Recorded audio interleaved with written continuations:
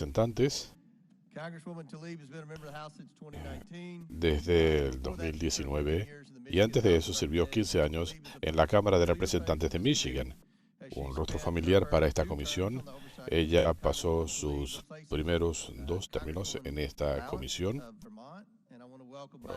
Y quiero darle la bienvenida también a la legisladora Talib. Tiene la palabra el líder de la minoría, el señor Raskin. Gracias por la cálida bienvenida a nuestra colega Rashida Talib, una hija directa de Michigan y veterana de esta comisión. Es un placer que esté nuevamente con nosotros. Pido que el representante Jason Smith de la Comisión de Medios y Arbitrios sea admitido en la audiencia de hoy con el propósito de hacer preguntas.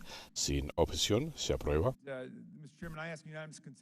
Señor presidente, y pido que nuestro colega Glenn Ivey de Maryland se le permita sumarse a la comisión para hacer preguntas. Sin objeción, así se acepta. Tomo la palabra para una declaración inicial. Desde que asumimos la mayoría republicana en enero, esta comisión ha descubierto una montaña de evidencia que revela cómo Joe Biden abusó de su posición pública para ganancias financieras.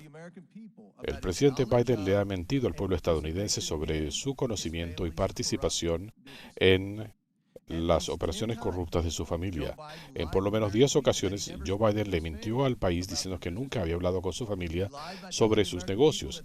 Mintió al decirle al país que había una pared absoluta entre sus funciones oficiales y su vida personal. Vamos a estar claros, no había tal pared. La puerta estaba abierta a todos aquellos que compraran lo que algunos han descrito como la marca Biden. La evidencia revela que el entonces vicepresidente Joe Biden tuvo relaciones con los objetivos comerciales de su familia en el extranjero, incluyendo ex oligarcas que enviaron millones de dólares a su familia y ciudadanos chinos que le enviaron $250,000 a su hijo. Joe Biden también le mintió al país acerca de que su familia estaba haciendo dinero en China. Él siguió mintiendo a este respecto, aun cuando se descubrieron transferencias bancarias que revelaban cómo los Biden recibieron millones de empresas chinas con nexos significativos con los servicios chinos de inteligencia y el Partido Comunista de China. Esta misma semana descubrimos otras 2 transferencias a Hunter Biden que se originaron en Beijing, provenientes de ciudadanos chinos. Esto ocurrió cuando Joe Biden se estaba postulando a la presidencia de Estados Unidos y la residencia de Joe Biden se muestra como la residencia del beneficiario. La comisión ha descubierto cómo los Biden y sus asociados crearon cerca de una veintena de compañías, muchas de ellas creadas cuando Joe Biden era vicepresidente, recogiendo casi $20 millones entre 2014 y 2019. También hemos identificado 9 miembros de la familia Biden que han participado o se han beneficiado de estas turbias operaciones comerciales. Pero, ¿qué es lo que vendían los Biden para hacer todo este dinero? Al propio Joe Biden. Joe Biden es la marca y Joe Biden estuvo por lo menos en 24 ocasiones con asociados comerciales dando indicios de influencia a quienes estuvieran dispuestos a pagar por ella. El país exige responsabilidad por esta cultura de corrupción. Exigen saber si esto comprometió la seguridad nacional. Quieren salvaguardas para evitar que funcionarios públicos vendan acceso a sus funciones para beneficios privados. Bajo el liderazgo de Kevin McCarthy, los republicanos han abierto una investigación de juicio político sobre el presidente Joe Biden. Al abrir esta investigación, queremos saber si el presidente Biden cometió delitos que ameritan un juicio político según la Constitución. Esto le permite al Congreso, elegido por el pueblo, el seguir dando las respuestas, la responsabilidad que exige el país y que el país merece. En la historia reciente, los demócratas le han hecho mucho daño a las investigaciones del Congreso, promoviendo el supuesto complot con Rusia. Esta comisión no va a hacer estas cacerías de brujas fabricadas sobre mentiras y falacias. Vamos a examinar cerca de 24 piezas de evidencia que revelan la corrupción de Joe Biden y el abuso de su cargo público, incluyendo correos electrónicos, registros bancarios y testimonio de asociados comerciales. Vamos a escuchar de expertos sobre esta evidencia y sobre presuntos delitos cuando se vendía a Joe Biden alrededor del mundo. La Comisión de Medios y Arbitrios seguirá rastreando el dinero y la evidencia que pudiera demostrar responsabilidad para que el país sepa que los cargos públicos no están en venta. Tiene la palabra Jason Smith, presidente de la Comisión de Medios y Arbitrios, para su declaración inicial. Gracias, señor Comer. Ayer se dieron a conocer nuevos documentos que muestran que el presidente Biden no solamente sabía de los negocios de su hijo, sino que estaba vinculado a ellos. En un reciente mensaje a un ejecutivo chino, Hunter Biden menciona el mantenimiento de las claves al único activo de mi familia. Ese activo es Joe Biden. La evidencia recién dada a conocer en respuesta a preguntas de miembros de la comisión cuando Gary Shapley y Joseph Ziegler, los dos denunciantes del Servicio de Rentas Internas, dieron un cuadro perturbador de esa puerta circulatoria que había entre la oficina de Joe Biden y los socios comerciales de su hijo.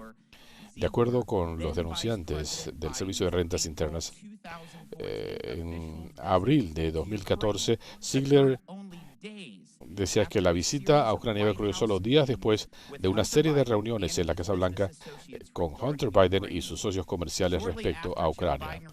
Poco después que Joe Biden regresó a Estados Unidos, la empresa ucraniana Burisma anunció el nombramiento de Hunter Biden a su junta directiva. Evidencia recién revelada demuestra que Hunter Biden usó la posición de su padre para obtener beneficios con Michael Armand, incluyendo una recepción en la Casa Blanca en febrero de 2014. En la residencia del vicepresidente, junto con el multimillonario mexicano Carlos Slim, en noviembre de 2015. Y en 2016, utilizando el Air Force 2 para llevar a Hunter Biden y sus asociados comerciales a la Ciudad de México.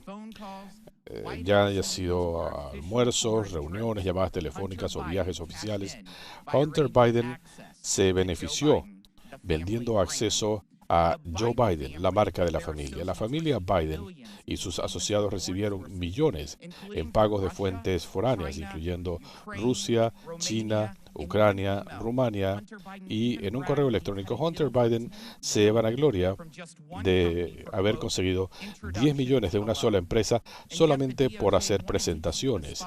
Y el Departamento de Justicia quería mantener el foco lo más lejos posible de Joe Biden. Uno de los puntos que dimos a conocer ayer fue una entrevista con James Biden, el hermano del presidente, en septiembre de 2022. Al organismo se le impidió entrevistarlo para preguntarle sobre Joe Biden y si acaso Joe Biden estaba involucrado en los negocios de Joe Biden con una empresa de energía de China. Y Hunter Biden tenía casi $2 millones en deuda con el servicio de impuestos que los pagó un donante prácticamente desconocido, en lo que se interpreta como una posible violación de leyes de campaña. La fiscal Leslie Wolf dijo que no permitió que ninguno de sus agentes investigara estas alegaciones. El agente Shapley tomó notas de esa reunión y destaca que Wolf le dijo a los investigadores que no tenía interés personal en ir en pos de esto. Esta es la misma fiscal que en un correo electrónico que se dio a conocer ayer respondió a los investigadores del Servicio de Rentas Internas que estaban pidiendo una orden de inspección diciendo que no debe haber nada sobre la figura política 1 aquí. Por definición, Joe Biden. La familia Biden vendió acceso al poder de Joe Biden y el Departamento de Justicia protegió la marca Biden. Tenemos que ir en pos de los hechos. Tiene la palabra el representante Jordan. Esta es una historia sumamente vieja. Los políticos hacen cosas que le producen dinero a sus familias y luego lo tratan de esconder. No olvidemos 4 verdades fundamentales. Hunter Biden lo montan en la junta de Burisma, le pagan mucho dinero. Hunter Biden no está calificado para estar en esa junta directiva. No lo digo yo, lo dice él mismo. Dice que lo pusieron allí por la marca, por el nombre. Número 3, Los ejecutivos de Burisma le pidieron a Hunter Biden que los ayudara con la presión que les estaban haciendo en Ucrania de parte de la Fiscalía. Número 4, Joe Biden va a Ucrania en diciembre de 2015, hace un discurso, critica al fiscal y eso inicia el proceso que condujo a su destitución. Eso se condice con lo que la fuente confidencial le dijo al FBI y que el FBI reportó en la forma 1023, el mismo formulario que el Departamento de Justicia no quería que esta comisión viera. Y todos esos hechos confirman, o se confirmó ayer, que esto concuerda con la información de la Comisión de Medios y Arbitrios de parte de Shapley y Sigley. Esta es una comunicación de Hunter Biden a un ejecutivo de Burisma. Devon y yo nos sentimos confortables con la estrategia Blue Star y la capacidad de responder. Hunter Biden puso a Burisma en contacto con Blue Star Strategy. ¿Y qué es lo que iban a entregar? Bueno, eso está aquí también. Funcionarios estadounidenses en Ucrania y en los Estados Unidos le iban a dar apoyo a Burisma y a Nikolai Zershevsky a los más altos niveles de toma de decisiones. El presidente de Ucrania, el secretario de la presidencia y el fiscal general. Eso es lo que iban a hacer. ¿Tuvieron éxito? El Ministerio del Interior confirma que Zolochevsky ya no está siendo requerido. En menos de un año hubo comunicaciones entre la gente de Blue Star y Eric Sherwin, el socio comercial de Hunter Biden. También había felicitaciones. Esas son las comunicaciones. Esto fue lo que se hizo. Y recuerden que cuando esto ocurrió en octubre de 2016, cuando se estaba retirando la presión de este caso contra Zolochevsky, este es el segundo fiscal. El primero fue despedido por Joe Biden, entra en juego el segundo y retira los cargos. Eso es exactamente lo que querían hacer. Y el último paso es que el Departamento de Justicia de Biden trata de esconder todo y barrerlo debajo de la alfombra. No quieren una investigación, dejan que expiren los lapsos de los años más importantes, 2014 y 2015, trataron de armar este acuerdo que se los aprobara un juez y en la solicitud de la orden de allanamiento para examinar las comunicaciones electrónicas de Hunter Biden, no se les permitió que investigaran sobre la figura política 1. La figura política número 1 es el pez gordo, Joe Biden. Y se hubieran salido con la suya de no haber sido por dos denunciantes valientes quienes se sentaron aquí hace 2 meses y contaron su historia. Y la historia se mantiene. 2 denunciantes y un juez de Delaware que dijo, esto no va a ocurrir. Por eso estamos hoy aquí. Es por eso que esta investigación es tan importante. Es la historia más vieja del mundo y esa es la realidad. Cedo la palabra. Tiene la palabra el señor Raskin. Gracias, señor presidente. Antes de mi declaración inicial, quisiera hacer una solicitud parlamentaria considerando que la comisión no ha sido autorizada por la Cámara para realizar una investigación de juicio político. Puedo asumir que estamos obligados a seguir las reglas de la Cámara, incluyendo la sección 370 del Manual de Regulaciones que establece el iniciar acciones personales contra el presidente.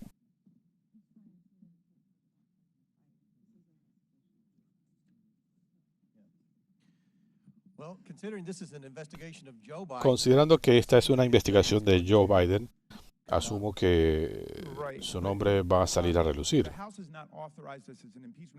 Pero la Cámara no lo ha autorizado. Estamos operando bajo las reglas generales y decir que esto es ir en pos de una personalidad. La sección 370 dice que las acusaciones de si el presidente ha cometido un delito o ha hecho algo ilegal, eso no es parlamentario. Estamos operando bajo las reglas generales de la Cámara. No se ha autorizado esta acción. El presidente de la Cámara autorizó esta investigación. Ha sido autorizado.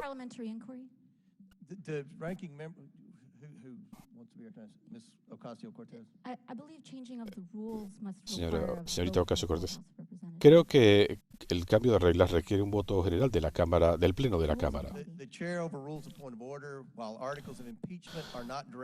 La presidencia lo desestima. Aquí no se están presentando cargos de juicio político, sino que estamos investigando una potencial acción indebida del presidente.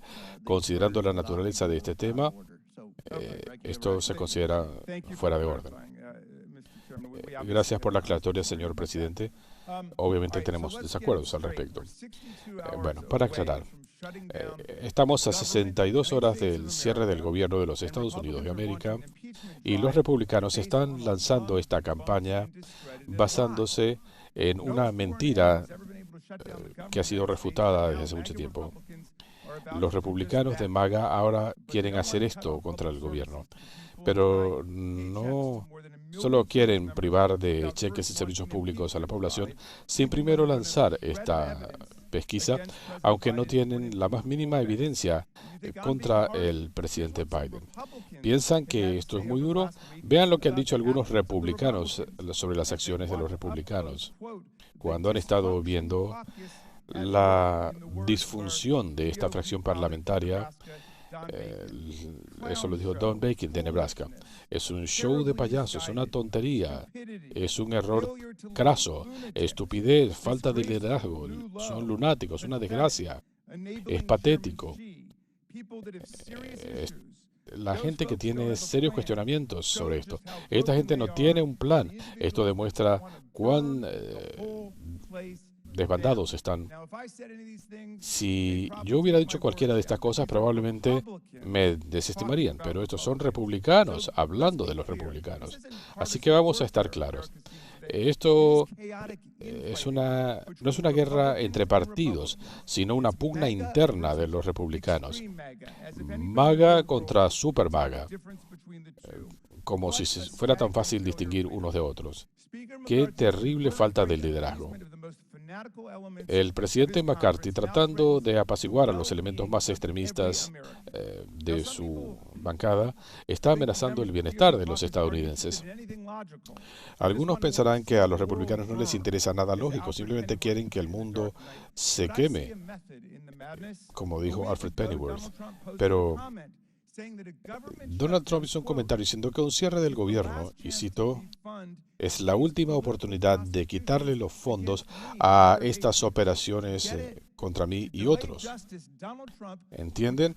Para dilatar la justicia, Donald Trump quiere quitarle los cheques a personal militar, trabajadores federales y desincorporar más de 1 millón de trabajadores para pagarles más adelante por no haber trabajado, que van a retener asistencia alimentaria y van a evitar que se incorpore a más pacientes en mi distrito en estudios clínicos. Trump considera que si se cierra el gobierno, la operación en su contra por todos estos cargos quedará sin fondos por suficiente tiempo para que él no tenga que ir ante un jurado y comparecer antes de las elecciones 2024. Y como monos voladores en una misión de la bruja mala del oeste, ahora los republicanos quieren cerrar el gobierno y las fiscalías. Pero tenemos otro punto aquí. En el 27 de agosto surgió este edicto. O los paralizamos o desaparecemos. Nos lo hicieron a nosotros. Recuerden que no se trata de si nos lo hicieron a nosotros, sino si el presidente cometió algún delito grave. Pero la Constitución es irrelevante para ellos. Lo que cuenta es lo que Donald Trump quiere. Como dijo Ken Buck, que le dijo a CNN el otro día, el presidente Trump ha lanzado una campaña en redes sociales diciendo que hay que hacerle un juicio político al presidente Biden. McCarthy dice, tenemos una investigación abierta. Ustedes saquen sus conclusiones. Esto es resultado de la presión del presidente Trump. Así que pasamos de un cierre del gobierno ordenado por Trump a un juicio político y volvemos al mundo real, donde la mayoría está aquí con las manos vacías, sin evidencia alguna de ningún acto indebido, sin evidencia de ningún tipo. De hecho, hemos tenido que pasar a este proceso sin tener el beneficio de un voto en el Pleno de la Cámara, que el señor McCarthy decía que era imperativo, cuando el juicio político de Donald Trump. De hecho, fueron al Departamento de Justicia y consiguieron una opinión diciendo que ninguna comisión podía hacer este proceso de juicio político sin tener una delegación del Pleno de la Cámara. Esto es una opinión del 2020. Por eso la Cámara votó contra Donald Trump, pero no es lo que está ocurriendo aquí, porque no tienen los votos, porque docenas de republicanos reconocen que este es un proceso absurdo e inútil. Ahora bien, se está hablando de las bases de una investigación sobre un juicio político a Joseph Biden, pero no presentan evidencia alguna. Después de 8 meses de investigaciones, invitaron a 3 testigos y ninguno de ellos es testigo de un crimen presidencial de ningún tipo. Ni uno solo de ellos es un testigo factual de eventos concernientes a Ucrania y Burisma. Ni uno solo de ellos ha participado en los 8 meses de investigaciones donde nuestro distinguido presidente ha dicho que recibió el 100% de todo lo que pidió. Y cito, cada combinatoria que he autorizado en los últimos meses, hemos recibido el 100% de lo que hemos solicitado, del FBI, de los bancos o del Departamento del Tesoro. Eso significa que los verdaderos testigos aquí somos nosotros. De hecho, la comisión recibió 12.000 páginas de registros bancarios, de estados de cuenta, y ni una sola página muestra un centavo yendo al presidente Joe Biden. Recibimos 2.000 páginas de estados de cuenta. Hemos tenido audiencias y realizado entrevistas con todos, desde Hunter Biden a socios comerciales, a un agente federal asignado a esta investigación. Y aún así no tenemos evidencia de ningún acto indebido del presidente Biden. Si vamos a hablar de evidencias, o aunque sea de una pistola de agua, tendrían que presentar esa evidencia, pero no tienen nada contra Joe Biden. Todo lo que pueden hacer es volver a las mentiras que lanzaron Rudy Giuliani y Donald Trump hace 5 años. Una historia tan increíble que uno de sus autores ahora ha repudiado todo esto. Es la teoría que el vicepresidente Biden y múltiples gobiernos fueron en pos del fiscal ucraniano para que fuera destituido porque estaba amenazado la corporación Burisma, donde estaba Hunter Biden.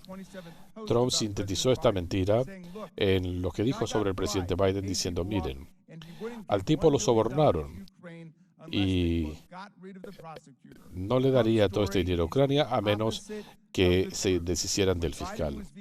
Donald Trump es la antítesis de la verdad. Biden fue crucial en el gobierno de Obama en los esfuerzos mundiales para combatir la corrupción en Ucrania. En mayo de 2013, como parte de un esfuerzo global coordinado, Biden pidió la destitución de Viktor Shokin, un fiscal general corrupto en Ucrania que no hizo nada para combatir la corrupción en Ucrania, más que ser partícipe.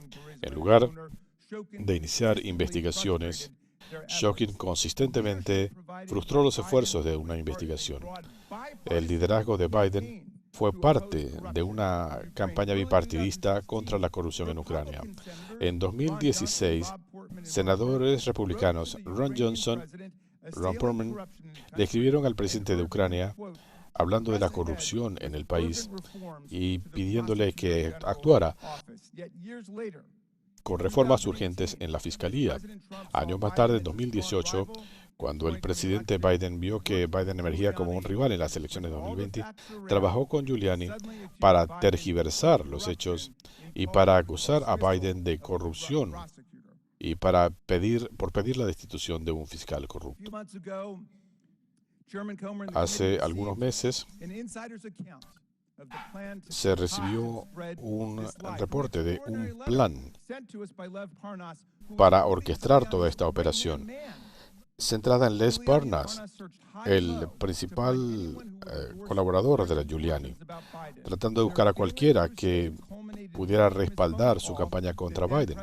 Esto concluyó con la llamada que le hizo el presidente Trump al presidente Zelensky, donde Trump amenazó con retener cientos de millones de dólares en asistencia estratégica y militar a Ucrania, a menos que Zelensky abrazara sus mentiras pregonadas ante el mundo, que Ucrania estaba investigando a Joe Biden.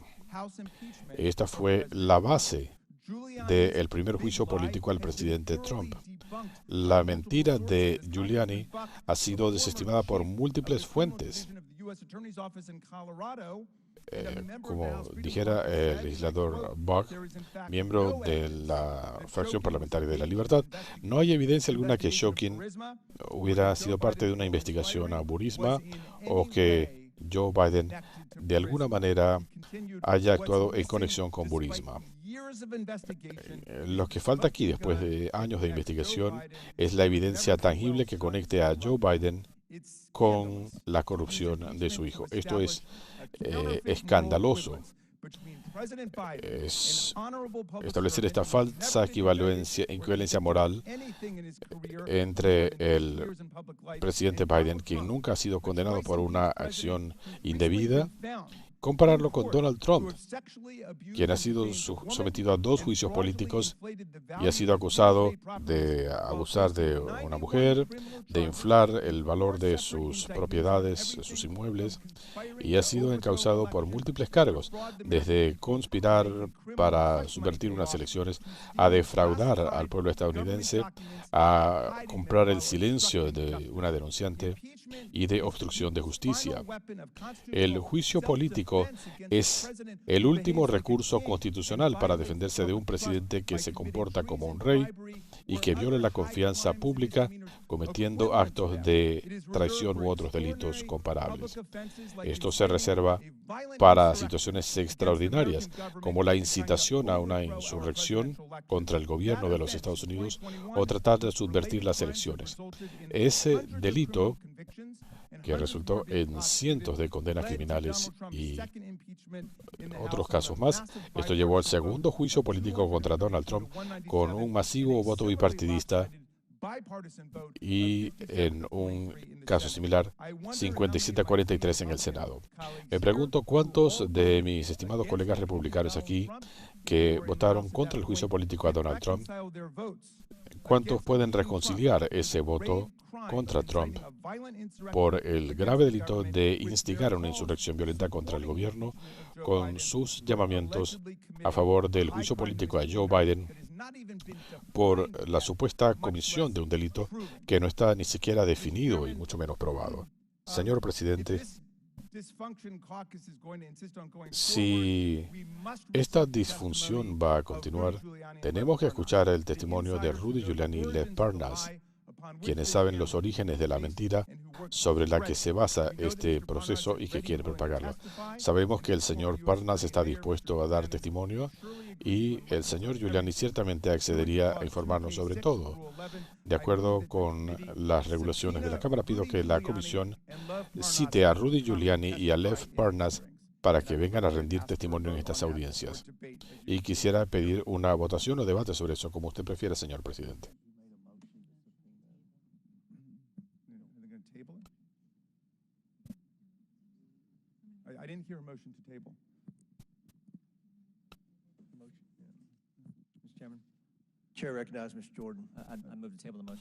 Tiene la palabra el señor Jordan. Pido que se desestime la propuesta del señor Raskin. Quisiera pedir un voto sobre esto, señor presidente. Estamos hablando de la citación de 2 figuras claves. ¿Figuras claves de qué? Bueno, en su teoría sobre el juicio político al presidente Biden. Esta es su perspectiva, señor Raskin, porque vamos a presentar evidencia. ¿Cuál evidencia si no existe? Esperemos que el pueblo estadounidense siga la audiencia y decida. Bueno, se ha pasado en su tiempo. Vamos a acatar las reglas aquí. ¿Está bien? Y me gusta que hayan traído estas declaraciones. Si tuviéramos los estados de cuenta del dinero que han recibido los Biden, las cajas llegarían al techo. Todos van a tener sus 5 minutos. Voy a presentar a los testigos. Todos van a tener su tiempo. Le he dado la oportunidad al líder de la minoría de excederse. Hay una moción para la desestimación de la propuesta.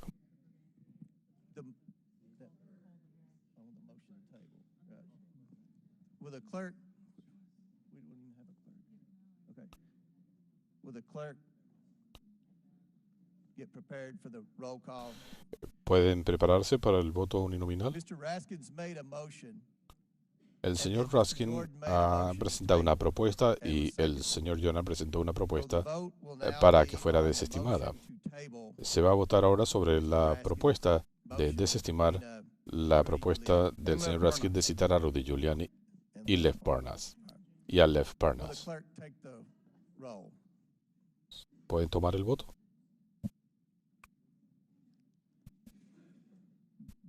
Neither Mr. Giuliani nor Mr. Parnas is in jail now. Ni el señor Giuliani ni el señor Parnas están presos.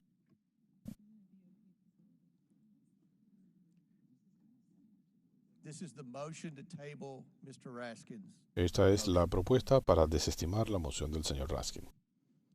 Mr. Jordan. Yes. Mr. Jordan votes aye. Mr. Turner. Mr. Gosar. Ms. Fox. Mr. Grothman. Mr. Palmer. Mr. Higgins. Mr. Sessions. Mr. Sessions votes aye. Mr. Biggs. Mr. Biggs votes aye. Ms. Mace. Ms. Mace votes aye. Mr. LaTurner. Mr. LaTurner votes aye. Mr. Fallon. Mr. Donalds. Mr. Donalds votes yes. Mr. Armstrong. Mr. Armstrong votes yes. Mr. Perry. Mr. Timmons. Mr. Timmons votes aye. Mr. Burchett. Mr. Burchett votes yes. Ms. Green. Ms. Green votes aye. Ms. McLean. Ms. McLean votes aye. Ms. Boebert. Ms. Boebert votes aye. Mr. Fry. Mr. Fry votes aye. Ms. Luna. Mr. Edwards. Mr. Edwards votes aye. Mr. Langworthy. Mr. Langworthy votes aye. Mr. Burleson. Mr. Burleson votes aye. Mr. Raskin. No. Mr. Raskin votes no. Ms. Norton. No. Ms. Norton votes no. Mr. Lynch. No. Mr. Lynch votes no. Mr. Connolly. Nay. Mr. Connolly votes nay. Mr. Krishnamurthy. Nay. Mr. Krishnamurthy votes nay. Mr. Khanna. No. Mr. Khanna votes no. Mr. Mfume. Fume votes no. Mr. Mfume votes no. Ms. Ocasio-Cortez. Nay. Ms. Ocasio-Cortez votes nay. Ms. Porter.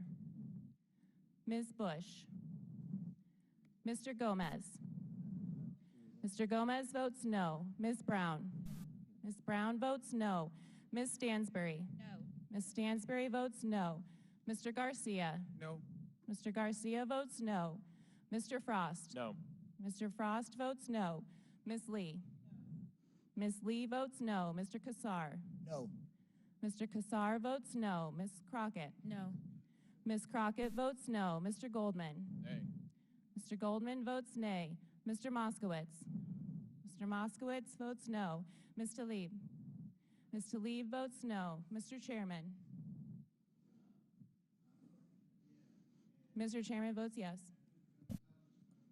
Mr. Gosar is not recorded. Mr. Gosar votes yes. How has Mr. Fallon been recorded? Mr. Fallon is not recorded. Mr. Fallon votes yes. Okay. Hold for one. Let's see.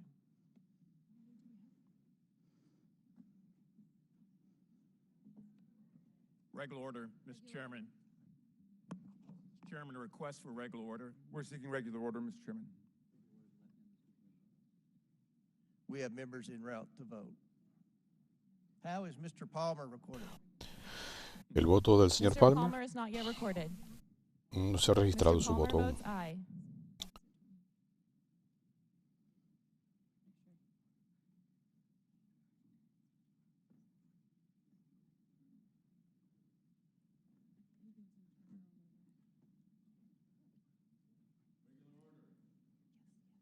Motion to close the vote. Mr. Chairman, Second. Moción de cierre del voto. how is my vote recorded? Has Ms. Green been recorded? Se registró el voto de la señora Green. Mr. Chairman, Chair recognizes Mr. Timmons. how am I recorded? Mr. Timmons has Mi voted voto, aye. señor presidente. Afirmativo. Ms. Boebert has voted aye. Mr. Chairman, Representante Boebert, afirmativo. Mr. Chairman, Yes. Chair recognizes Mr. Fallon.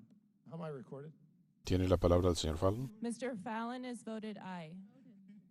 Afirmativo.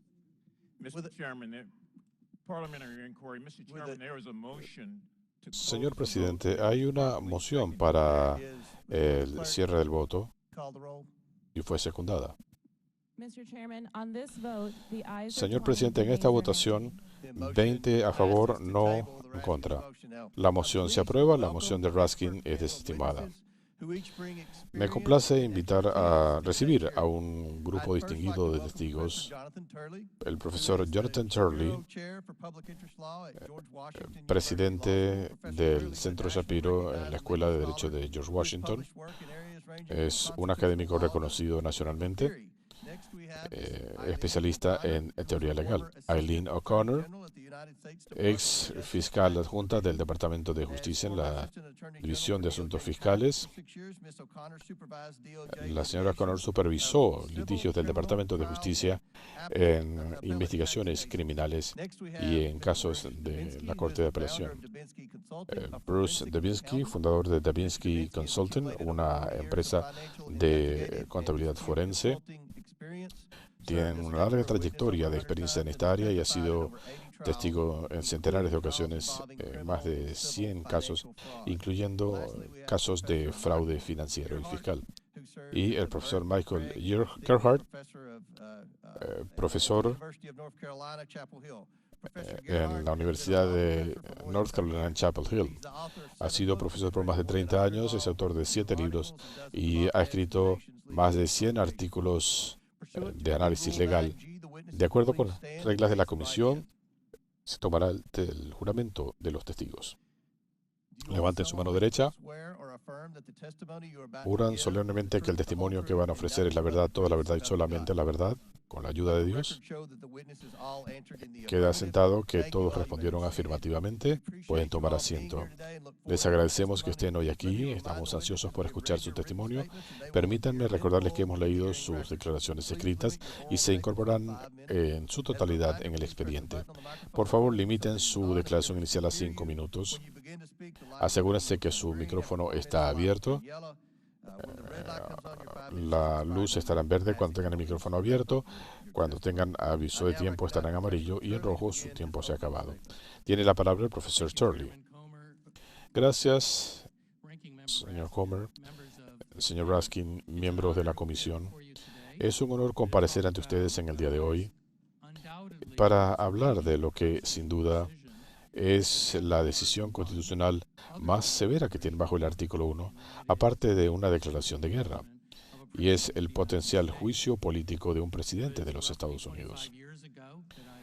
Hace unos 25 años, yo estuve, junto con otros expertos, en una investigación sobre el juicio político del presidente William Clinton, y hace 4 años en el caso contra el presidente Donald Trump, y hace 3 años en otra audiencia de juicio político.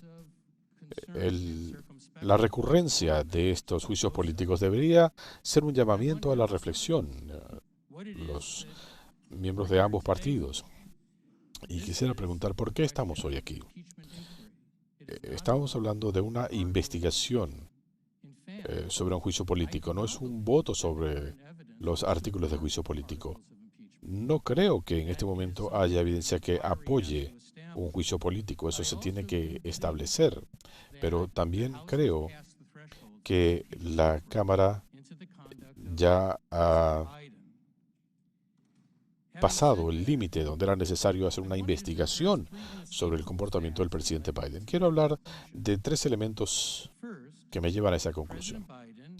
Primero, el presidente Biden ciertamente no ha sido transparente en cuanto a estos acuerdos con el extranjero. Segundo, el presidente Biden fue el foco de una operación de tráfico de influencias multimillonaria y el presidente Biden puede haberse beneficiado de millones de dólares como parte de esa operación. Esos hechos no pueden ser desestimados, pero son simplemente alegaciones y no se puede presumir que haya habido una conducta ilegal. Como he dicho en ocasiones pasadas, esto es algo difícil de demostrar bajo un juicio político. Lo que se quería era evitar, los fundadores de nuestra nación querían evitar ambigüedades y por eso lo rechazaron. Quizás esto no le guste a muchos, pero el presidente Biden y otros presidentes pueden mentir y pueden ser deshonestos con el país. Pero eso no constituye un delito que amerite un juicio político. De hecho, la mayoría de los presidentes le han mentido al país. Esto desde la época de James Madison. Esto no amerita per se un juicio político. Por eso se requieren estas salvaguardas concebidas para proteger a este proceso. Muchas de las cosas que he mencionado pudieran beneficiar al presidente Biden. Porque un juicio político no debe ser una acción precipitada y hay que evitar el tipo de sesgo que vemos en este proceso. Este es un proceso político, pero también un proceso constitucional. El tráfico de influencias es una forma de corrupción. Estados Unidos ha firmado tratados para combatir esta forma de corrupción alrededor del mundo. Y eso es también un hecho inescapable. Tenemos que encontrar respuestas a algunas de estas preguntas. Se me está acabando el tiempo, pero quisiera hacer una última observación, si me permiten. Estos son momentos constitucionales que demandan lo mejor de todos nosotros. Ir más allá de las pasiones políticas del momento, esto pide algo que es difícil: solemnidad y claridad de parte de los miembros. Nos hemos convertido en una nación adicta a la ira. Este organismo es un maestro muy poderoso y ustedes pueden enseñar el respeto por este proceso. Esto debe comenzar aquí y ahora. Podemos estar en desacuerdo unos con otros sin odiarnos. Esto es importante y creo que algunos de estos puntos realmente gravitan a favor del presidente. Así que simplemente voy a decir que este es un momento en el que los miembros y los ciudadanos pueden estar juntos sin prejuzgar en la evidencia, y les agradezco el honor de comparecer ante ustedes en el día de hoy. Gracias, señor O'Connor. Señor presidente, miembro líder de la minoría, miembros de la comisión, he sido invitada a compartir mi perspectiva sobre esta investigación sobre Hunter Biden. Mis comentarios son a título personal y no a nivel de o en representación de ningún grupo con el que yo pueda estar o haya estado afiliada. Cuando escuché que agentes especiales se sintieron obligados a informar de su investigación al Congreso, yo también me sentí obligada a hablar. Cuando hay gente que no tiene razón para saber cuán perturbadoras son estas alegaciones. Sin un marco de referencia o contexto, es difícil saber a veces cuán en serio tomar ciertas cosas. En una reunión en octubre de 2022, el fiscal Weiss dijo que no era su decisión el de presentar cargos o una investigación. Esto contradice lo que dijo el secretario Garland hace 6 meses antes. Esta fue la gota que colmó el vaso. Después de ver durante años cómo esta investigación estaba siendo acallada, el agente especial Chapley decidió que tenía que hablar. De hecho, lo había hecho antes internamente dentro del servicio de rentas internos, utilizando los procesos y canales regulares. Él se quejó en su cadena de mando sobre la obstrucción que estaba encontrando, pero no hubo respuesta. Una vez que Chapley decidió hablar ante el Congreso, Joseph Ziegler hizo lo mismo. No es el testimonio de los denunciantes, sino lo que ocurrió después lo que me obligó a escribir. Mi primer artículo se llamaba Desestimen el acuerdo de Hunter Biden. Considerando lo que dijeron los testigos, el acuerdo con Biden es una farsa ante la justicia. Mucha gente se estaba quejando de esta injusticia. mucha gente conocedora, especialistas. Quizá el comentario más frecuente sobre el manejo del tema de Hunter Biden fue que se permitió que expirara el lapso sobre estos delitos. Esto es escandaloso. Es significativo. No es insignificante que el acuerdo ofrecido a Biden se anunció el 20 de junio. Veamos qué había ocurrido antes. El día 19 se supo que agentes del Servicio de Rentas Internas le informarían de la obstrucción al Congreso. Después, Chapley y Stiglitz estuvieron durante horas dando testimonio ante la Comisión de Medios y Arbitrios. Se esperaba que la Comisión diera a conocer este testimonio y lo hizo el 22 de junio. El fiscal Weiss, con el anuncio, le salió al frente a esta publicación y si los testigos no hubieran comparecido, ¿habría habido cargos? Mi segundo comentario en el Wall Street Journal fue del 25 de julio. Se llama "Usted iría a la cárcel por lo que hizo Biden". Considerando los hechos, considerando las denuncias y las autorizaciones que se habrían emitido, la severa justicia no solamente con las autoridades investigativas, sino con la gente que ha sufrido las consecuencias de estas acciones. Yo recibí muchas reacciones positivas a este comentario. La gente entiende que para que las leyes sean respetadas hay que hacerlas cumplir. La naturaleza de una investigación es seguir las pistas. Eso no ocurrió en este caso. A este equipo no se le permitió revisar la casa de huéspedes en la residencia de Joe Biden o los depósitos de Joe Biden en Virginia o examinar la computadora abandonada de Hunter Biden. El FBI confirmó que el contenido de estos aparatos era auténtico, pero la investigación de Hunter Biden no puede ser vista como un hecho aislado. Es parte de un marco general de corrupción. No se olviden que un año antes, en octubre de 2020, funcionarios del FBI decían que la computadora era desinformación de Rusia. Decía que la investigación de Hunter Biden era la derivación de una investigación ya en marcha sobre una plataforma de pornografía. Así fue como se maneja una investigación. Se siguen las pistas a donde quiera que conduzcan. Y en este caso se abrió un nuevo canal. Pregunta, si el fiscal Weiss estaba a cargo de esa investigación, ¿habría bloqueado la investigación sobre los delitos fiscales de Hunter Biden?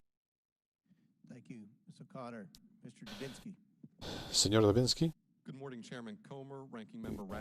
Señor presidente, señor Raskin, bienvenido, buenos días, distinguidos miembros de la comisión y conciudadanos. Gracias por esta oportunidad de rendir testimonio en el día de hoy.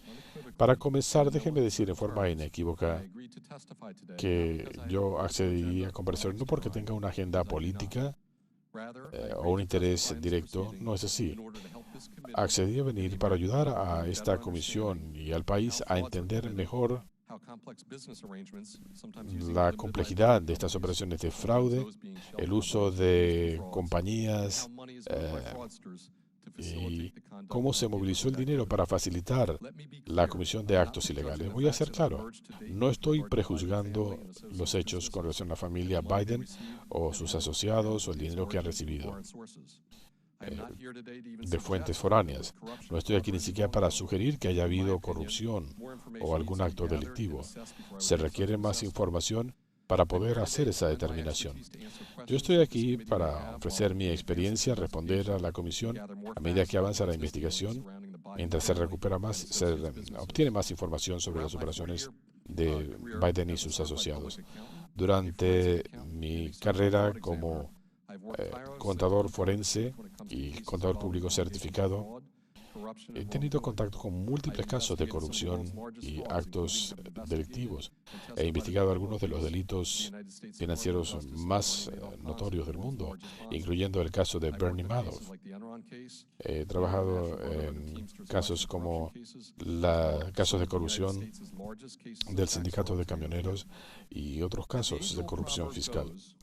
Como dice el refrán, donde hay humo, hay fuego. Yo, cuando veo humo, busco el fuego. La pregunta para el país es, si acaso detrás del humo que rodea a la familia Biden ha habido o hubo fuego.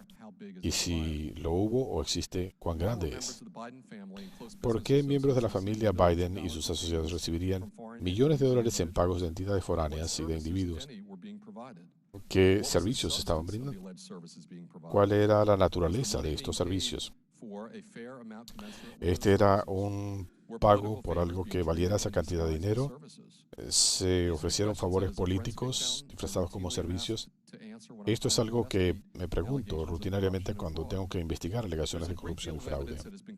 Hay mucha evidencia que ha sido recabada por esta comisión y otras para tratar de responder a estas preguntas. No obstante, todavía se requiere más información para poder responder a estas preguntas y para poder determinar si la familia Biden y sus asociados estuvieron implicados en alguna actividad inapropiada o ilícita, y si algo de esto tenía contacto con el presidente Joe Biden o el entonces vicepresidente Joe Biden. Se ha creado un laberinto de compañías para esconder conducta ilegal. En muchos casos, estas complejas operaciones rodean actividades ilícitas para mover dinero alrededor del mundo, para evitar la detección de actividades ilegales o para el movimiento del dinero asociado con esto. Ya pasaron los días en que se intercambiaban maletas con lingotes de oro o con dinero. Hoy en día hay métodos más sofisticados para ocultar la naturaleza de estas operaciones ilegales y para esconder el movimiento de dinero. La importancia de seguir esta pista de dinero es crucial para cualquier investigación de fraude. Las compañías, las llamadas shell companies, son empresas que son empresas de papel. No tienen empleados, ni oficinas, ni son negocios reales. Utilizan casilleros postales como dirección. Esto se puede utilizar para operaciones legítimas. Con frecuencia están vinculadas a acciones fraudulentas como evasión fiscal, lavado de dinero y otras prácticas ilícitas. Hay que hacer mucho esfuerzo para develar estas operaciones, saber quiénes están detrás y para exponer la naturaleza de su existencia. Sin embargo, a través de recursos legales y mucha persistencia, estas investigaciones pueden exponer la identidad de los que están detrás de estas cortinas y exponer sus acciones ilegales. En conclusión, déjenme subrayar la importancia de tener una investigación independiente y minuciosa antes de llegar a conclusiones. El país merece conocer la verdad.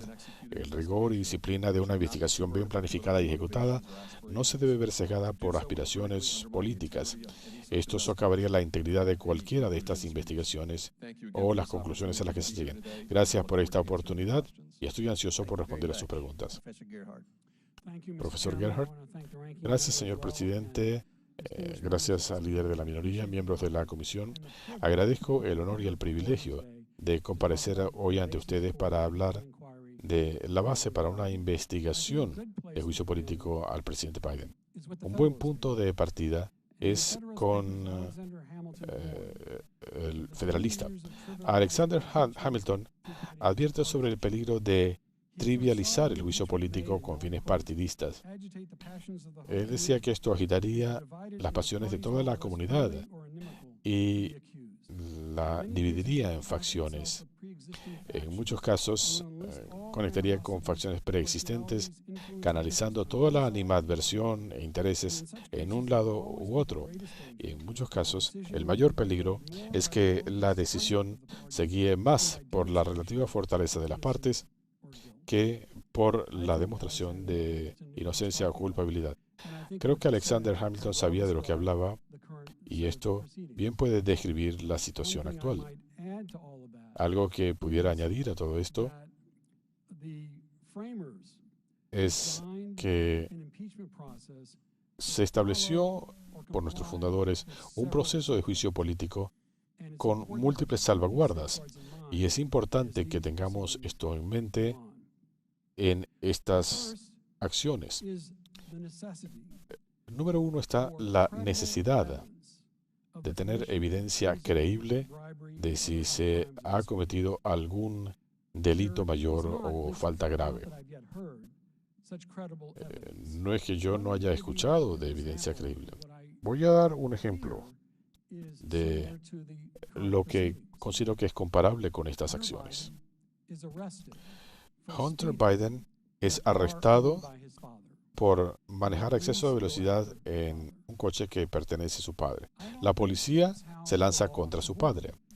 Así no debe funcionar la ley. No creo que un juicio político deba funcionar así. Respeto enormemente a los miembros de esta comisión. Soy profesor de leyes y vengo aquí con profunda admiración cuando voy a hablar de un cuerpo tan importante como este. Pero he escuchado al legislador Jordan cuando habla de 4 hechos. Hunter Biden está en la Junta de Burisma. Hunter Biden no está calificado. Hasta ahora, nada sobre el presidente Biden. Tercero, hubo ejecutivos que le pidieron ayuda a Hunter Biden. Todavía no hay ninguna prueba de complicidad del presidente Biden. Y finalmente, Joe Biden pronuncia un discurso. Si eso es lo que existe como base para esta investigación, no es suficiente. Y se los digo con todo respeto. Y creo que ese es parte del problema. Y creo que muchos en el país piensan eso de este caso. La segunda salvaguarda es la cláusula del debido proceso, que requiere una justicia fundamental. Y creo que en este caso algo ha ocurrido con el presidente Biden, algo con el presidente Trump. Y es que se ha pedido la presunción de inocencia del presidente Biden. Todas las investigaciones buscan que Biden se vea obligado a demostrar su inocencia en lugar de que la comisión pueda hacer una investigación persuasiva, no para convencerme a mí, sino al país. Ustedes deben preservar la confianza del país. El tercer principio es el de la revisión judicial. Y aquí debo recordarle a la comisión de la decisión de la Corte Suprema cuando dijo en Trump versus Mazer que había que hacer una investigación que tuviera un propósito legítimo. Más aún, en el mismo caso la Corte dice que no es un propósito legítimo el que la Cámara de Representantes o una comisión actúe como un cuerpo policial. Y aquí he escuchado múltiples referencias a conducta criminal o si alguien debe ir a la cárcel, críticas al fiscal Wise. Para mí eso suena como un intento de sustituir el proceso normal de la Cámara. Otras 2 salvaguardas rápidamente. Esto debe basarse en principios, no en sectarismo político. Y me temo que lo que estamos escuchando hoy nos lleva a 2019, acusaciones que se hicieron entonces contra el señor Biden, motivadas por animadversión política más que principios. Y una última salvaguarda es que el Pleno de la Cámara autorice una investigación de juicio político. Eso no lo digo yo, eso lo dijo el señor McCarthy. Él dijo que se requería la aprobación del Pleno de la Cámara, y lo dijo el Departamento de Justicia del señor Trump. Decía que la comisión debería tener la autorización del Pleno de la Cámara. Eso no ha ocurrido aquí. Mi preocupación está en la Constitución. Allí es donde yace mi lealtad. Y espero que todos entendamos que no hay nada más serio que honrar nuestra Constitución y seguir las pautas que nos dieron nuestros fundadores. Ha expirado el tiempo. Quisiera mencionar que en 2019 se dictaminó que no se requería el voto del Pleno de la Cámara para abrir una investigación. Pasamos a la sesión de preguntas y respuestas. Tenemos 47 miembros que van a hacer preguntas, así que vamos a ceñirnos a las ventanas de 5 minutos. Yo voy a comenzar después del señor Raskin. Esta semana se emitió otra combinatoria referida a transferencias originadas en Beijing a asociados de la familia Biden. Esto resultó en miles de páginas de estados de cuentas. Para identificar actividades sospechosas que encontró el Departamento de Justicia tras la advertencia de los bancos. Esto demuestra que el 2 de agosto de 2019, Jonathan Lee y Teng Lin en Beijing le enviaron a Hunter Biden $250,000, indicando que su dirección en Wilmington, Delaware, era la residencia Biden para una inversión personal. Otra transferencia, Wenxin envió $10,000, también indicando la dirección de Joe Biden en Wilmington, Delaware. Esta transferencia de $10,000 se dijo que era un préstamo.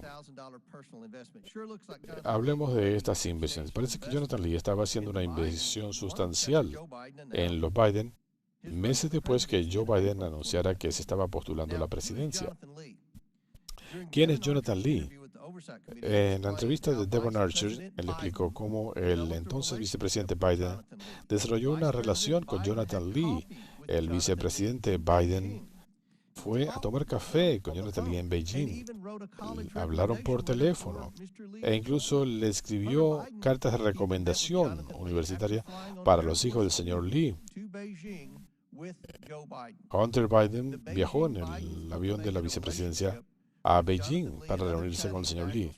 Los Biden desarrollaron una relación con el señor Lee por una razón única: acceso a su riqueza. Los Biden no tenían nada que vender excepto la marca, Joe Biden. Hunter Biden supo vender esta marca en China y otros lugares. Hunter Biden se convirtió en inversionista de una firma china junto con Lee en una de las múltiples compañías de Lee. Esto era un problema para su padre, quien se estaba postulando a la presidencia. El abogado de Hunter Biden dijo que él simplemente servía en la junta directiva sin goce de salario. Y decían que este dinero era un préstamo de un individuo privado. Esto es preocupante y esto no se condice con lo que sabemos de estas actividades sospechosas. El Departamento del Tesoro. Me preocupa esta declaración que el pago de $250,000 del señor Lee y una mujer fuera un préstamo, porque se indica que es una inversión. Esto no apoya esa teoría. En su experiencia, este tipo de préstamos no deben ir apoyados con los requerimientos de repago, intereses y demás. Sí, señor presidente, normalmente se establecen los términos de pago, tasas de interés y demás.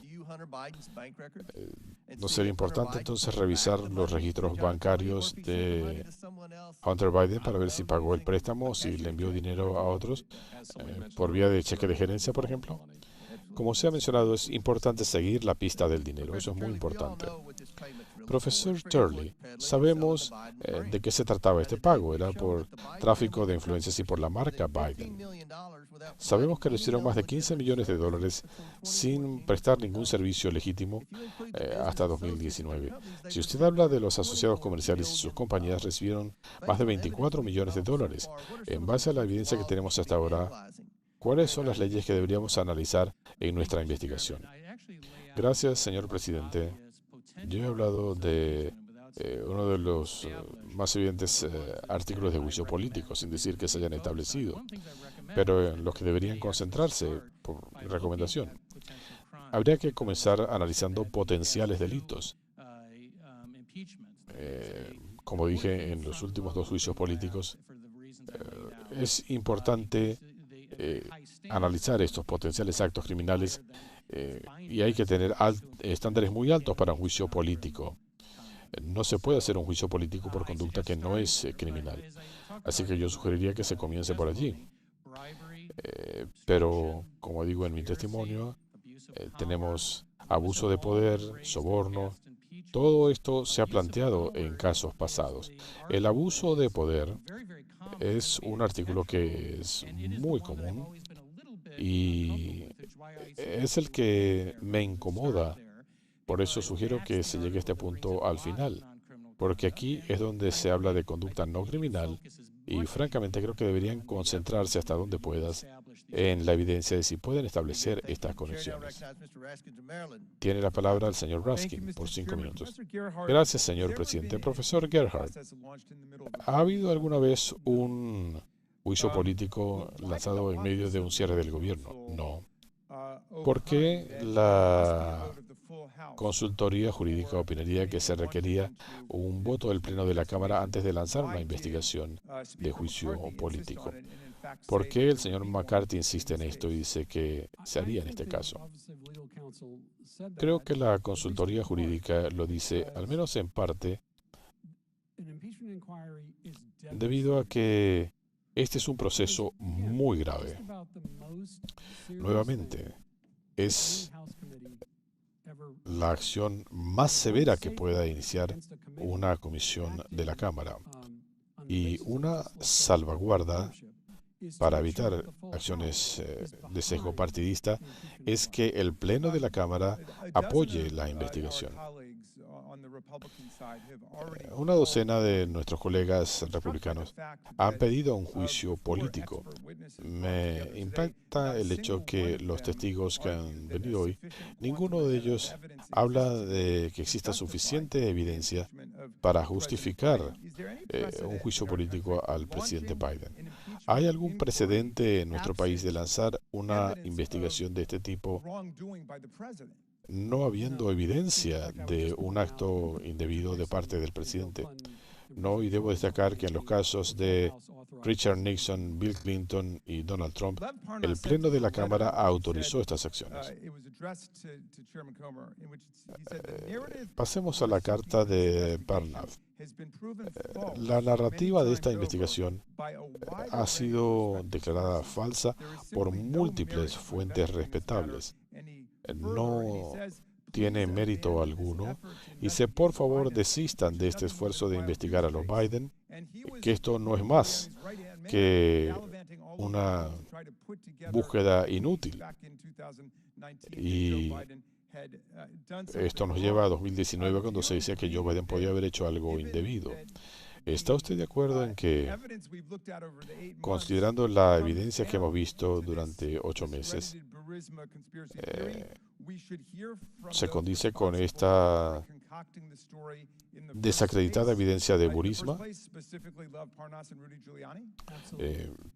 Por ejemplo, en el caso de Lev Parnas y Rudy Giuliani, absolutamente.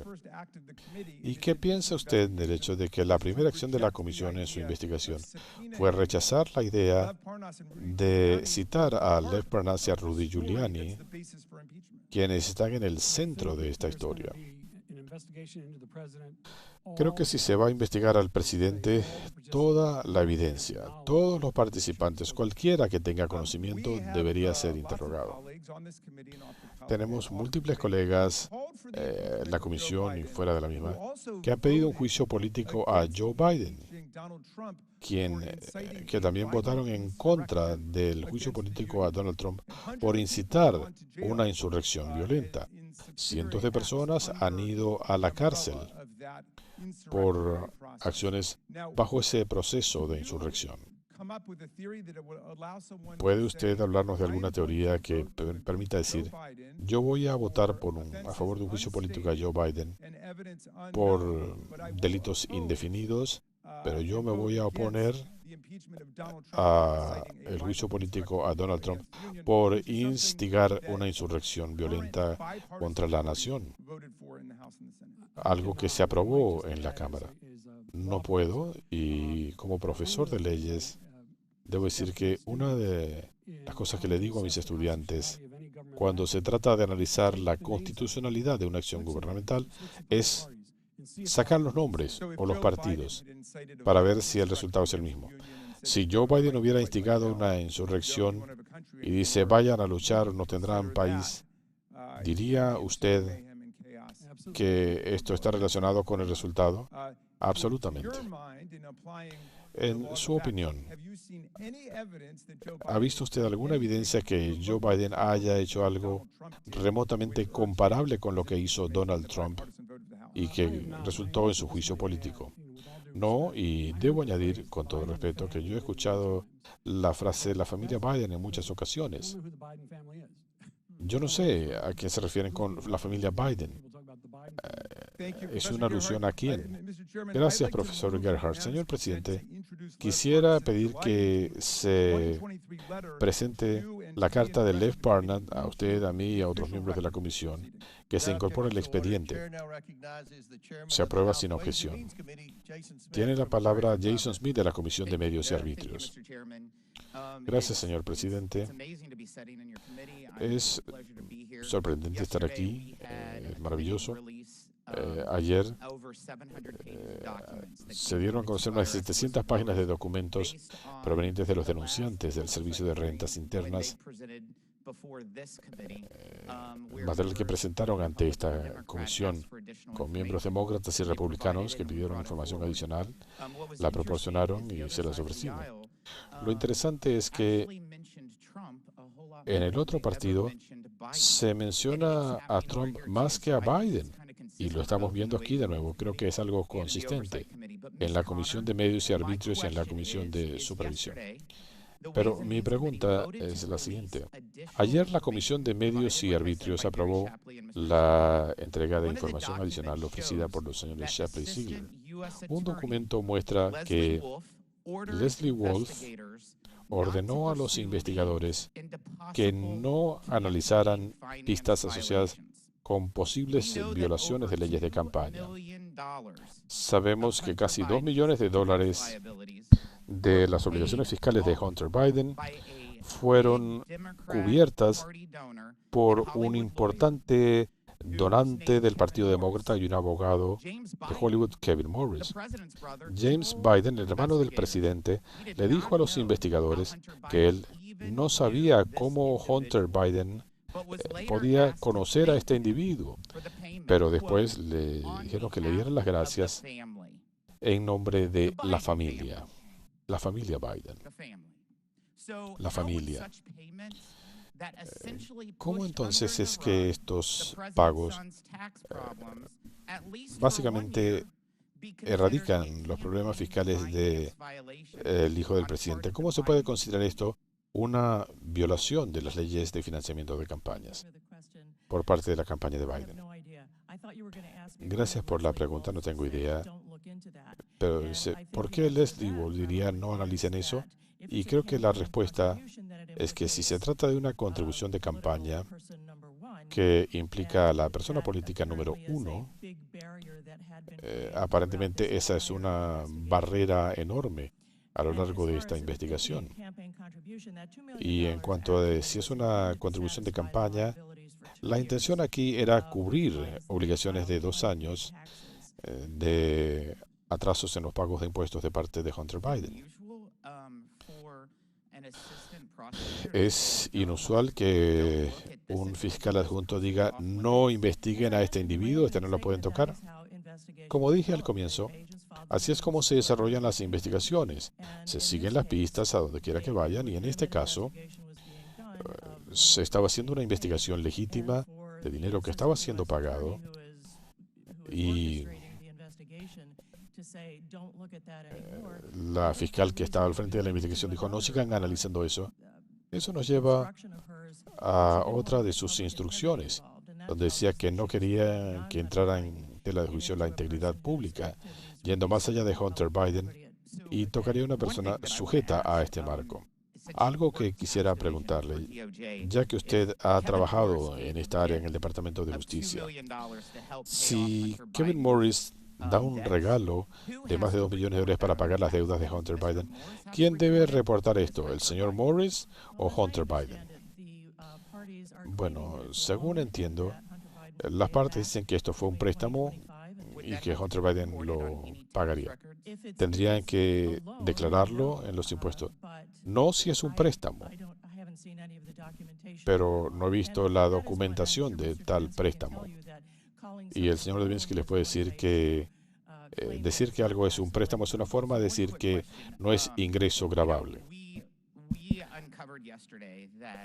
Ayer descubrimos que la familia Biden y sus asociados recibieron más de $20 millones de 23 países con los que tenían nexos comerciales y también tenían una veintena de compañías de papel para mover dinero. Si usted estuviera en su oficina, ¿esta red de entidades y actividades la preocuparía? Yo me aseguraría que mis fiscales estuvieran al pendiente. Tiene la palabra la señora Norton del Distrito de Columbia.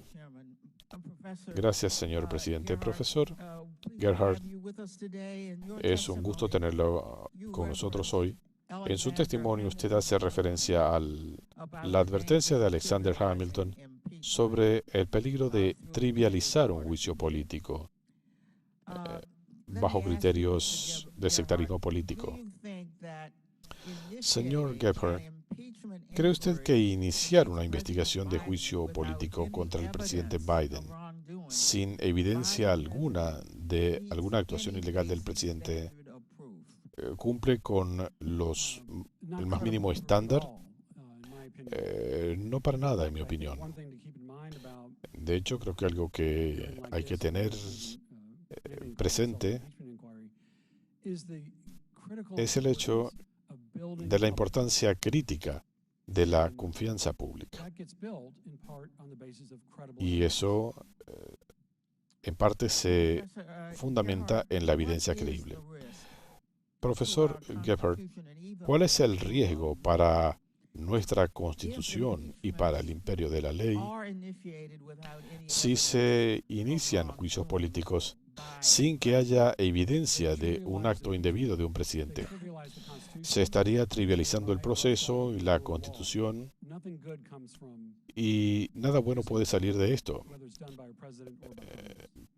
ya sea un abuso de poder por parte del presidente o del Congreso.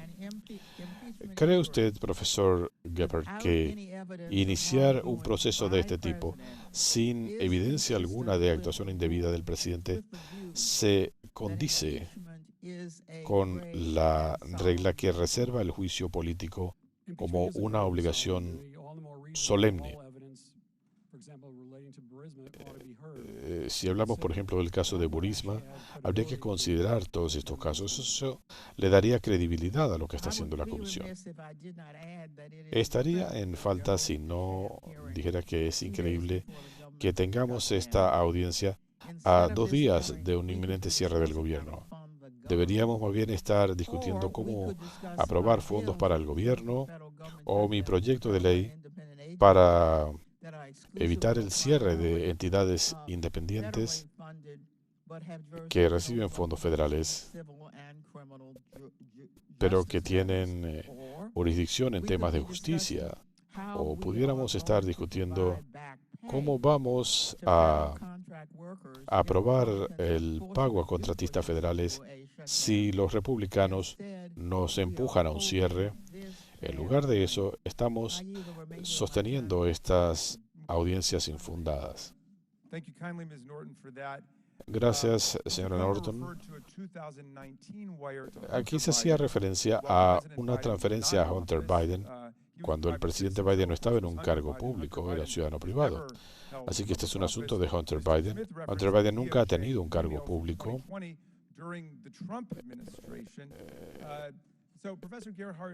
Profesor Gebhardt, ¿qué piensa usted de la idea de que se le haga un juicio político a un presidente en desempeño de funciones por algo que su hijo hubiera hecho cuando el presidente no estaba en su cargo?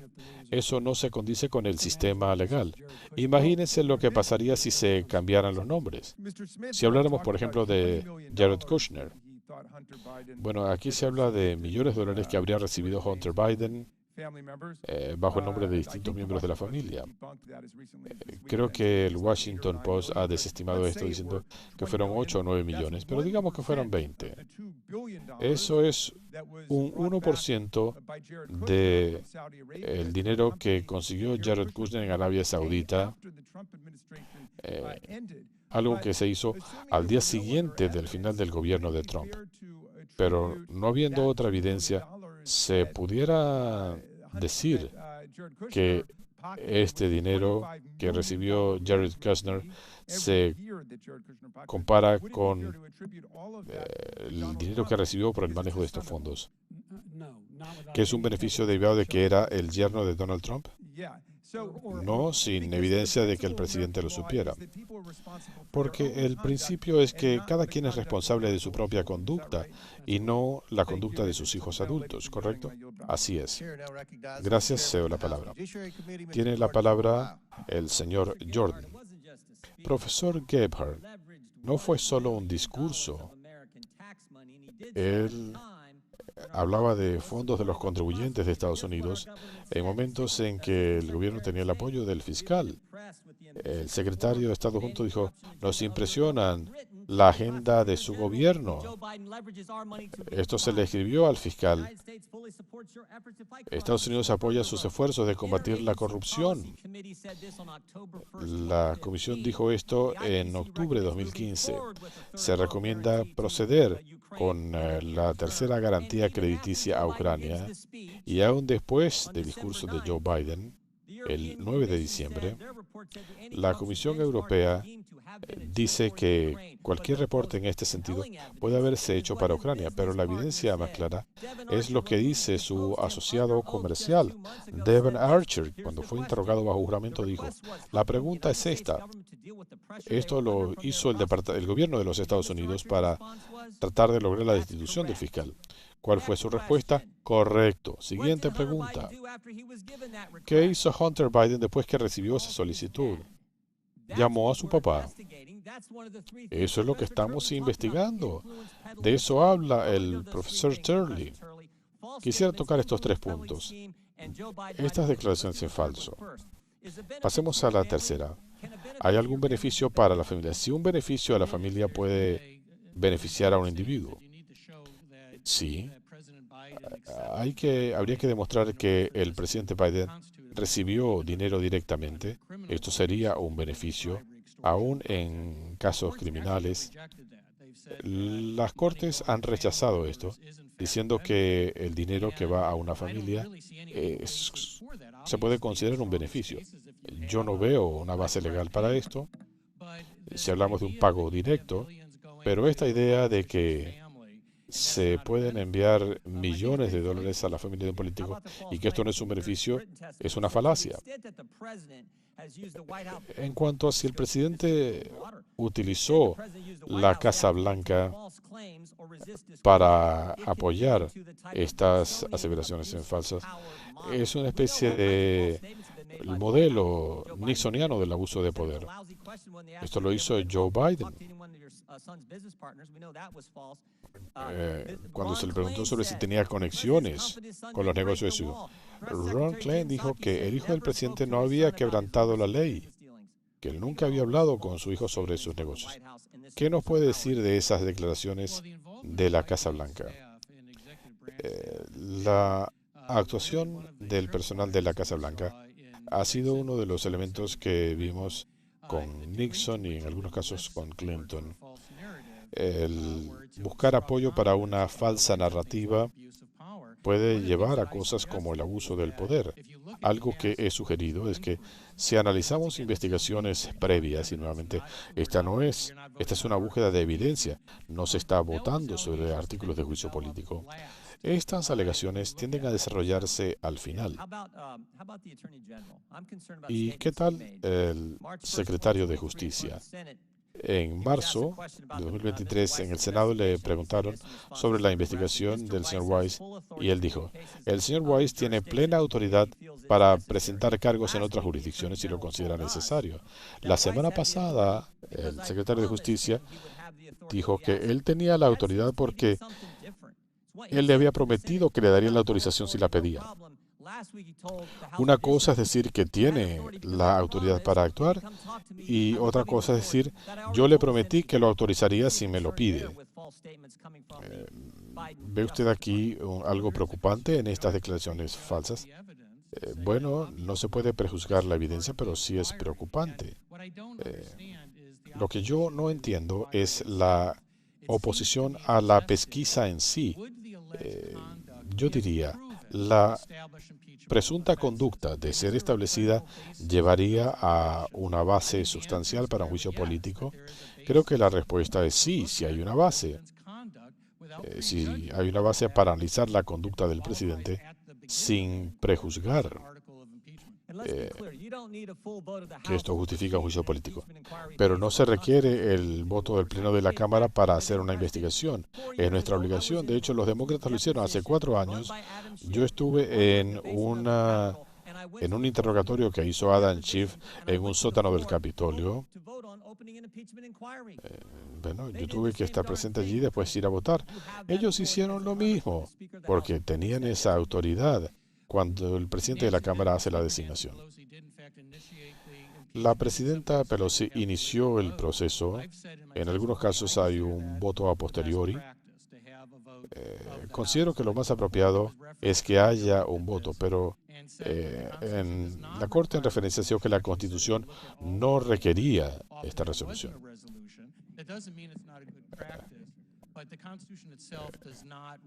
Eso no indica que sea la mejor práctica, pero la Constitución no lo requiere.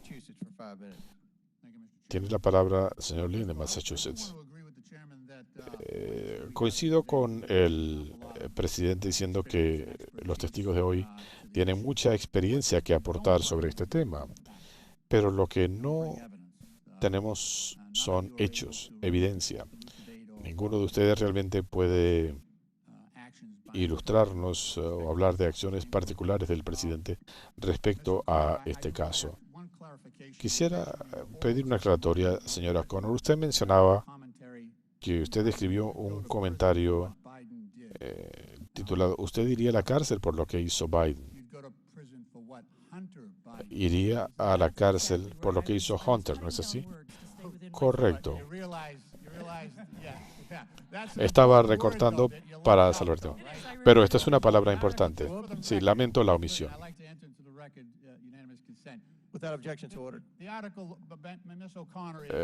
El artículo, usted iría a la cárcel por lo que hizo Hunter Biden.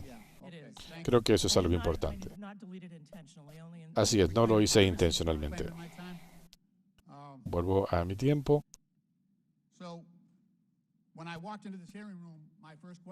Cuando vine a esta audiencia, mi primera pregunta es, ¿dónde está Rudy? ¿Dónde está Rudy Giuliani? Se supone que aquí se están tratando de determinar hechos contra el presidente para un potencial juicio político. Y la persona que fue un agente del presidente Trump y fue enviada a Ucrania para encontrar algo con que manchar a Joe Biden. Como le dijo a los funcionarios electorales de Georgia, encuéntrenme los 11,000 votos, encuéntrenme evidencia contra Joe Biden.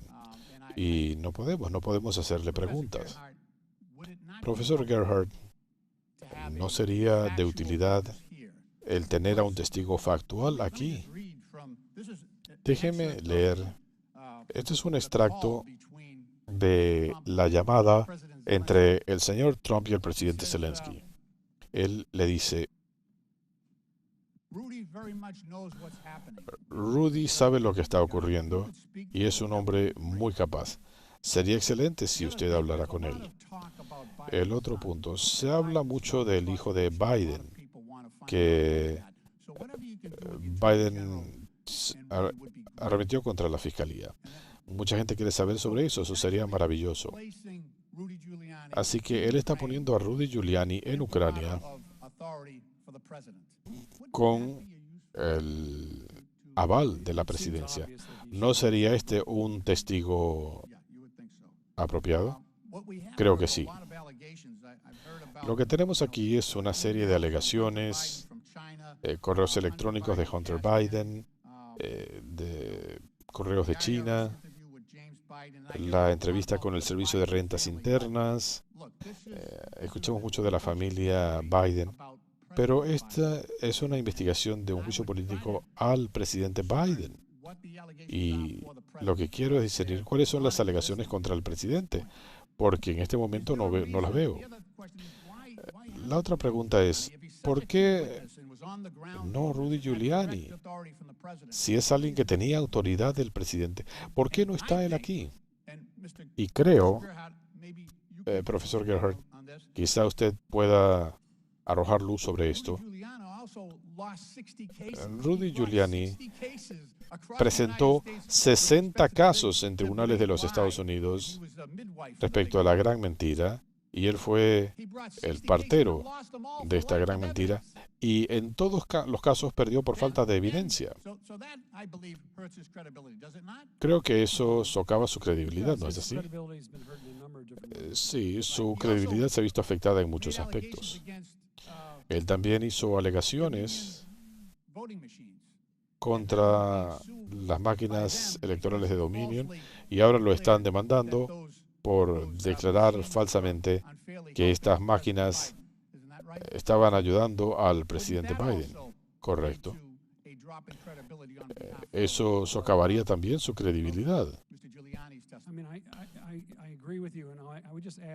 Yo coincido con usted y añadiría que como el señor Giuliani es un abogado, él tiene que cumplir con las normas de conducta profesional, y está en problema porque no lo hizo. Se ha acabado mi tiempo. Tiene la palabra el presidente de la Comisión de Inteligencia, el señor Turner. Profesor Turley, gracias por el material que le ha dado a la Comisión. Su análisis legal es de primera, es increíble, y en la descripción legal de los distintos aspectos de cómo hacer esta investigación y los estándares a seguir. Y, como dice usted, los hechos que se saben y cómo comparar esto con las responsabilidades del Congreso. Creo que usted está ayudando en la discusión, y esto le da validez a la necesidad de esta comisión de proceder analizando lo que ha ocurrido históricamente.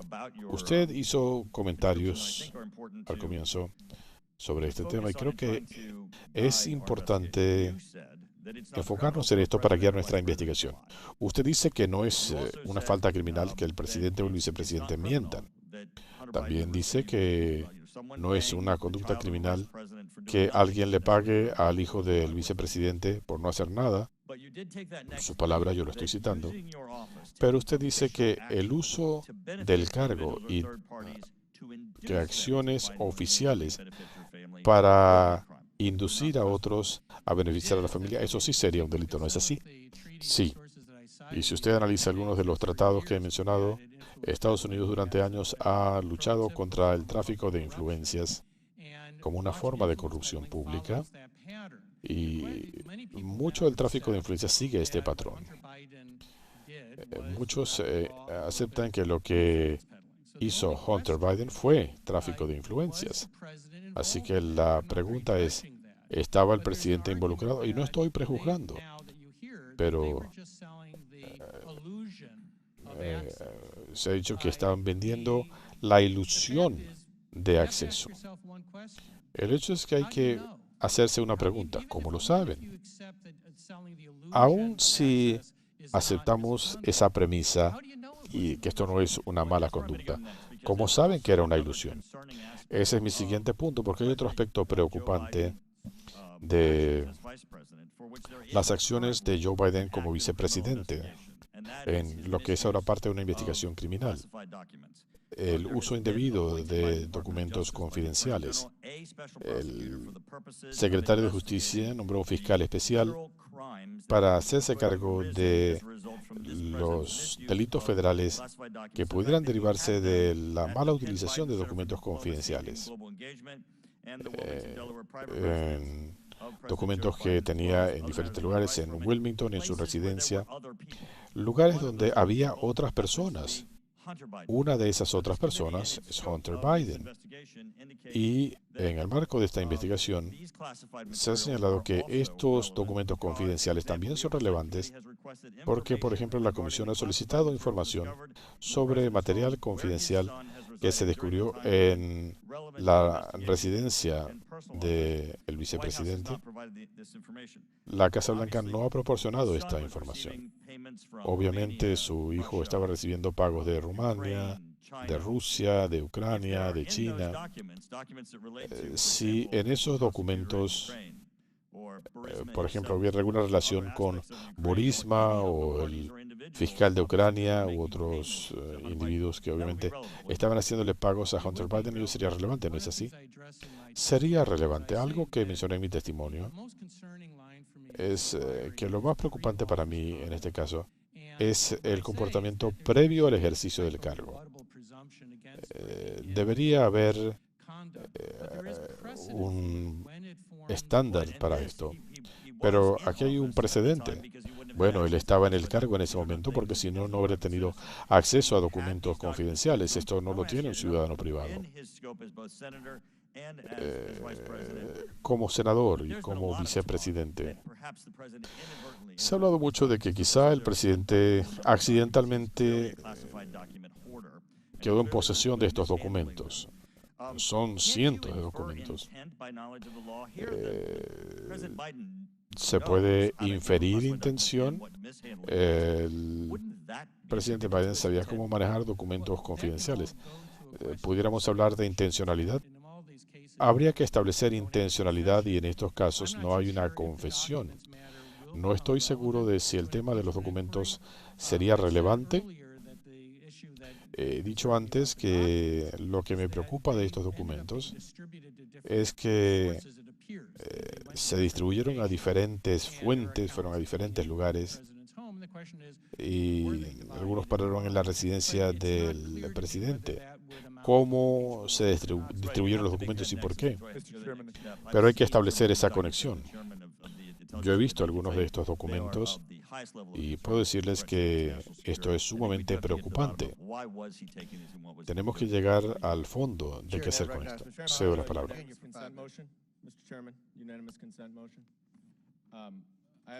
Señor presidente, pido que se incorpore la transcripción del testimonio de Devon Archer, donde se le hace la pregunta, pero él no le dio acceso a los ejecutivos de Burisma a su padre. Esto era una ilusión. Usted tendrá tiempo cuando sea su momento. Objeción. ¿Cuál es la objeción?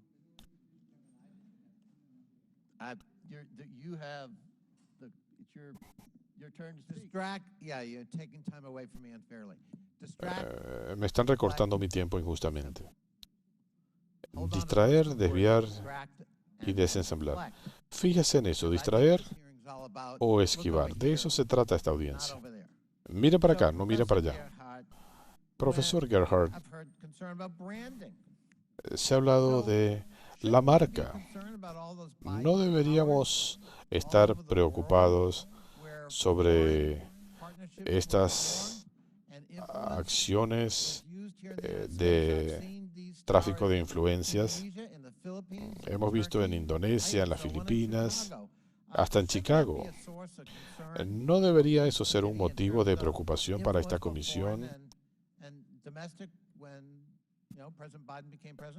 Por ejemplo, bueno, si hubiera este caso,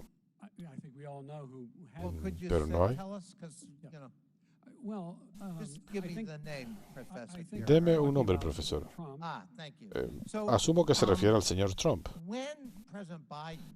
Cuando el presidente Biden designó a su hijo para manejar política exterior en el Golfo Pérsico y en la región del Golfo. Por cierto, alguien que no estaba calificado para recibir una autorización de seguridad. Y después que deja la Casa Blanca, consigue un acuerdo de $2 millones. ¿No debería eso ser motivo de preocupación? Que esto se hizo con la anuencia del presidente. Y no deberíamos analizar el caso de Hunter Biden por haber hecho esto. Esto debió haber sido una preocupación con el presidente Trump y su yerno. Discúlpeme, me equivoqué otra vez. Bueno, veamos. Nuevamente, creo que fue el profesor Turley. Él dice que él no está prejuzgando, por supuesto, pero él está sugiriendo que quizá deberíamos analizar comportamiento criminal, como abuso de poder, por ejemplo. Pero hablemos, por ejemplo, del fraude. ¿No deberíamos preocuparnos que un juez de Nueva York haya encontrado que la organización del presidente Biden cometió fraude cada año durante 10 o 15 años y que bajo las leyes de Nueva York la organización Biden tendría que ser desmantelada por actividades fraudulentas? ¿No debería eso ser motivo de preocupación? Sería un motivo de preocupación en el caso del señor Trump. Otra vez el señor Trump. Y en este caso no estamos especulando, eso lo decidió un juez. Sí, señor.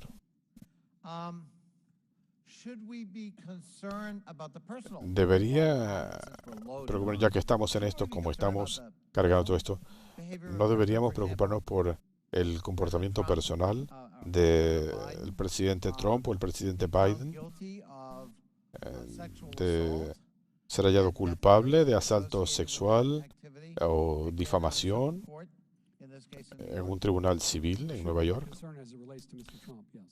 Debería preocuparnos si se trata del señor Trump. Otra vez, el señor Trump. Creo que una de las razones por las que estamos aquí es porque alguien ha sido encausado en 4 lugares diferentes con 81 o 91 cargos. Ha sido hallado culpable en casos civiles, incluyendo uno de conducta sexual y en un caso de actividades fraudulentas. No queremos hablar de eso. Queremos especular sobre un testimonio desacreditado de gente como Rudy Giuliani, a quien tenemos miedo de citar. De eso se trata. No se trata de defender a Joe Biden, sino de nuestra necesidad de desviar el tema, de no hablar de los inminentes casos criminales contra el expresidente de los Estados Unidos.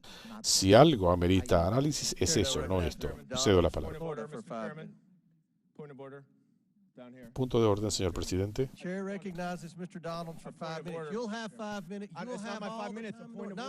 Yo no he tenido mis 5 minutos. Señor Goldman, cuando llegue su momento, tiene la palabra el señor Donalds por 5 minutos. Para un punto de orden, tiene la palabra el señor Donalds.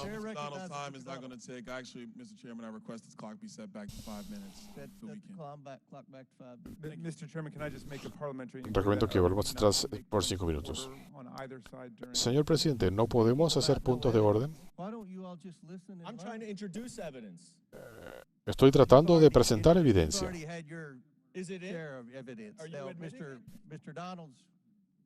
Señor Donalds, tiene sus 5 minutos. Gracias, señor presidente. Señor Davinsky, se ha hablado mucho de evidencia. En las pantallas tenemos una gráfica del equipo investigador del Servicio de Rentas Internas hablando de las prácticas de Hunter Biden y sus asociados. Esto es de 2014.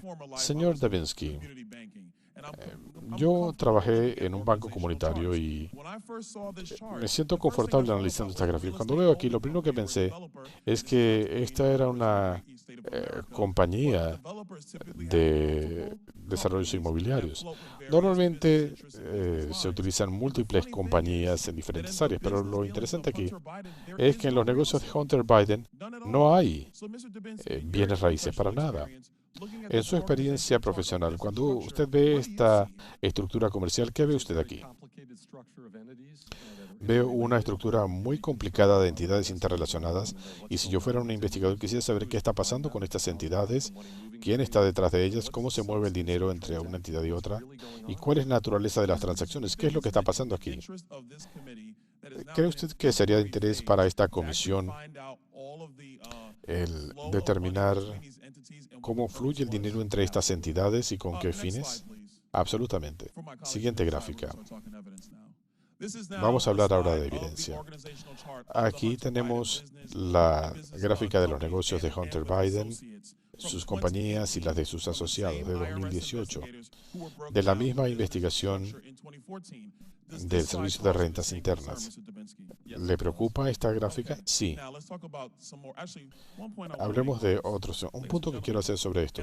Damas y caballeros, quisiera presentar todo esto para la evidencia y quisiera que mis colegas lo vieran. En 2014, Devon Archer era uno de los propietarios quien testificó bajo juramento sobre esta materia. En 2018, Devon Archer ya no estaba mencionado aquí, pero su esposa sí se menciona. Señor Devinsky, cuando usted ve una situación de este tipo donde un negocio pasa de un cónyuge a otro, hay un potencial de fraude aquí. Yo diría que es una señal de alerta y quisiera llegar al fondo de lo ocurrido aquí. Es una transferencia. ¿Qué está pasando? Gracias. Siguiente. Aquí vemos un mensaje de texto a Naomi Biden.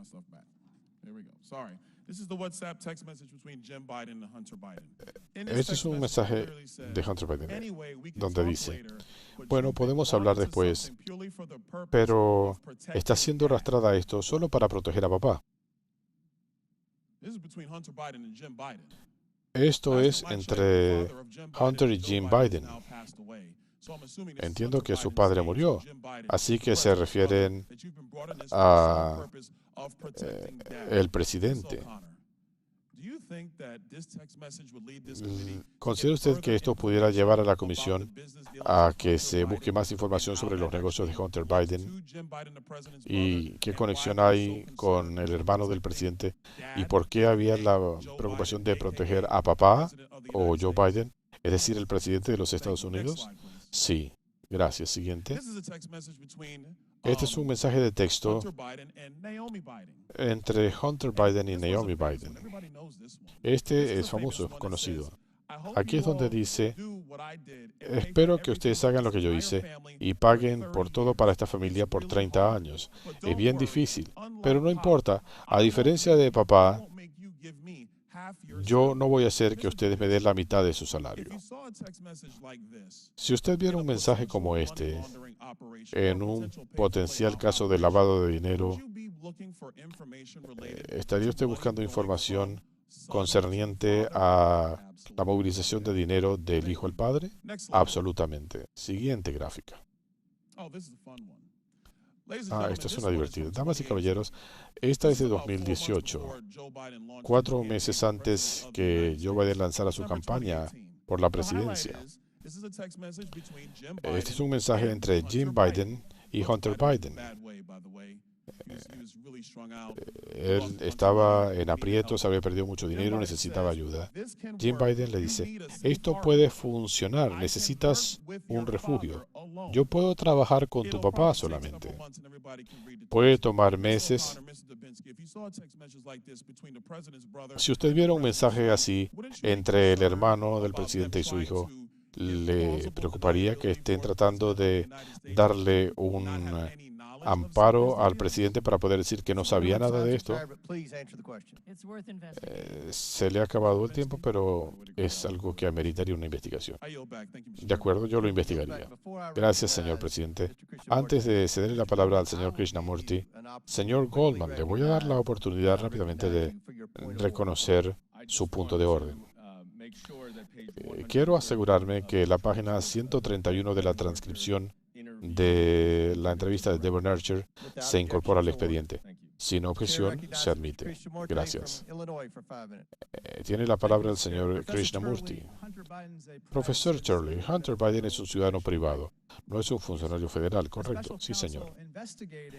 Un fiscal especial, investigando a Hunter Biden, lo encausó por varias acciones ilegales, pero en ninguna parte aquí, en el encausamiento, hay alegación alguna que Joe Biden haya hecho nada ilegal, correcto. Sí, señor. Ni siquiera una multa de estacionamiento o un delito mayor. De hecho, en la página 19 de su declaración, usted dice, el expediente actual no establece ningún delito, y menos aún algo que amerite un juicio político. Veamos qué más se ha establecido sobre Joe Biden. Dice que el senador Marco Rubio destacó que los republicanos están hablando de una investigación especial para obtener evidencia de comportamiento criminal que no han podido encontrar en la Comisión de Supervisión, y Rubio advierte que establecer este consejo sin evidencia sólida de un delito puede trivializar el proceso. El senador Rubio es republicano, ¿no es así? Sí, señor. Hablemos de si esta evidencia de la que habla el señor Rubio existe. Nuestro colega Ken Buck, miembro de la Comisión de Asuntos Judiciales, dice lo siguiente respecto a evidencia que vincula al presidente Biden con un presunto crimen. No existe en este momento. Ken Buck es republicano, ¿no es así? Sí, señor. El senador Mitt Romney de Utah dijo, no ha habido ninguna alegación hasta ahora de ninguna conducta que llene el estándar constitucional de un juicio político. Romney también es republicano, ¿no es así? Sí, señor. Pasemos a otro punto aquí. Señor O'Connor, aquí está un afiche de su cuenta de LinkedIn. Ahí está su fotografía y dice Oficina Legal de Eileen O'Connor. Esto fue lo que usted publicó hace cerca de una semana, diciendo que el gobierno Biden estaba promoviendo la invasión. Eso fue lo que usted dijo. Sí, señor. Y añade, si esto no para, Estados Unidos se verá invadido de millones de muchachos en edad de servicio militar que pueden causar caos total mientras reciben pago. Yo lo escribí, usted lo repitió. Déjeme mostrar otra cosa que usted publicó. ¿Puedo responder? Puede responder cuando termine con mi pregunta. Permítame. Esto es otra cosa que está en su cuenta profesional. Dice, anuncio, un teletón en Michigan para levantar fondos para 16 electores alternos que quiere encarcelar Dana Nessef. ¿Es su cuenta profesional? Sí. Déjeme pasar a usted, señor Turley, profesor Turley. En 2006 usted publicó una opinión editorial en The Guardian donde dice, dejen de perseguir a los polígamos. Usted decía que eran una minoría perseguida, decía que la poligamia era una práctica con profundo sentido religioso. ¿No es eso lo que usted dijo? Yo representaba a una familia en un caso legal. La respuesta es sí, usted ha defendido la poligamia durante años y de hecho en una opinión editorial en USA Today, usted dice que Tom Green, un polígamo de Utah, condenado también de pederastia, no debería ser acusado de poligamia. Puedo responder, eso no es muy exacto. También lo criticaba cuando hablaba de la constitucionalidad de la legislación moral. ¿Fue él condenado de pederastia y violación? La respuesta es sí. Señor presidente, estamos a horas de un cierre del gobierno. Aquí tenemos una audiencia donde tenemos a un testigo que defendió a un polígamo acusado de pederastia y violación y una testigo que publica en su cuenta de LinkedIn posiciones extremistas. Esto pone en tela de juicio la credibilidad de los testigos y de esta investigación. Cedo la palabra. Punto de orden. Señor presidente, cuando un miembro de la comisión cuestiona la integridad de un testigo, eso es una violación de las normas. es una declaración maliciosa. No le estoy preguntando a usted, le estoy preguntando al presidente. Sí. Él puede utilizar su tiempo para interrogar a quien quiera. Yo fui reconocido en un punto de orden. ¿Cuál es el punto?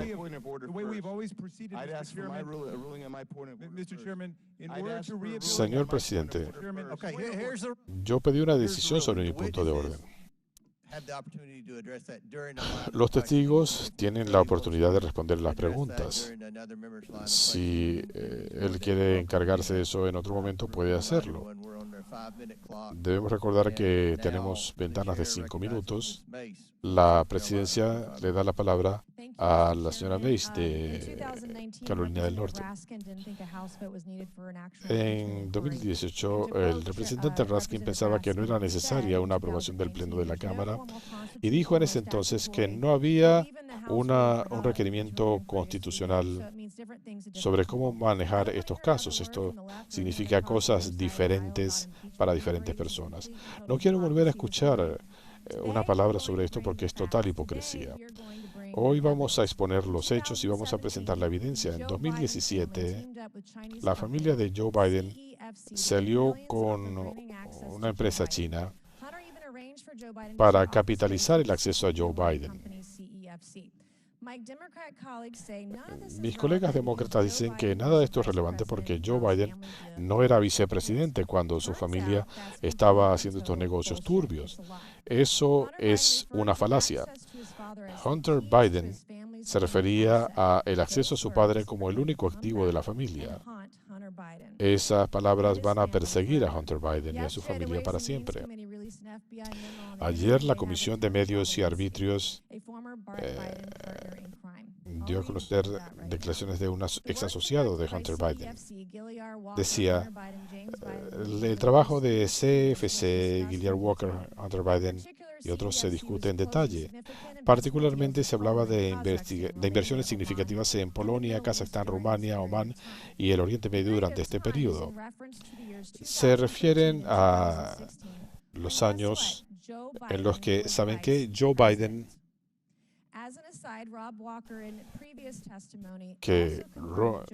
como resultado de esto, sea que Joe Biden había tenido estas reuniones, así que ahora sabemos que no se estaba trabajando con la familia Biden cuando Joe Biden era vicepresidente, y seguiré leyendo de lo que dijo Tony Bobulinski, quien dice, y cito, Hunter Biden y James Biden no recibieron compensación porque Joe Biden todavía era vicepresidente en este periodo. La preocupación es que sería apropiado hacer pagos a Hunter Biden y a James Biden por parte de CFC debido a su relación cercana con el gobierno chino. Hunter Biden y James Biden querían ser compensados por la asistencia que le habían brindado a CFC. Particularmente, pensaban que la entidad les debía dinero por ayudar a esta organización a utilizar el nombre Biden. Los Biden, por cierto, recibieron casi $1 millón por empresas chinas afiliadas después que Joe Biden dejó el cargo de vicepresidente. Ahora sabemos por qué. Porque era un pago pendiente. Aquí tienen un mensaje de texto entre Hunter Biden y Gong Wendong, un agente de CFC. Hunter dice, mi tío va a estar aquí con su hermano, quien quiere saludar al presidente. Y dice, él le quiere decir hola. Ah, el hermano de mi tío. Me pregunto quién será. No se me ocurre. Él lo pone en mayúscula y bueno, como no estamos lidiando con genios, esto ha quedado puesto en evidencia. Lo voy a explicar. El hermano del tío de Hunter es Joe Biden. ¿Por qué tanto secreto sobre su padre? Le voy a decir por qué. Porque Joe Biden no quería que el país supiera que él y su familia estaban recibiendo millones y millones de dólares de una compañía con estrechos vínculos con el Partido Comunista de China. CFC sabía que el pago era indebido, así que lo encubrieron. Hunter sabía que esta relación de Joe Biden no sería bien vista, así que él trató de esconderlo con este cuento de el hermano de mi tío. Sabemos que el presidente recibió sobornos de Burisma y traicionar al país es traición. Pido, señor presidente, que se incorporen estos textos entre Hunter Biden y Hong Wang-dong y la entrevista de Tony Bobolinsky, mostrando la conexión de Joe Biden con CFC durante su presidencia. Se admite. 30 segundos, profesor Turley. En su experiencia investigando casos de fraude, ¿normalmente se hacen estos esfuerzos en un negocio legítimo para esconder relaciones internacionales? El punto con el tráfico de influencias es que en algunos casos puede ser legal, pero necesariamente no es algo que se da a conocer. El público no acepta esta idea de tráfico de influencias en el ámbito familiar, así que con frecuencia hay acciones con la finalidad de ocultar otras de la vista del público. No necesariamente es la razón, pero esto puede incluir el no pagar impuestos o registrarse como agente foráneo. Y parte del propósito de la investigación es determinar si hay un nexo entre estos actos y algún vínculo con el presidente. Y puedo responder brevemente a un ataque previo. No sé si tiene otra pregunta.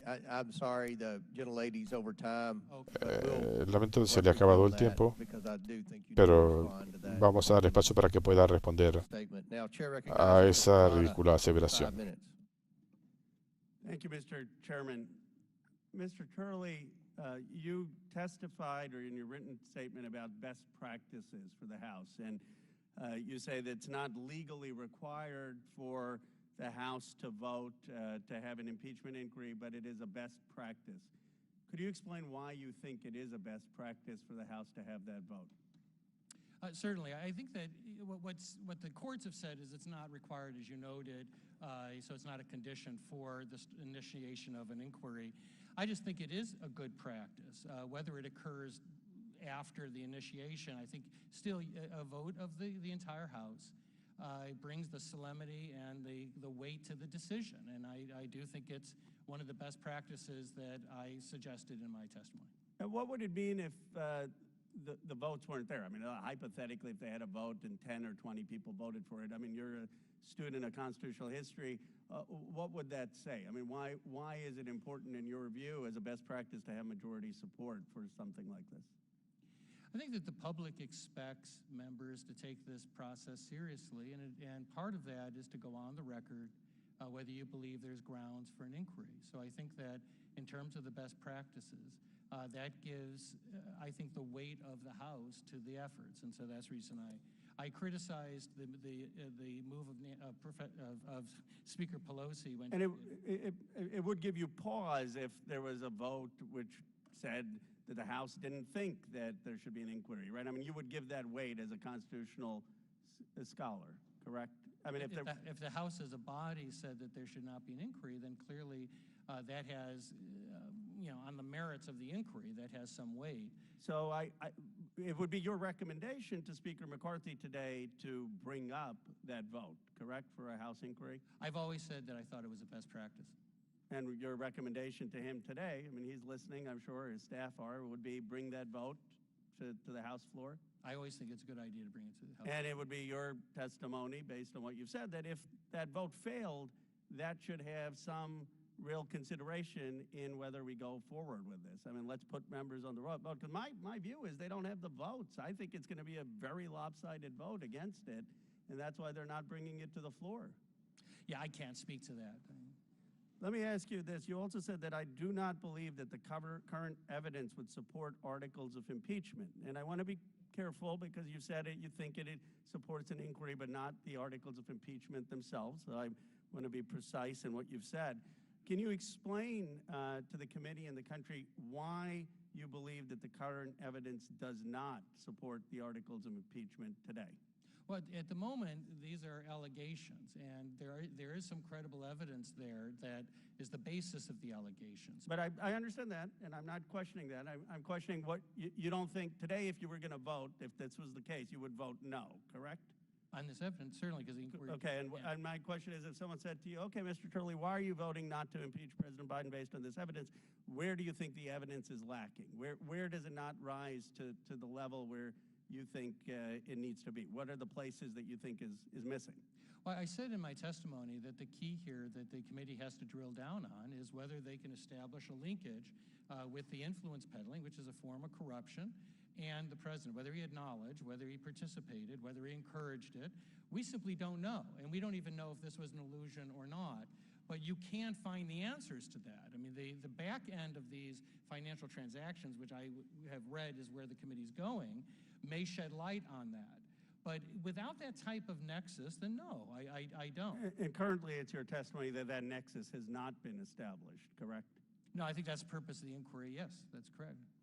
Would you agree with, have you read Ken Buck's op-ed in the Washington Post, where he basically was one of the Republicans, which is why I think it'd be a lopsided vote against an inquiry, saying that that evidence doesn't exist?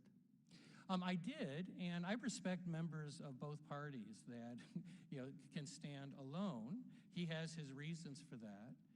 I personally think that the threshold for an inquiry has been surpassed, that you have a duty to inquire as to these allegations, but that's not presupposing what you're going to find. Just to summarize then, it's your formal recommendation to the Speaker to have a vote on the inquiry, and it is also your testimony today that today you would vote no on impeachment on the current evidence.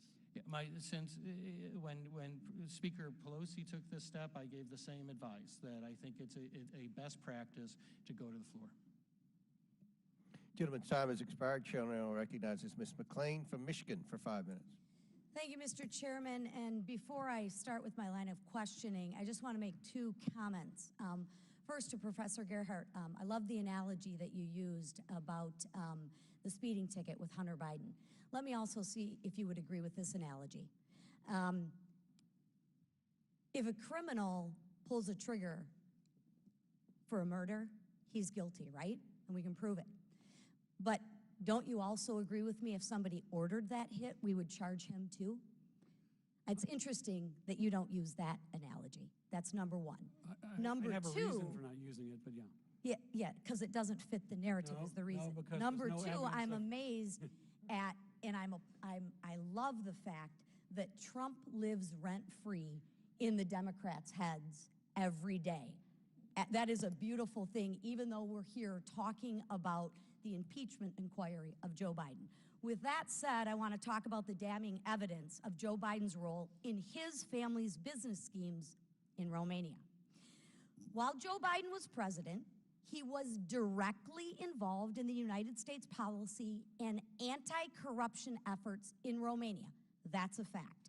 On May 21st, 2014, the then Vice President Biden delivered an anti-corruption speech in Romania, right? On September 28th, 2015, the president visited with the then Vice President Biden, the Romanian president visited with the then Vice President Biden at the White House to discuss anti-corruption efforts, right? Got a theme of corruption, anti-corruption, right?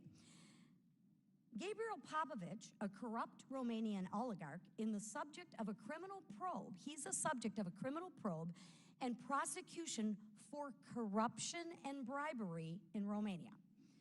This committee has reviewed transactions showing that the Biden family received money from a foreign company run by this Russian oligarch, corrupt Gabriel Popovich.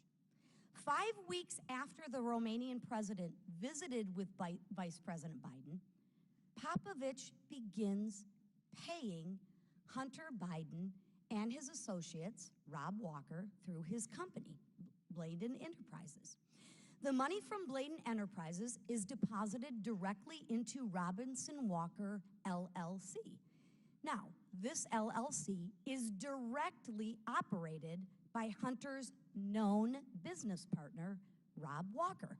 These are all facts, right, that we found through the investigation. In November 2015 and again in March 2016, Hunter Biden, who is not registered as a foreign agent under FARA, meets with the U.S. ambassador to Romania. Red flag. Then, coincidentally, over $1 million flows to the Bidens. I'm not much for coincidences, And I don't think the American people are either. Let's run through the numbers together. Between November 2015 and May 2017, Bladen Enterprises deposited over $3 million into Robinson Walker's LLC business account. But then the Biden family accounts received more than $1 million from Robinson Walker's accounts after these deposits were made. Ironically, 16 of those 17 payments occurred while Joe Biden was vice president. Now, I think most Americans would find it suspicious that, ironically, these payments ended shortly after Joe Biden left office. Another coincidence. Mr. Chairman, I ask unanimous consent to enter into the record the Oversight Committee's May 10, 2023 Second Bank Records Memorandum showing Joe Biden's involvement in his family's business schemes in Romania. Without objection, so ordered. I see three problems here. One, while Joe Biden is touting anti-corruption efforts in Romania, Hunter Biden is employed by a corrupt Romanian oligarch. Interesting. In direct violation of FARA, Hunter Biden meets with the U.S. ambassador to Romania while being paid by Gabriel Popovich. What was Hunter Biden selling to the Romanian oligarchs for millions of dollars? I'd still like to see a contract of that. Professor Turley, I know I'm almost out of time, but you've previously said that Hunter Biden could be charged under the Foreign Agent Registration Act. Can you explain why? Gentlelady's time's expired, but please feel free to answer the question, Mr. Turley. Much of the conduct described in these disclosures does seem to fit what we saw with the charges of Paul Manafort in terms of being a foreign agent. Some of this does appear to be that type of lobbying on the part of Hunter Biden. The failure to register as an agent, of course, helped conceal that, but that's not necessarily the motivation behind it. The question is, should he have registered as a foreign agent during the course of this conduct? And it just seems to me, looking at the Paul Manafort indictment, that there's considerable overlap in terms of the type of actions taken. Perhaps there's a two-tier justice system. With Mr. that, Chairman, I yield back. may I ask unanimous consent to enter Ms. McLean's chart into the record? Without objection, so ordered. Thank you. Chair now recognizes Mr. Mafume from Maryland for 5 minutes. Thank you very much, Mr. Chairman. I did not plan to, but I'd like to follow up on the gentlewoman's comments and assertions about Romania and Hunter Biden and the fact that he worked for a Romanian executive facing corruption charges. The problem with that is that Rudy Giuliani also worked for that person and a former FBI director. And I'd like to ask unanimous consent that a New York Times piece entitled "Giuliani is Drawing Attention to Hunter Biden's Work in Romania, but There's a Problem" be entered into the record. Without objection, so ordered. Thank you very much, Mr. Chairman. I want to go back to this Burisma theory because it seems to me that if that's what's triggered all of this, and we are sitting here now wasting precious time while the country is about to shut down, and it's all found its genesis with Rudy Giuliani, that we ought to have Rudy Giuliani here. Now, I know there was a motion made earlier. I'd like to disaggregate that motion without mentioning the other person's name and offer a motion again that Rudy Giuliani be required to come before this committee. Is there a second? And Mr. Chairman, I'd like to ask that the clock be paused while the... Pause the clock. Thank you. Mr. Groffman, Chair recognizes Mr. Groffman. Motion to table. Motion made to table by Mr. Groffman. Is there a second? Second by Ms. Fox. So I guess we'll have a vote on Mr. Groffman's motion to table Mr. Mafume's motion. This is about Giuliani, right? Yes. Okay. We'll do this by voice vote. All those in favor say I'd like aye. a recorded vote, Mr. Chairman. Aye. Mr. All those Chairman, I opposed, request no. recorded. No. He's requested a recorded In the vote. opinion of the chair, the motion as it lies. I'd request a recorded vote now. I request a recorded vote, Mr. Chairman. Will the clerk please get ready to have a recorded vote. Another motion by the minority party. Okay. Chair recognizes Mr. Palmer. I can't hear you. There's a motion for a temporary recess. Is there a second? Motion second. All those. Mr. Chairman, there's already a motion on the floor. There's already a motion on the floor. I'd like a recorded 12 vote. o'clock, we would give them a bathroom break. There's already a motion on the floor. Here's a motion, and it's mine. Okay. Point. All right, would the clerk please report? Call the roll. Will the clerk call the roll? To be clear, this is on the motion to table Mr. Mfume's motion for unanimous consent to call Rudy Giuliani as a witness before the Oversight Committee.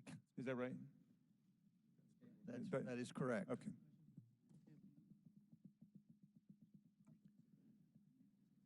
Mr. Jordan. Mr. Jordan votes aye. Mr. Turner. Mr. Gosar.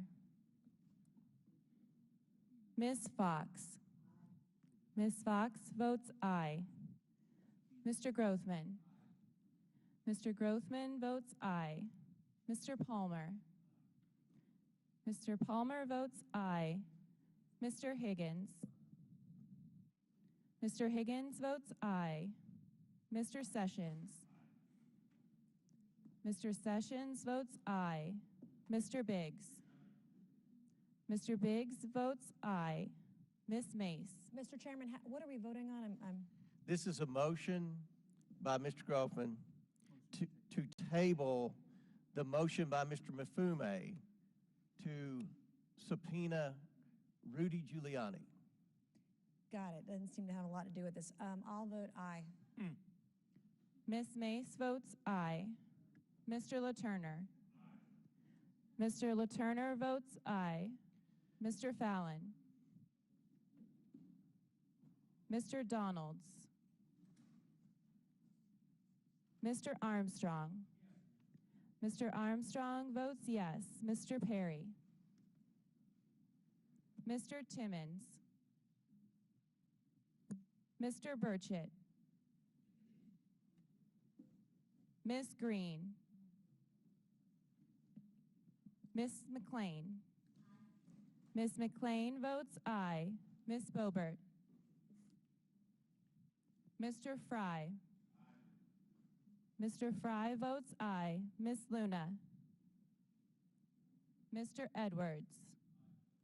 Mr. Edwards votes aye. Mr. Langworthy. Mr. Burleson. Mr. Burleson votes aye. Mr. Raskin. No. Mr. Raskin votes no. Ms. Norton. No. Ms. Norton votes no. Mr. Lynch. No. Mr. Lynch votes no. Mr. Connolly. Mr. Krishnamurthy. Mr. Khanna. Mr. Mfume. Mfume votes no. Mr. Mfume votes no. Ms. Ocasio-Cortez. Nay. Ms. Ocasio-Cortez votes nay. Ms. Porter. No. Ms. Porter votes no. Ms. Bush.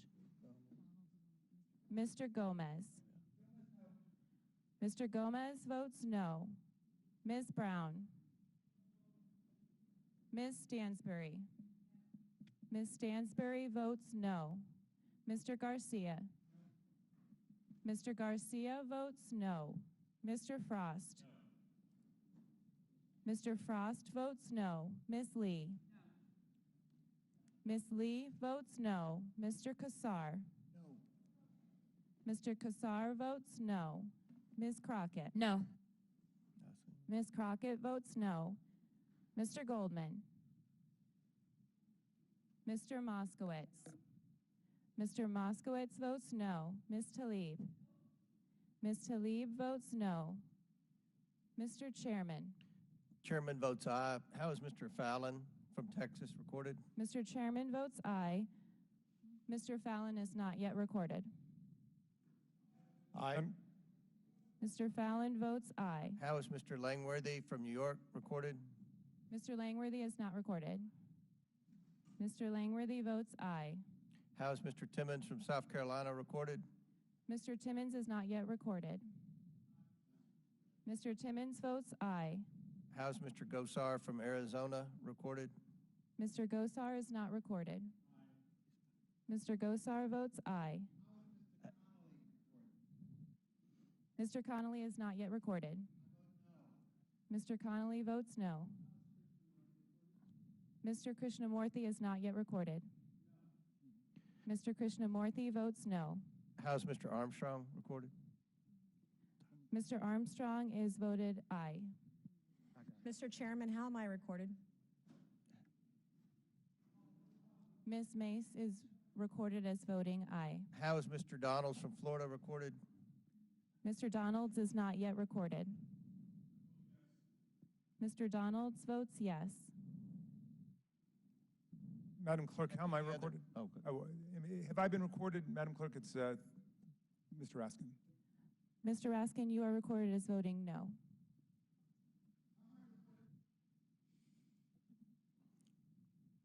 Mr. Gomez, you're recorded as voting no. How am I recorded? Congresswoman Ocasio-Cortez, how am I recorded? Ms. Ocasio-Cortez is recorded as voting no. Ms. Brown is not yet recorded. Okay. Ms. Brown votes no. All right, will the clerk please tally the votes?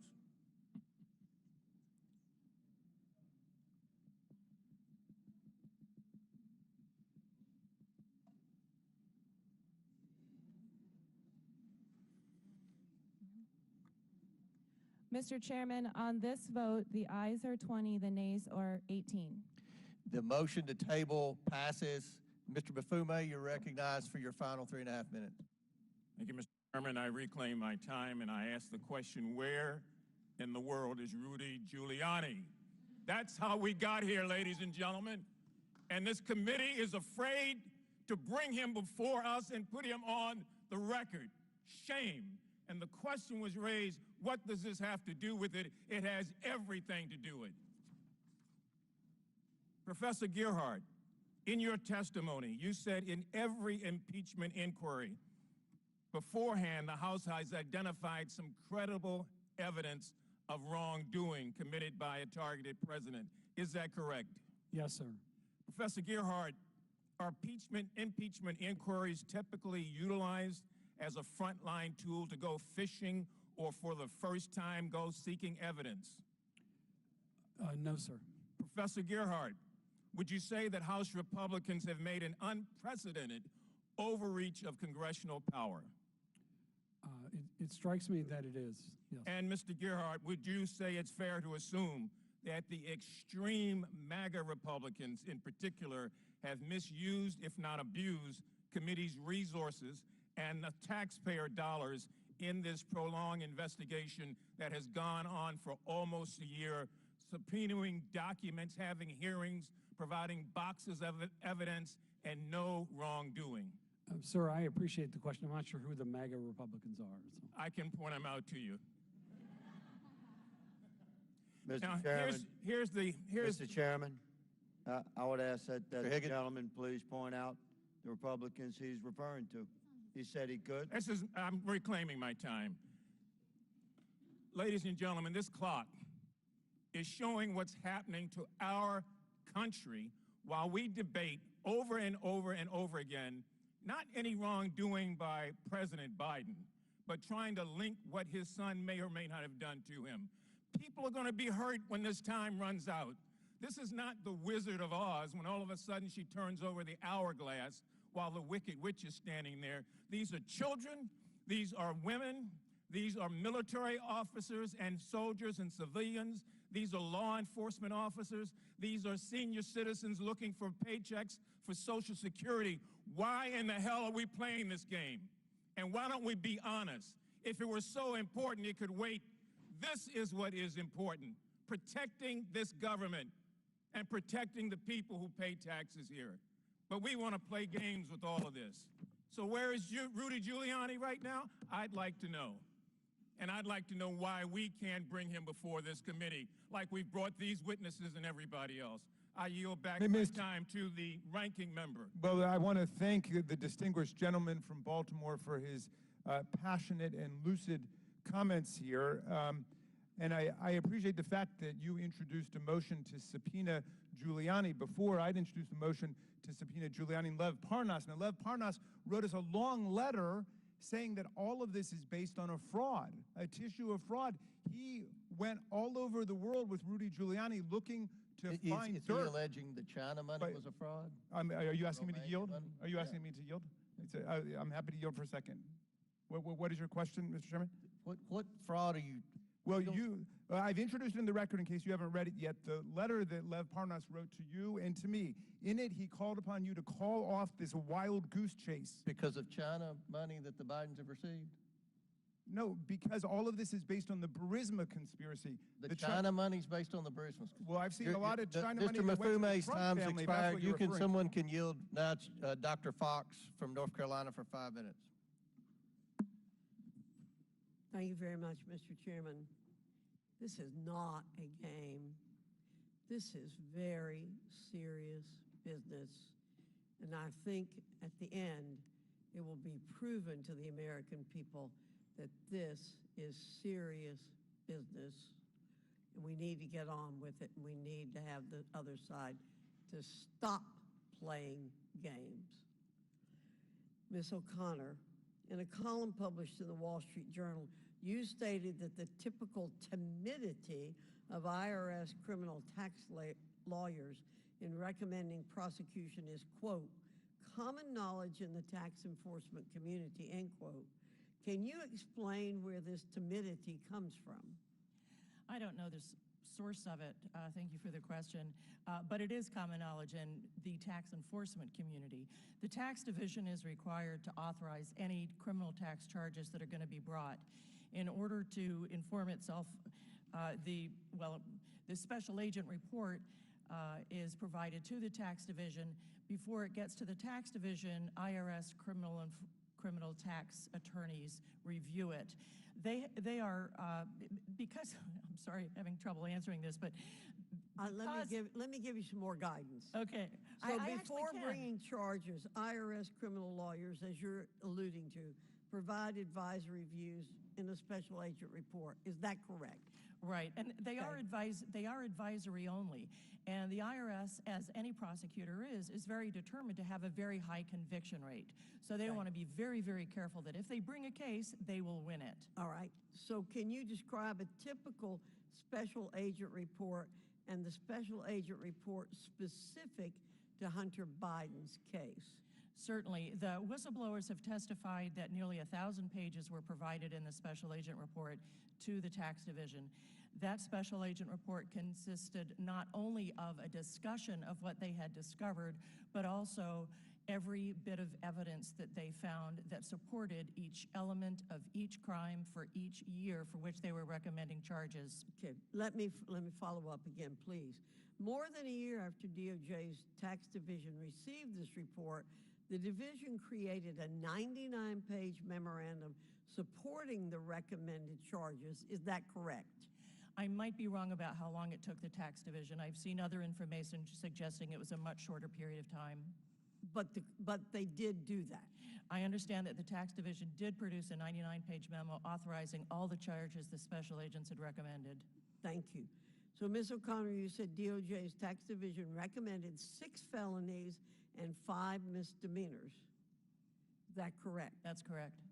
Hunter Biden was only initially charged with 2 counts of willful failure to pay federal income taxes as part of the plea deal. Is that correct? Right, for just 2 years. And these are misdemeanors? Right. Okay. But the maximum penalty for these charges is a fine of $25,000 as well as up to 1 year in federal prison. Is that correct? Or both. Or both. Yet Hunter Biden owed more than $100,000 in both 2017 and 2018, correct? That's what the criminal information alleged. I think that's a ballpark figure. Okay. Based on the answers you just provided, it's extremely difficult to believe that an individual who is not the son of the sitting U.S. president would be treated this way. We're told the Department of Justice treats all citizens equally under the law.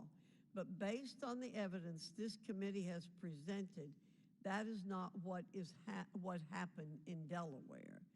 Based on your experience, would you agree that that's not what happened in Delaware? Exactly, and it was particularly galling because just in the next state, in New Jersey, a mechanic was being sentenced to 2 years for having not paid like $100,000 in taxes. So, in this case, there was not equal justice under the law being proposed. Absolutely not. It was totally unequal justice. That is not what this country stands for. We want everybody being treated the same under the law, and my colleagues should feel the same way. Thank you, Mr. Chairman. I yield back. Good lady yields back. Before I recognize Ms. Ocasio-Cortez, I ask unanimous consent to enter into the record a letter from Lev Parnas, who Mr. Raskins continues to refer to. It's actually a press release from the U.S. Attorney's Office in the Southern District of New York. It's Lev Parnas sentenced to 20 months in prison for campaign finance, wire fraud, and false statement offenses. Yeah, he worked with Without Rudy objection, Giuliani. so ordered. Chair now recognizes Ms. Ocasio-Cortez for 5 minutes. Thank you, Mr. Chair. Now, it has been repeated, and I would also like to repeat that the allegations being presented by the majority are extremely serious, and the prospect of impeachment is also a gravely serious matter, which has been echoed by our witnesses today.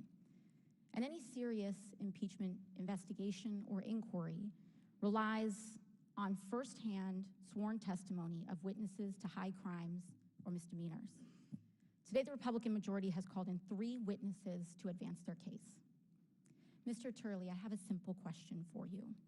In your testimony today, are you presenting any firsthand witness account of crimes committed by the President of the United States? No, I'm not. No, you are not. Ms. O'Connor, you are the second Republican witness here today. Have you, in your testimony, presented any firsthand witness account of crimes committed by the President of the United States? I have not. Thank you.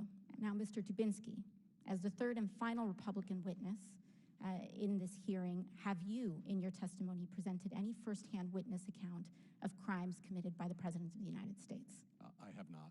And Professor Gerhardt, given that you are the minority witness, I assume the same, correct? I am not a fact witness, correct. Thank you. And to clarify, 2 individuals presented today who do have firsthand accounts surrounding the progeny of these allegations are being blocked from testifying by the Republican majority. And I want to explain why this is important. Members of Congress, all of us in this hearing, are not under oath, as we are presently covered by the speech and debate clause. Isn't that correct, Professor Gerhardt? That is correct. And the speech and debate clause covers all statements by a member of Congress, whether they are factual or not. There are only 4 people in this room that are presently under oath in their testimony, and those are the 4 witnesses here today. Is that correct, Professor Gerhardt? That is correct. And so the direct testimony of the 4 individual witnesses here today are the bona fide words that this committee must use in order to proceed or substantiate an investigation. And I want to emphasize why that's important. Earlier today, one of our colleagues, a gentleman from Florida, presented up on this screen something that appeared to be a screenshot of a text message containing or insinuating an explosive allegation. That screenshot of what appeared to be a text message was a fabricated image. It was a fabricated image. I don't know where it came from. I don't know if it was the staff of the committee, but it was not the actual direct screenshot from that phone. And in fact, I would like to submit to the committee the actual full context from the Ziegler Affidavit number 1, Exhibit 402, of the full text of that exchange. Do I have permission from the chair? Importantly, What was brought out from that fabricated image excluded critical context that changed the underlying meaning and allegation that was presented up on that screen by this committee and by members of this committee. Now, they are well within their right to do that because they are covered by the speech and debate clause. This was not submitted by a material or fact witness under oath. That was not submitted by a material or fact witness under oath. The impeachment inquiry, any impeachment inquiry, regardless of party, is an extremely serious matter.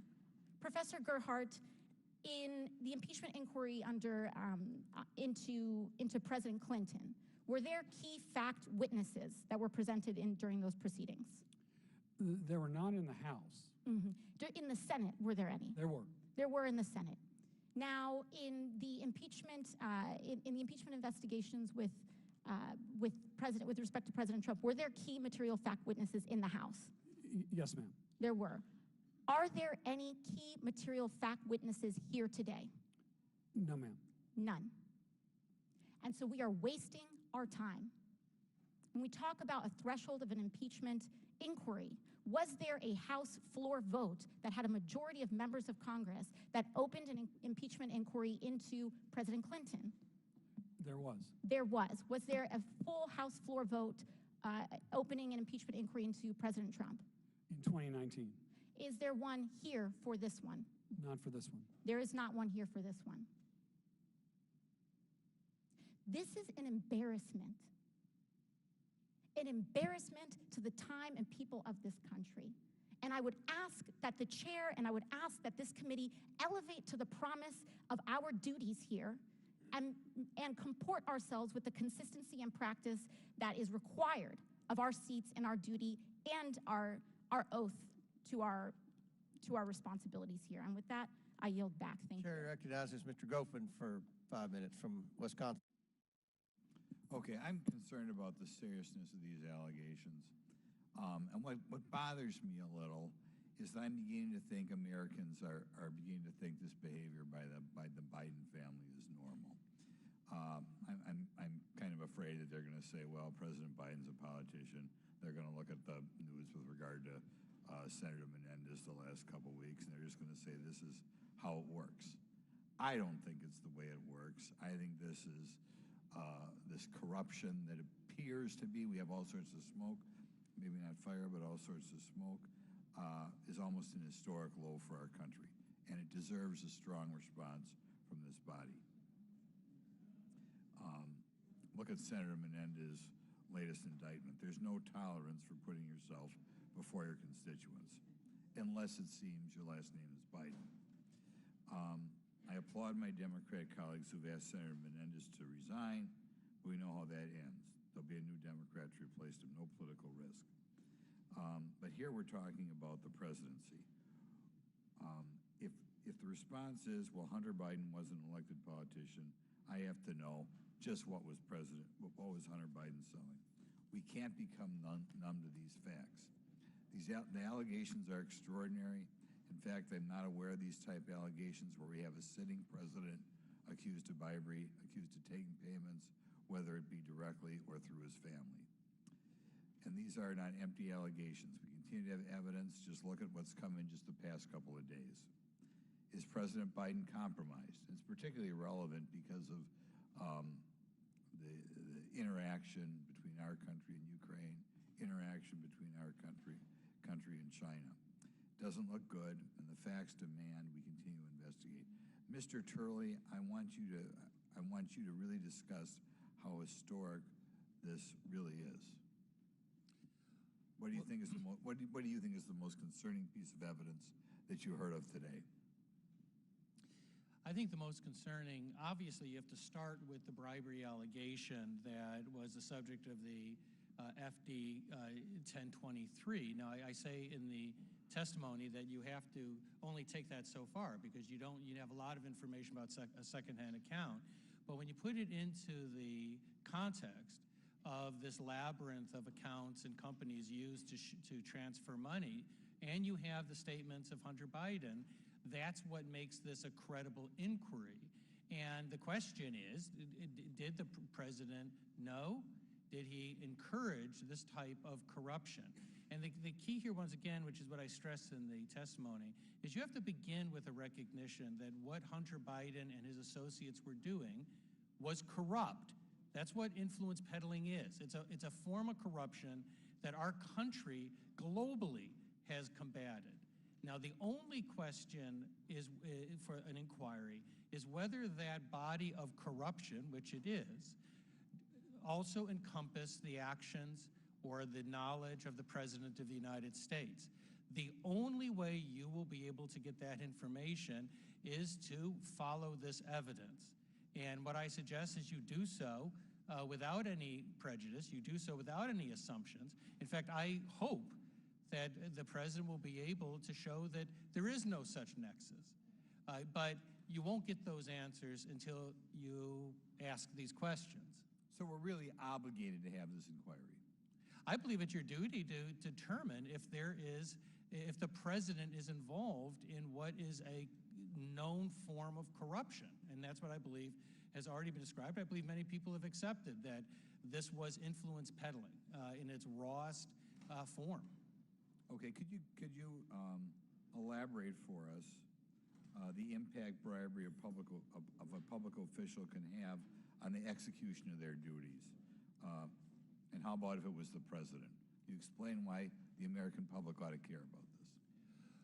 Well, you know, Alexander Hamilton talked about impeachment in Federalist 65 as a violation of the public trust. And that's really what this ultimately goes to. I'm hoping that there's not much disagreement that public corruption falls within an impeachable offense, because if it does not, then it makes a mockery of what the framers were talking about. You know, during the Clinton impeachment, Michael and I testified, and there was a lot of, I think, good faith discussion between us and the other experts as to the executive function theory and what constitutes an impeachable offense. I would hope that it would be agreed that if a nexus was established with the president, that he participated in the corruption of influence peddling, that it would be a potential impeachable offense, or it would be the basis of an impeachment. We have millions of dollars flowing to the Biden family. That's been proven overwhelmingly. Are you aware of any precedent in this country where there's been any case of bribery and corruption of a public official or of a president of this magnitude? I mean, is there any historical precedent in this country where Gentleman's time's expired, but please answer the question, Mr. Turley. Certainly, this has the assumption, as the ranking member, you know, has contested the degree to which all of this money went to the Biden family members. That has to be, as the ranking member said, it has to be established. But no, in terms of the figures, yeah, I've been a critic of influence peddling by both Republicans and Democrats for 3 decades. I've been writing about this a long time. Influence peddling is the favorite form of corruption in Washington, D.C., and this city is awash with it. But have I seen anything of this size and complexity? No. Just as an observer, no. But we still need to know the scope of this and whether all of these financial transfers link the president in any regard, and I'm not going to assume that it does. Mr. Chairman, I have a unanimous Chair now recognizes Mr. Unanimous consent motion just to introduce an October 2020 article in Politico where Mykola Zlochevsky, who was the source of the FD 1023 that Mr. Turley just referenced, stated that neither he nor anyone else from Burisma ever had any contact with Vice President Biden or people working for him during Hunter Biden's engagement. Without objection to order, Chair now recognizes Ms. Brown from Ohio for 5 minutes. Thank you, Mr. Chairman. While we sit here just 2 days away from a complete government shutdown, House Republicans want to distract the American public from their funding failure with a baseless impeachment inquiry lacking facts and foundation. This preventable shutdown threatens the livelihood of millions of federal workers, small business owners, seniors, and veterans, all of whom live in the districts of every member on this committee. In my home state of Ohio, nearly 60,000 federal workers will either be furloughed or forced to work without pay. I cannot overstate the impact this Republican shutdown will have on mothers and babies receiving WIC. In Ohio, there are 180,000 women, children, and infants whose benefits will be at risk. And in case that statistic isn't sinking in, let me just paint the picture for you. A new mother in Cleveland is trying to buy infant formula for her baby at the grocery store next week, only to discover that she has no WIC benefits to access. She cannot pay. If Speaker McCarthy and our Republican colleagues continue to value their egos over the well-being of American families, stories like this will become a terrifying reality for millions. Yet, House Republicans continue to prioritize political warfare over people's welfare. The Speaker seems committed to promoting political gains and protecting people's benefits over protecting people's benefits. Americans and our economy are being held hostage to the demands of the most extreme members of his party. It is painfully clear that Speaker McCarthy has once again handed control of the People's House to MAGA extremists. Rather than work with Democrats to get us out of the mess they created, Republicans are tripping over themselves trying to distract and deflect the American people with this shameful show. The Department of Justice and the FBI under former President Trump spent five long years looking into these Republican conspiracy theories and debunked them repeatedly. So now, in a vain attempt to deflect from the chaos and confusion they are causing, House Republicans want to dig them up yet again. So, Professor Gerhardt, what would you say is the primary flaw in the House Republicans' claims about President Biden? Well, I suppose I could say a lot, but the problem is that the dots are not connected. The name that's been repeated most often in this hearing is Hunter Biden, not President Biden. And the point of an impeachment inquiry is not about a president's son. It has to be about the president himself. And I don't think those dots have been connected. There have been lots of assumptions, lots of accusations, but not evidence. Thank you. These falsehoods about President Biden didn't change the will of the people in November 2020, yet my colleagues on the other side of the aisle are at it again, holding another hearing on baseless allegations, looking for facts that just don't exist. Instead of fulfilling our duty to govern, my colleagues threaten a government shutdown, dangerous for most and disastrous for our most vulnerable communities. So with that, Mr. Chairman, I will yield my time to ranking member. I would urge you to yield to Mr. Goldman. I will yield to Mr. Goldman. Thank you very much. I thank my colleague. Ms. O'Connor, I believe you testified before that the 99-page DOJ tax memo gave a full authorization for the charges. Is that your testimony? That is what the whistleblowers reported. Actually, the whistleblowers reported that it was a discretion finding. And since you worked in the DOJ tax division, I'm sure you understand that there is full authorization, there is discretion, and there is declination. And when they give a discretion determination, that is because there are serious holes and flaws, and they leave it to the discretion of the U.S. Attorney whether or not they want to charge it. Isn't that correct? No, not at all. Discretion is not based on holes and flaws. It's based on the ability of that particular district to prosecute that case.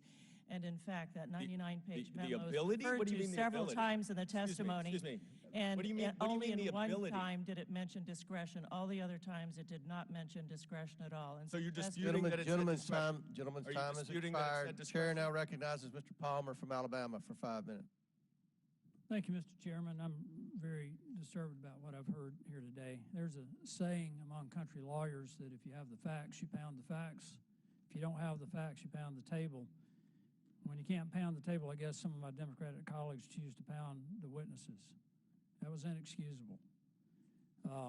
What just happened in this committee, attacking the witnesses personally instead of addressing the merits of the evidence being presented, indicates to me that my Democratic colleagues know the evidence is becoming increasingly conclusive. It reminds me of a line from a movie, A Few Good Men, Jack Nicholson, "You can't handle the truth."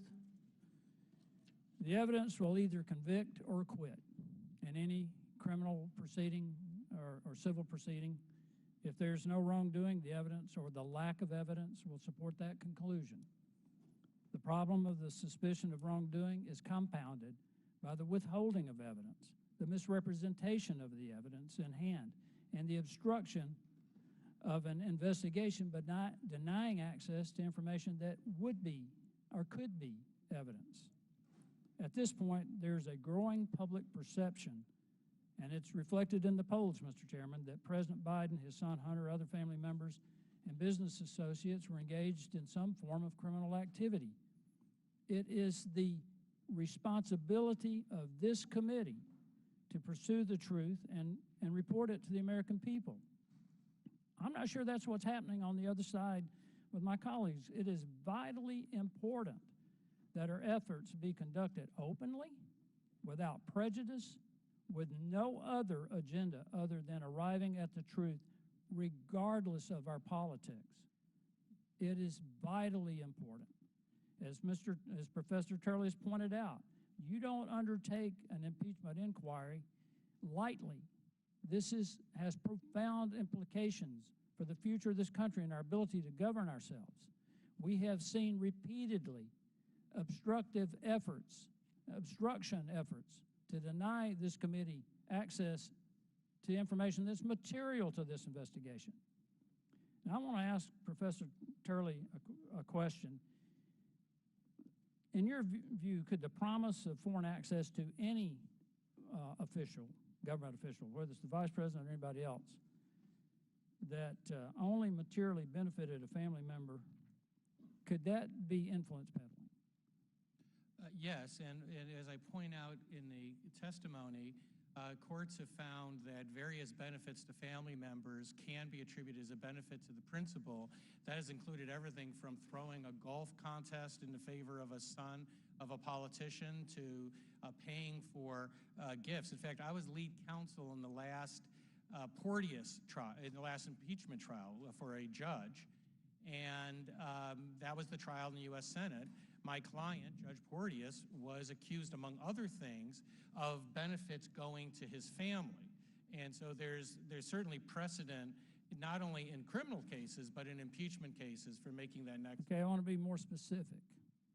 If Vice President Biden used his office to influence domestic or foreign policy for the financial benefit of his son, even though Vice President Biden may never have received a dime, but it resulted in millions of dollars going to his son or his brother or other family members or business associates, and used his office to influence either domestic or foreign policy for their benefit, could that be a violation of the public trust? Absolutely. In fact, it's perhaps the most quintessential violation of the public trust, because you're not acting in the public's interest. It's a form of public corruption that this government, this country, has declared as corrupt in other countries around the world. Sir, I don't want to jump on your time because I know you all have important things to do, but I would like to respond to the attack that you mentioned. You may do so. Thank you, sir. I'd like to explain what that attack dealt with, if nothing else, for members of the committee than for my 3 children here, who may be a little surprised by what they just heard. As they, I think, know, I've spent my life challenging what is called morals legislation. What the Democratic member attacked me for are laws that dictate to others how they should live their lives. Some of those laws have been used against gay and lesbian couples. They've been used against minorities. The individual that the member described, I condemned. I represented the sister wives in a case challenging that law on the basis of individual rights. The trial court ruled in our favor and struck down that law the first time that type of law had ever been struck down. The 10th Circuit later dismissed on technical grounds. But I just want to end with one other thing, and that is, it's not going to make a difference. You know, this has become a pattern of witnesses, whistleblowers, FBI agents, journalists being attacked in Congress. It won't make any difference. It won't change the constitutional standard. It won't negate any evidence that you have. But at some point, you've got to say enough. You know, that we have to have something, the public has to have something in Congress to look to have faith. And I have to tell you, it's not that I think that absurd attack meant any difference to my children or to the people that are watching. It makes a difference to our process. Witnesses should not have to... Mr. Chairman, I hate to interrupt Professor Turley, but could our witness get equal time then? Because we're over a minute over. Chairman, I think gentleman's time has expired. He responded to the false allegations by your members, and I apologize for how you all been treated. I apologize to the American people watching this hearing for the parliamentary stunts that the other side has pulled. I think people in America care about public corruption. The title of this hearing is an impeachment inquiry. And I think that Mr. Turley's done a good job explaining the basis for why we need to take impeachment inquiry and move forward. We have led this investigation, and now we need the impeachment inquiry status as we move forward to get the information that we have been obstructed by this administration and by this family. And that's what the purpose of this hearing is. Don't create another false narrative. With that, the chair recognizes Mr. Gomez from California.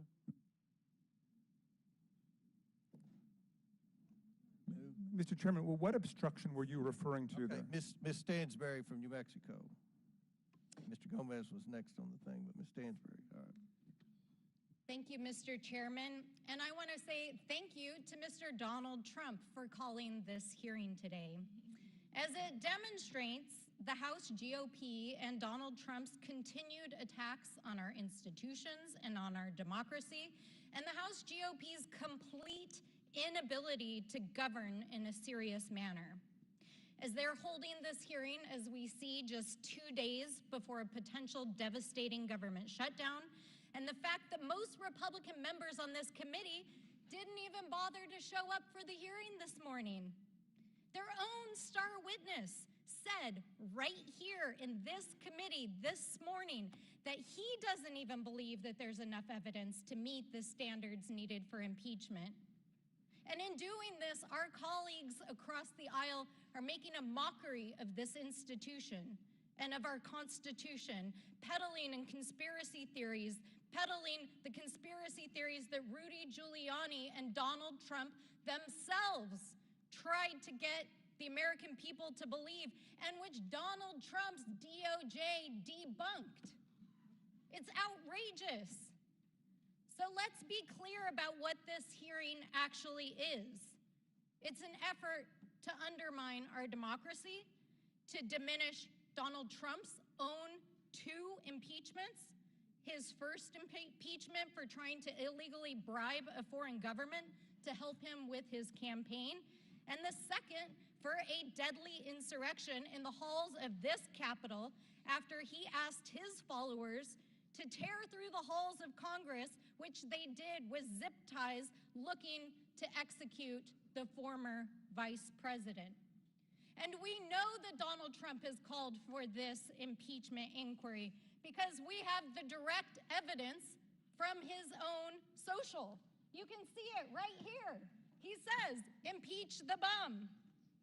And we also know that he's been directly coordinating with members of this committee, as reported by the New York Times. Right here, a member of this committee has been briefing Donald Trump on this inquiry. We also know that if Donald Trump doesn't get his way, he wants his loyalists to shut down the government. How do we know that? Because he posted it right here on his social media. And his loyalists in this committee, who are doing his bidding for him today, retweeted it.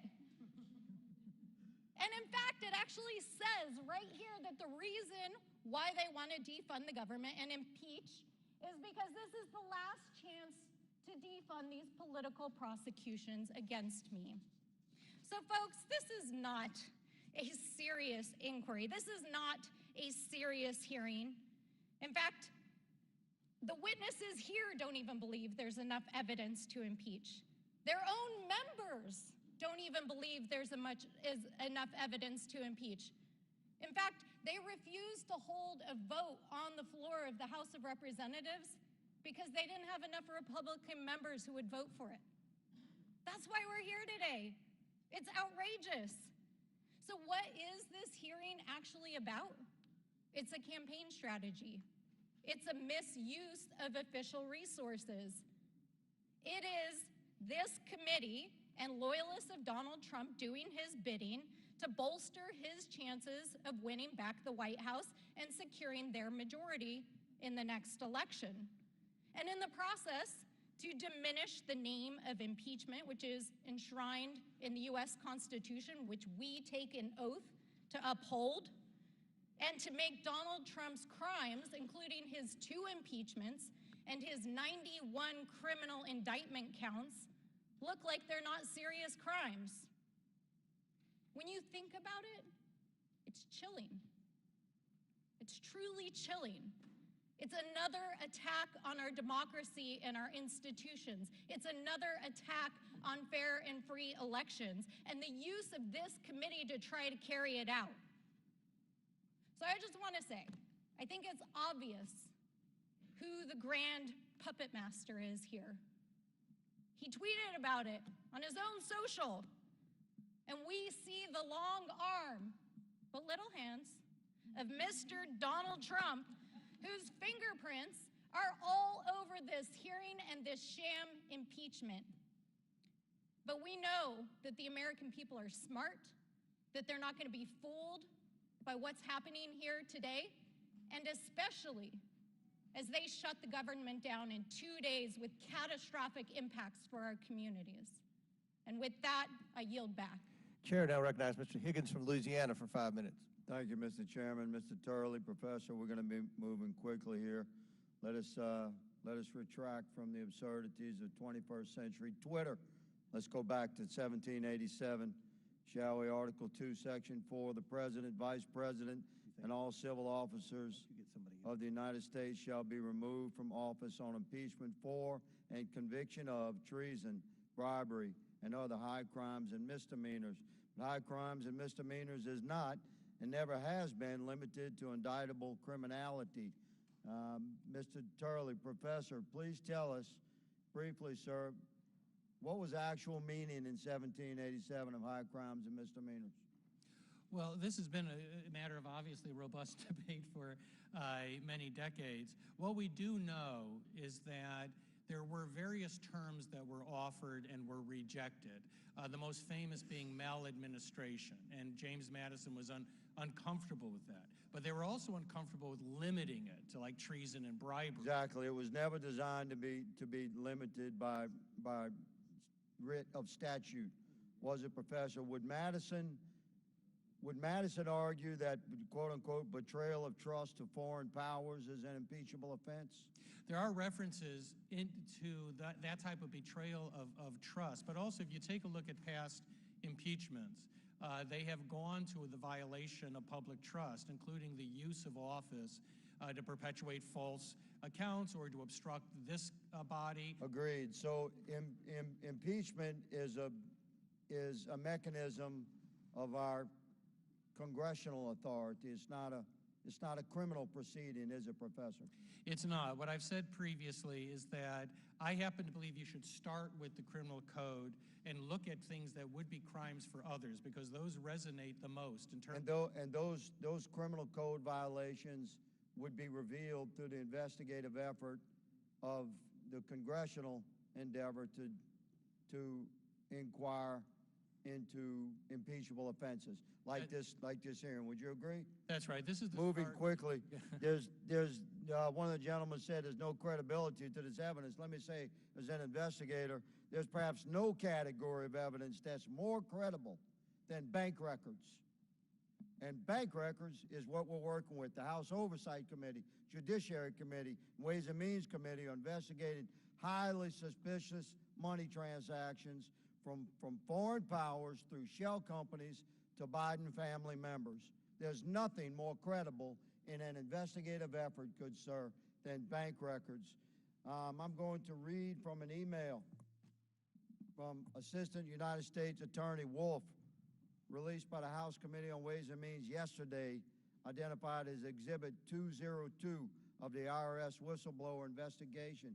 This email shows Ms. Wolf prohibiting the investigation team from looking into political figure one. Let me clarify that during that investigation, political figure one was the pseudonym agreed upon by the investigative team, the FBI, the DOJ, and IRS investigator.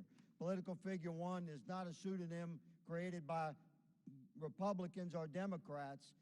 Political figure one is President Biden, is Joe Biden. Leslie Wolf, as a priority, someone needs to redraft Attachment B. There should be nothing about political figure one in here. This is a response to an email delivered by Joshua Wilson, FBI agent, that said, please see the attached draft for Blue Star search warrant. Blue Star Strategies is a longtime Democrat lobbying firm that Hunter Biden used to put pressure on U.S. government officials to end the investigation and protect Burisma. The Department of Justice was investigating Blue Star for these activities and allowed to retroactively register as a foreign agent. Today, no one has been held accountable at Blue Star. That happened during 2020, just months before your presidential election, America. You should be very concerned about this. Mr. Turley, based upon the constitutional parameters of the House of Representatives, do you agree that our Oversight Committee, Judiciary Committee, and Ways and Means Committee should be judiciously investigating reasonable suspicion of impeachable actions by President Joe Biden? I do. I think it is your duty to get answers to these questions and to see if the president was involved in what I think is a confirmed corrupt influence peddling effort. Okay. Thank you, Mr. Chairman. My time has expired. I yield. I now recognize Ms. Garcia from California for 5 minutes. Thank you, Mr. Chairman. I want to just begin by recapping for the American people what we've seen so far today. My Democratic colleagues have done a great job of showing that there's absolutely zero evidence linking President Joe Biden to any wrongdoing. Zero, none. This hearing is a complete waste of time 2 days before a MAGA government shutdown. And we also know that Hunter Biden never held any sort of public office. And there is no evidence that he ever influenced any kind of policy in the White House. There's no evidence that he and his father's finances were ever linked, and we've spoken to many witnesses to prove that. And in fact, none of the witnesses here actually have any direct evidence that there's any sort of wrongdoing, and that was repeated here by these witnesses. So instead, we're back to falling on MAGA conspiracy theories that Rudy Giuliani parroted over and over again. This farce is all about House Republicans trying to re-elect their beloved leader, Donald Trump. And what I want to know is why we're not actually investigating real family corruption. They want to attack President Biden's family, who actually never worked in the White House, which is incredibly hypocritical. Yet we have not yet talked about these guys that actually worked in the White House. And in fact, I want to talk about Jared Kushner, who's right over here. We know that Jared Kushner, who's Donald Trump's son-in-law, was given enormous power in the White House. When Jared joined the White House, he was so unfit and unqualified and with so many conflicts of interest, he couldn't even get a security clearance. His father-in-law, Donald Trump, had to intervene, overriding national security officials. We also know that just months after Jared left the White House, the Saudi royal family gave him $2 billion, with a B, into the Kushner hedge fund. And right now, Jared is pocketing an additional $25 million a year in fees. This is a man who was put at the head of Middle East policy in the White House. We know he personally intervened to give the Saudis a $110 billion arms deal that was opposed by folks all across the government. He supported the Saudis with their brutal war in Yemen, even after they murdered Jamal Khashoggi, a journalist, of course, who was an American resident. The Saudi crown prince bragged to other heads of state that Kushner, and I quote, was in his pocket. Even Trump's first Secretary of State complained that this is inappropriate. Now, Jared delivered for the Saudis over and over again, and he was rewarded. Even advisors to the crown prince advised against the $2 billion hedge fund investment, yet he went forward anyways. So we know that Jared Kushner, a senior White House aide and Donald Trump's son-in-law, was doing favors for a foreign government. Now, this is actually an enormous family scandal that this committee should be investigating.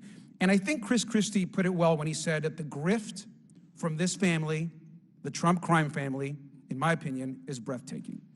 You also need to take my word for it. But this is actually what our committee chairman actually said about the Kushners. I'm just quoting our chairman. I have been vocal that I think what Kushner did crossed the line of ethics.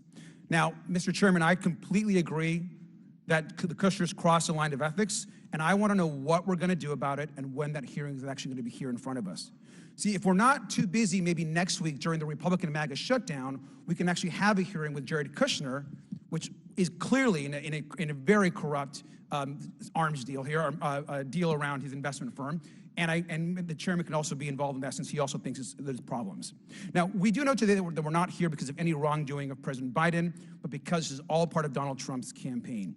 And his most extreme allies, including some members of this committee, are now retaliating. In fact, some members have been trying to impeach the president since day one. Now, this is a tweet here.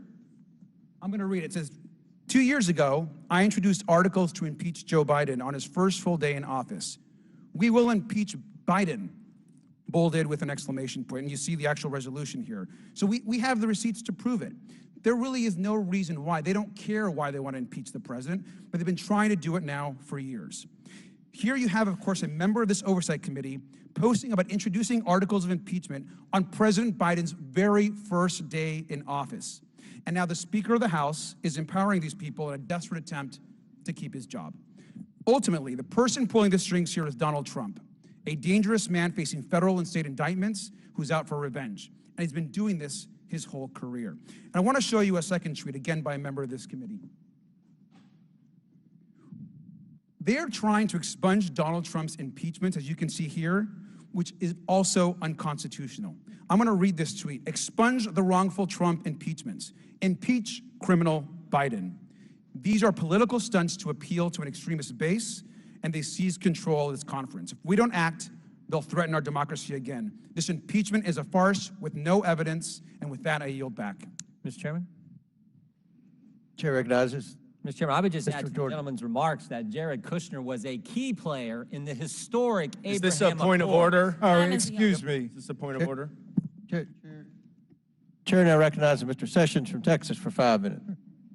Mr. Chairman, thank you very much. Mr. Gerhardt, you had been asked a question earlier that I heard a quick reply to, and the question was about the timing of a government shutdown and an impeachment. You quickly responded, never. Do you want to revise or extend that remark about the timing of a government shutdown and an impeachment occurring at about the same time? And you said never. I understand the question, and if you're talking about 2019, I am. There was not a shutdown. There was not. There's not now. I understand, but there's not now. So the people on this side are simply taking advantage of your answer. In fact, the indictment, the impeachment of Donald Trump was December 18th, 2019, and then the president signed the funding of the government December 21st, 2019, 3 days later. So the question that you were asked, perhaps you responded to correctly, never. But in fact, there is a nexus that suggests that people on this side of the dais are taking it the wrong way. Second, Mr. Chairman, I also find that some of our members are talking about baseless accusations of a government shutdown. All you have to do is go to Google, Ohio, to apply it for WIC, which was the supposition brought up, can be gathered in all 88 Ohio counties. It is run by the state of Ohio, not the federal government. I think that we need to be careful when we make accusations here. Thank you very much. Ms. O'Connor, you have a history of understanding tax implications and inside the Department of Justice. These are serious matters, and when they Would you yield to the gentleman? I will Gentlewoman not. from Ohio? I will not. Just there, okay. the implications of this endeavor that we are attempting to understand is decision-making inside the Department of Justice. And that inside the decision-making, we've already heard back a number of times how the Department of Justice did not move forward in compliance, I believe, to their job to make a determination whether the facts would or should be taken further. With President Clinton, the FBI went and actually interviewed the president and the vice president about these matters and other people in the White House, and President Clinton lost his law license over that, and it ended up that there was an impeachment from the House side.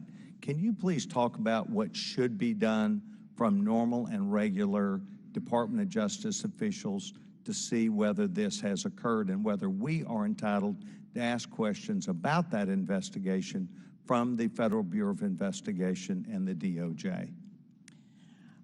Thank you, Mr. Sessions. I think you're more than entitled. I think that you're obligated to look into the allegations that the whistleblowers have brought. The whistleblowers were very detailed in the investigative steps that they took, in those that they wanted to take but were prevented from taking, but would have taken in any other investigation.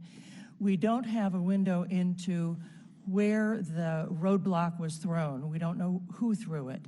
Would you think it would be proper for this committee to bring those individuals and to properly vet them about that? Or is that the duty of the Department of Justice through the Federal Bureau of Investigation to get that done? Well, I think it's your obligation.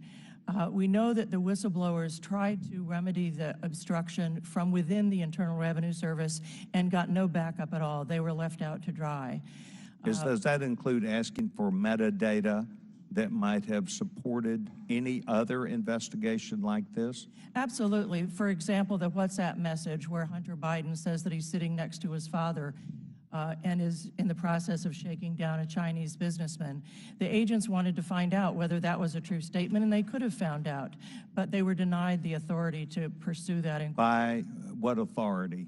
We don't know exactly. All we know from the testimony is that they would request search warrants. They would. So, Mr. Chairman, let the record reflect this as an inquiry for us to make a determination. Mr. Chairman, I'd also have unanimous without objection to order placed into the record the articles which I had previously provided to this committee in testimony. Mr. Chairman, without objection another unanimous consent motion. I'd like to offer a press release from the same Southern District of New York that you introduced for Lev Parnas that's entitled, Devin Archer sentenced to 1 year and a day in prison for the fraudulent issuance and sale of more than $60 million of bonds.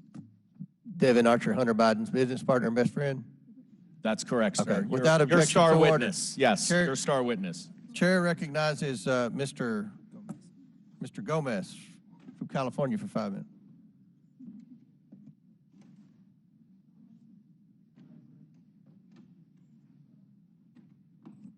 All right, thank you so much, Mr. Chairman. So one of the things I want to kind of stress is that from the very beginning of this Congress, the Republicans had one thing in mind. Let's get Joe Biden, right?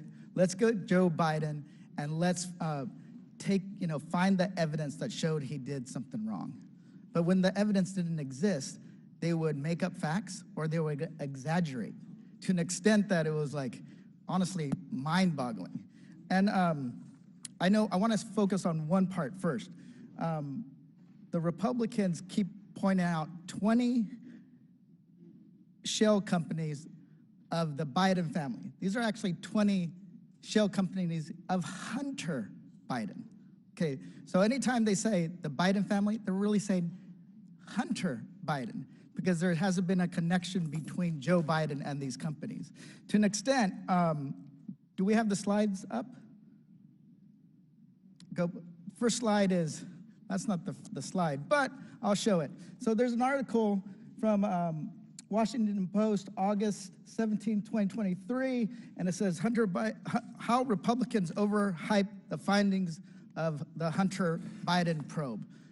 And it's specifically when it comes to these 20 shell companies, as they call them. They were actually, they were overhyped, and they gave them 3 Pinocchios. Mr. Chairman, I would like to unanimous consent to enter this into the record. Without objection, so ordered. Great.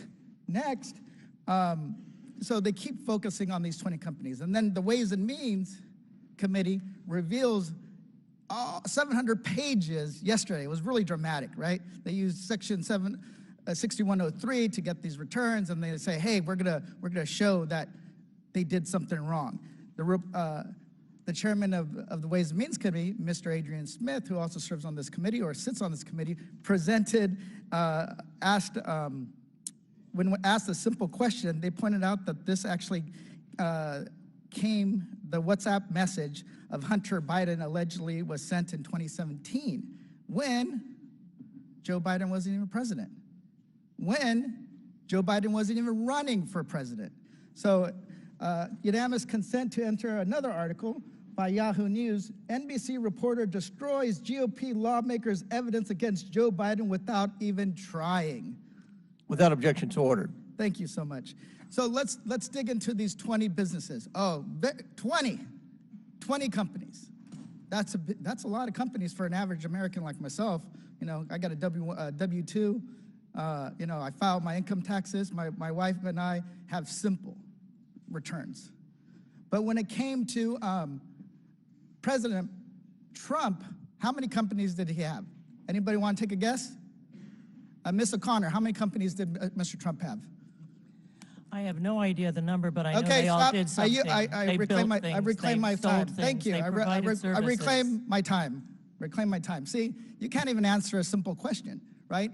He had over 500 Will the gentleman yield? No, I will not. Oh. He also had over 500 companies. Over 500 companies. I looked at the tax returns. Why? Because I was on the Ways and Means Committee, and I got to actually dig into it. Over 500 companies, actually between 517 to 543 companies. And Republicans had no concern about that.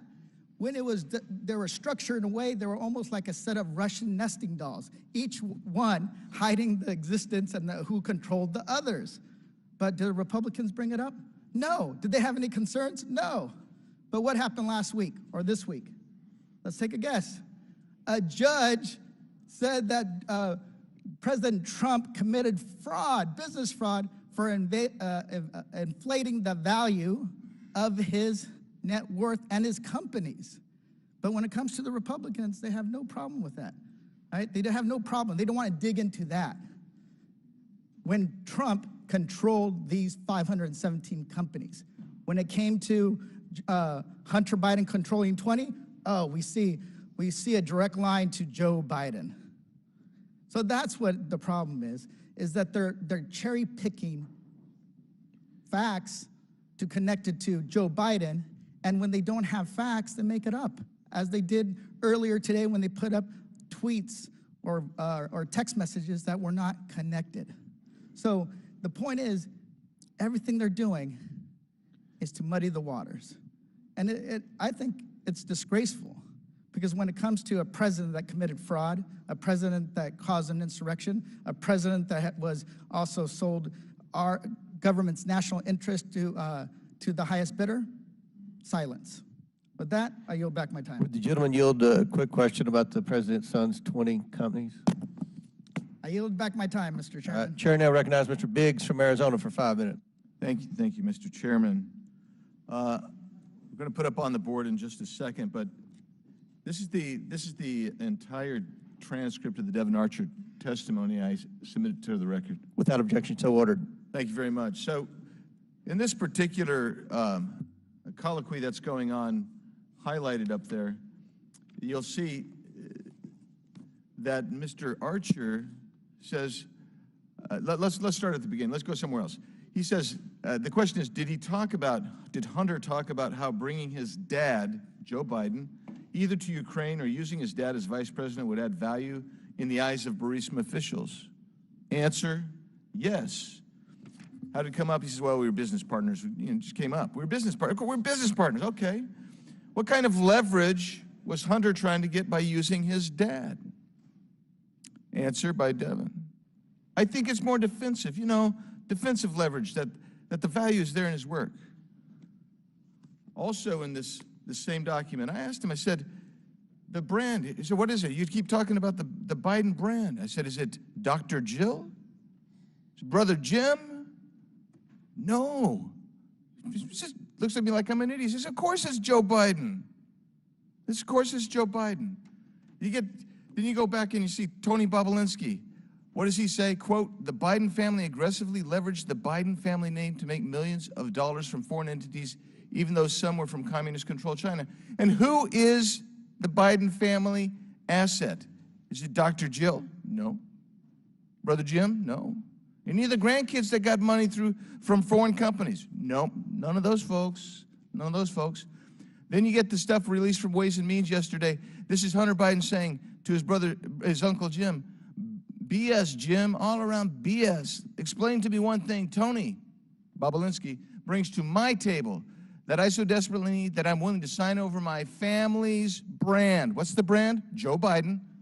And pretty much the rest of my business life. Why? Because that's the only product I got. Joe Biden, the vice president at that time. It's plain English. I'm cleaning it up a little bit. There's a lot of swear words in there. Why would I give this marginal bully the keys to my family's only asset? Oh, okay, so you know, but we're told that there's nothing linking him. So I got to ask this question. Ms. Turley, I'm going to ask you a question. If the brand and what you're selling is Joe Biden, the then vice president, and if Joe Biden or his family is receiving some kind of benefit by the sale of access or, you know, I'll leave it there, selling of access or even the illusion of access to Joe Biden, what does that lead you to conclude? Well, if you look at actual cases that I've cited in my testimony, benefits to family members can be viewed as a benefit to the principal. So there's not much debate about that. The issue of the inquiry is whether there has been let me stop say there has been progress in the last few weeks, and that many people after the Archer testimony said, yeah, I get it, it's influence peddling. Some have said it's the illusion of access, which is... That's the new defense. Yeah. But I think that calling it by its correct name is important, and it is a form of corruption. The benefits to the family members can be attributed to the principal, even under the higher standard of criminal cases. So what remains is the question is, did the president know that, direct that, participate in that? Well, we know that he made 20 calls to business associates. We know he's having dinners with those associates, which leads me to the follow-up question, which I think is critical here, because these guys are looking for the gold bars or the cash stuffed in the Menendez coat. That doesn't happen very often, in my experience, having tried a lot of cases. So my question for you is, tell us about when you have circumstantial evidence vis-a-vis direct evidence. What's its value? Can you rest a conviction on circumstantial evidence? You can. One of the things I point out, though, in my testimony is the Supreme Court has narrowed some of the elements on things like bribery, denial of honest services. Those elements are now narrower than they were. But it is notable in the Menendez indictment that they brought the conspiracy on honest services, that they still believe that these types of gifts obviously can be based on a conspiracy theory.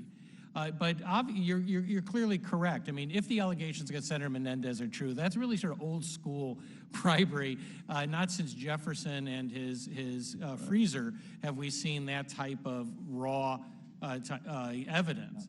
Today, it's a lot more sophisticated. I think everyone in this room has to acknowledge that influence peddling is the favorite form of corruption in Washington. I think that's unassailable, and it's much more sophisticated than handing over gold bars or whatever is alleged in the Menendez case. Mr. Chairman, I have a document I'd like to get in. I appreciate that my colleague trusts the American people, and the CNN poll that says the majority of Americans believe Joe Biden as vice president was involved with his son's business dealings. Submit that for the record. Without objection, so Mr. ordered. Chairman, I have another unanimous consent motion. I'd move with unanimous consent to introduce an order from the Supreme Court of the State of New York from Tuesday where the Trump Organization was found liable for fraud, and is specifically on page 28 where there's a paragraph entitled, quote, "The Trump brand premium that was increased the value of Trump assets by 15 or 30% according to the Trump Organization." Without objection to order, Chair now recognizes Mr. Frost from Florida for 5 minutes.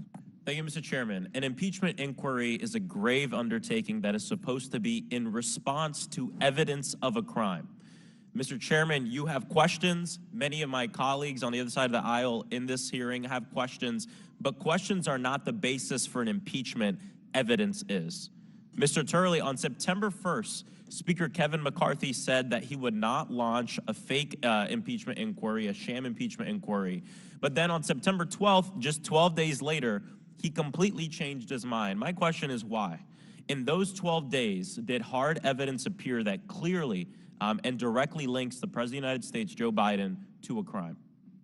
I can't answer as to what was it that pushed the Speaker to make the decision. The courts have said you don't have to have that vote on the floor. I think it is a best practice. But I'm very interested in those 12 days. And we know you're not a fact witness and you're talking about things that are already public. But is there anything that came up in those 12 days that linked the President of the United States to a crime? Yes or no? I don't have any recollection of those 12 days. Yeah, nothing. I can tell you it's nothing. And we've heard even from you that this is why we have this impeachment inquiry. But let's be clear, this inquiry has been going on since the day we got here. Since the day I was sworn in at 2 a.m. on a Saturday night, this impeachment inquiry started. Let's pull back the curtain on what's really going on. There's no evidence of crime, only desperation and political pressure. This is what's going on. The far right called for the sham impeachment hearing with no evidence at the beginning of this year when we first got started. This impeachment inquiry has been going on. This is not the first hearing we've had in relation to this. On September 1st, the Speaker of the House, Kevin McCarthy, says, no, we're not going to do that. We don't have the evidence. We don't have the votes for it to pass on the House floor. We're not going to do it. A good decision, in my opinion. But then just 12 days later, 12 precious days later, something happens. I'm not sure what, but something happens because then the Speaker of the House, Kevin McCarthy, comes out and says, yes, we will do an impeachment inquiry. So what happened between these 12 days? It's very simple. 3 threats from members of his own caucus at the direction of former President Donald Trump changed his mind. Number one, the threat to force a vote on impeachment, which would lose on the House floor and be another embarrassment in the long list of embarrassments this Congress for the Speaker of the House. Number two, they would threat to shut down the government, something that will happen in just 2 days. And number three, and this is the one that really got to him, they said, you about to lose your job. And they said, we will remove you as Speaker from the House. And that scared him so much that Kevin McCarthy, the Speaker of the House of the United States of Representatives, third in line of the presidency, completely caved due to the threats of people within his own caucus. This fake impeachment is based on desperate political calculation, not any evidence. And Mr. Chairman, you say this hearing is to establish the basis for this fake sham impeachment hearing, but these witnesses are not giving us any basis or giving us any evidence or giving us any solutions. They are giving us several times. I reclaim my time. I have to stop because that's not a true statement. I reclaim my time. These witnesses are not giving any answers. They're just asking more questions. We have one witness who has a lot of questions, Ms. O'Connor. Dubinsky, one witness who knows something about accounting but has no real involvement in what's going on. And Mr. Turley stopping here on his way to his next Fox News hit. This is not a serious inquiry. And impeachment is something that's very serious. And we have to ensure that we focus on the wants and needs of the American people. This is all for nothing. Half the crowd is left. There's no line outside. The goal here to distract from the government shutdown is not going to work. And to the Speaker, I have to say, you're being played by these extremists and Donald Trump. It's costing us our economy. And this entire fake impeachment inquiry isn't about the United States. It's about Hunter Biden. And the only thing the president can be guilty of here is being a father. I yield back to the ranking member. Chair now recognizes Mr. Turner. Sorry, I yield to the vice ranking member. No, the And from Florida yielded back. Chair. He said he yielded back to the vice ranking member. I yielded to the vice ranking member. Thank you, and I'll claim some of that extra time back as well. You know, much of the Republican case and evidence has relied on words from Hunter Biden. Hunter Biden said this, Hunter Biden said that, therefore, case closed, there's something here. Professor Gerhardt, we know, I believe it's wide knowledge with the public that Hunter Biden sadly was dealing with substance misuse disorder, correct? Correct. He's been under indictment, correct? Correct. Is this a reliable witness that you would deem? Probably not. In your assessment? Gentle's ladies, time's Thank you very much. Chair now recognizes Chairman, Mr. Armstrong. You I have seek 3 recognition. unanimous consent motions. Yes. One is a hearing notice from June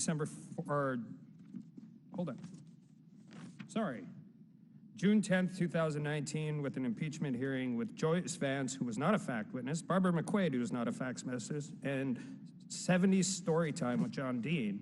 Secondly, there's another unanimous consent motion for a hearing notice in judiciary with 2 witnesses here just a week before we voted on impeachment in 2019 with Michael Gerhardt and Jonathan Turley. Appreciate you both being here very much, but you were not fact witnesses at that point in time. And the Webster's definition of hypocrisy. Without objection, so ordered. Chair now recognizes. Mr. Chairman, I request unanimous. Chair recognizes Ms. Mace. Mr. Chairman, I request unanimous consent to enter an article into the record dated January 6, 2019. A member of this own committee, the day after she was sworn in, came into Congress, and this article says, Dem split in response to her words, impeach the mother effer, the day after she was sworn in. Some might even say these kinds of comments, not only are they hypocritical by the left in their arguments today, but that this is an embarrassment to the time and people of this country. Thank you, Mr. Chairman. Without objection, so ordered. Mr. Chairman, I'm afraid my friend, the gentlelady from South Carolina, just engaged in personalities against a fellow member of the committee. Well, what she entered in the record was, I believe it was Ms. Tlaib's. Well, it was the commentary that accompanied it that I'm referring to. It was an article from January 6, what she 2018. Dem split in response to impeach the mother effer comment by a member of this committee. Right, it was the commentary, and in any event, it doesn't make any difference. No, she said it. She actually said it. No, but Rule 17 She said impeach the mother effer. The commentary of what she is presenting. The article title is the gentlelady's commentary. All right, let's get on with it. I mean, you know, the government's about to shut down, okay? Chair, order. Chair now recognizes Mr. LaTurner from Kansas for 5 minutes. Thank you, Mr. Chairman. The mischaracterization of what this hearing is about by my colleagues on the other side is astounding. Throughout the presidency of Joe Biden, the White House has attempted to claim that the president did not talk to Hunter about his business dealings. Joe Biden even said during the 2020 presidential debate that no members of his family received money from China. He said, and I quote, "My son has not made money in terms of this thing about China. Nobody else has made money from China," end quote. The White House strategy has been deny, deny, deny, lie, and then counterattack, but the evidence and the facts have forced the White House to change its story time and time again. The White House handlers continue to shift the goalposts, and President Biden continues to lie. How can President Biden continue to maintain that Hunter's private business was simply that, private, when it's clear from bank records, emails, and testimony that Joe Biden was intimately involved in Hunter's pay-to-play schemes and crooked foreign business dealings? This image shows an email between Hunter Biden and his business associates stating the setup of equity in a Chinese-owned energy venture. This particular business deal was with CEFC, a Chinese-owned energy conglomerate. This email lays out the payment structure for equity in the company, which was known to be tied to the Chinese Communist Party through its owner, Chairman Yi Jinping. The committee's investigation into the Biden family, including evidence turned over through various document productions, has shown that these men were all in business with Hunter Biden at one time or another. James Gillier, Tony Bobulinski, and Rob Walker on separate occasions, along with other Hunter business partners, have confirmed what this email said, that they were all getting a cut. Who else was getting a cut? What is the date of that email, sir? This is my time. I'm just asking the date. This since is you're my, entering something this is into my the time. record. Mr. Chairman, I ask that my time be restored. Please restore Mr. Letourneur's time. Thank you. Who else was getting a cut? According to this email, 10% was going to the big guy. What I'm sure my colleagues on the other side are asking themselves is, who's the big guy? Well, let me tell you. We learned in the FBI's FD 1023 that Zlochevsky called Joe Biden the big guy. Tony Bobolinsky also has corroborated that Joe Biden is the big guy. Rob Walker, an IRS whistleblower, say that Joe Biden is the big guy. And finally, the Justice Department obstructed investigators in Delaware who wanted to look into, you guessed it, the big guy. Listen, folks, it is obvious. Joe Biden is the big guy. And so what do we have here? We have the president saying that he had nothing to do with it, that Hunter Biden and no one in the family profited from China. And we have evidence here that the big guy was getting 10%. Let me read you a definition of a trendy word here lately. Gaslighting. It's a form of psychological manipulation in which an abuser attempts to gain power and control over the other person by distorting reality and forcing them to question their own judgment and intuition.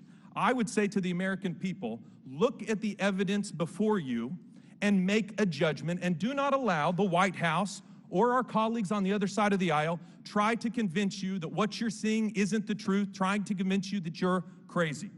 Mr. Dubinsky, you have extensive experience as an expert witness and consultant in the areas of white-collar crime, financial fraud, and corruption. Is it characteristic of these types of crimes that actors hide behind nicknames or other pseudonyms to mask their identity? It's very common. What about this first email image is characteristic of financial crimes that you have investigated or provided expert testimony on in the past?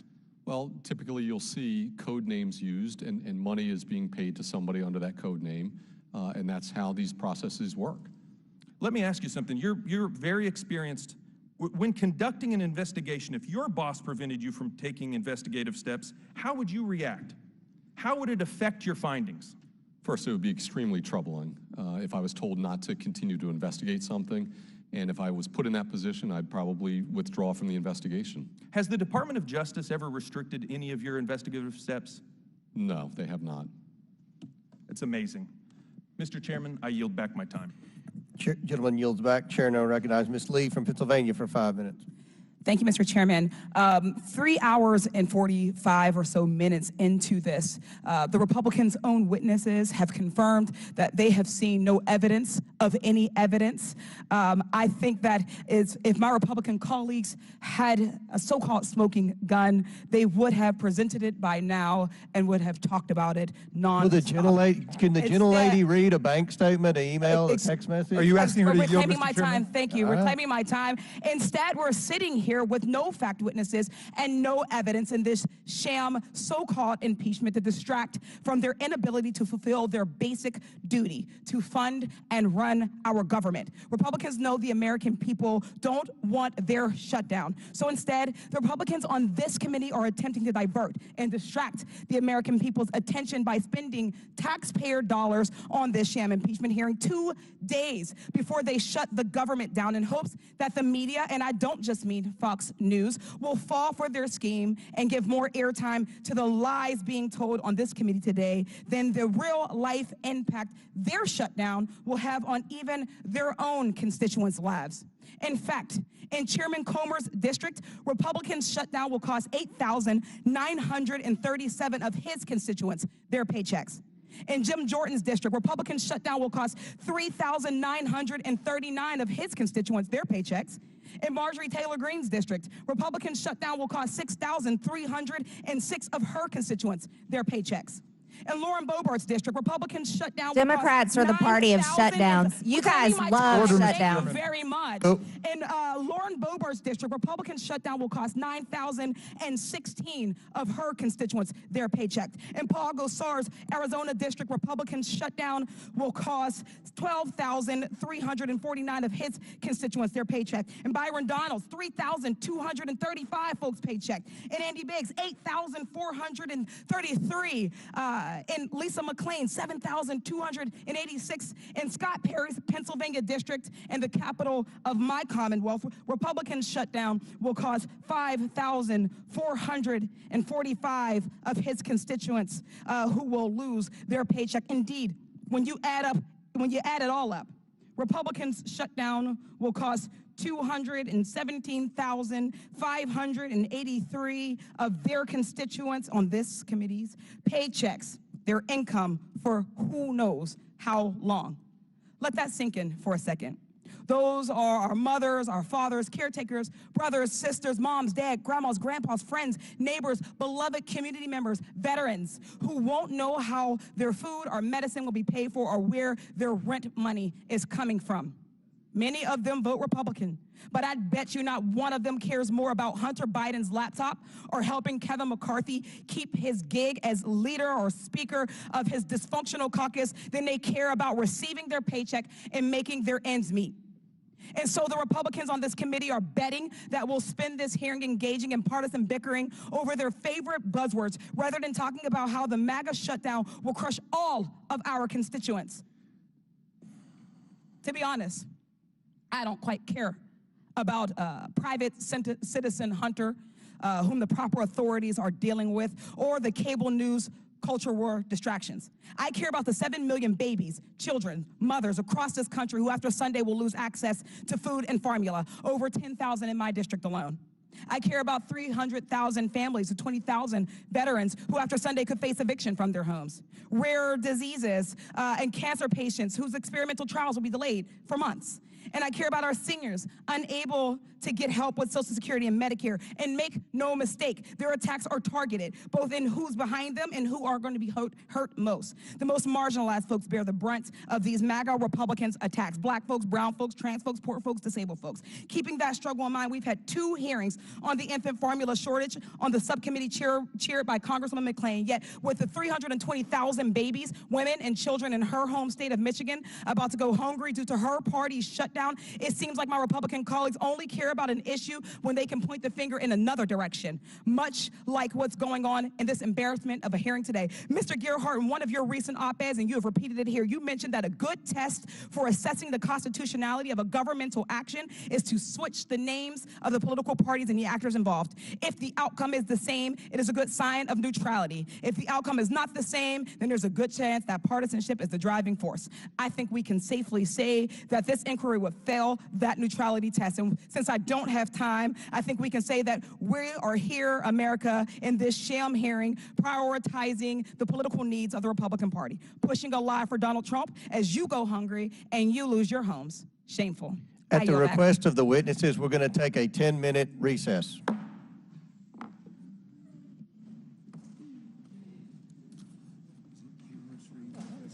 Sorry? I know. Cameras for you to be cross-examined by the children's table over there.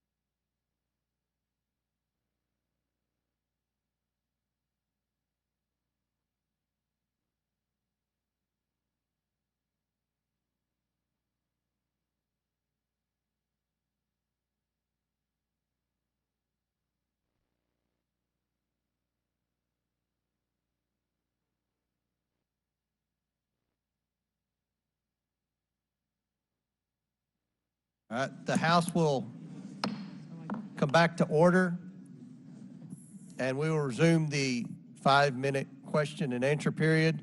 The chair now Mr. recognizes. Chairman, I'd like to ask unanimous consent to enter into the record a statement from Secretary Vilsack from September 25th stating that the WIC program, which is a federally funded program administered by the states, will expire for 7 million moms and children if the government shuts down. Without objection, so ordered. The chair now recognizes Mr. Fallon from Texas for 5 minutes. Thank you, Mr. Chairman. Words mean things, or at least they should. Here's Joe Biden's words from August 28, 2019.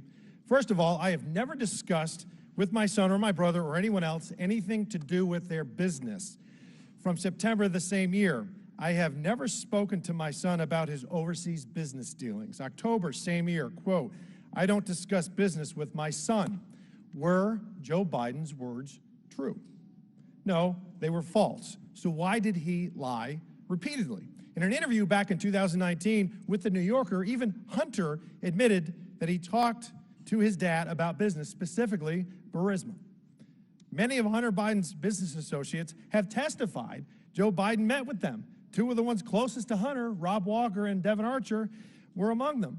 So they not only spoke to him, they took, a lot of the business associates took photos with him. They played golf with him.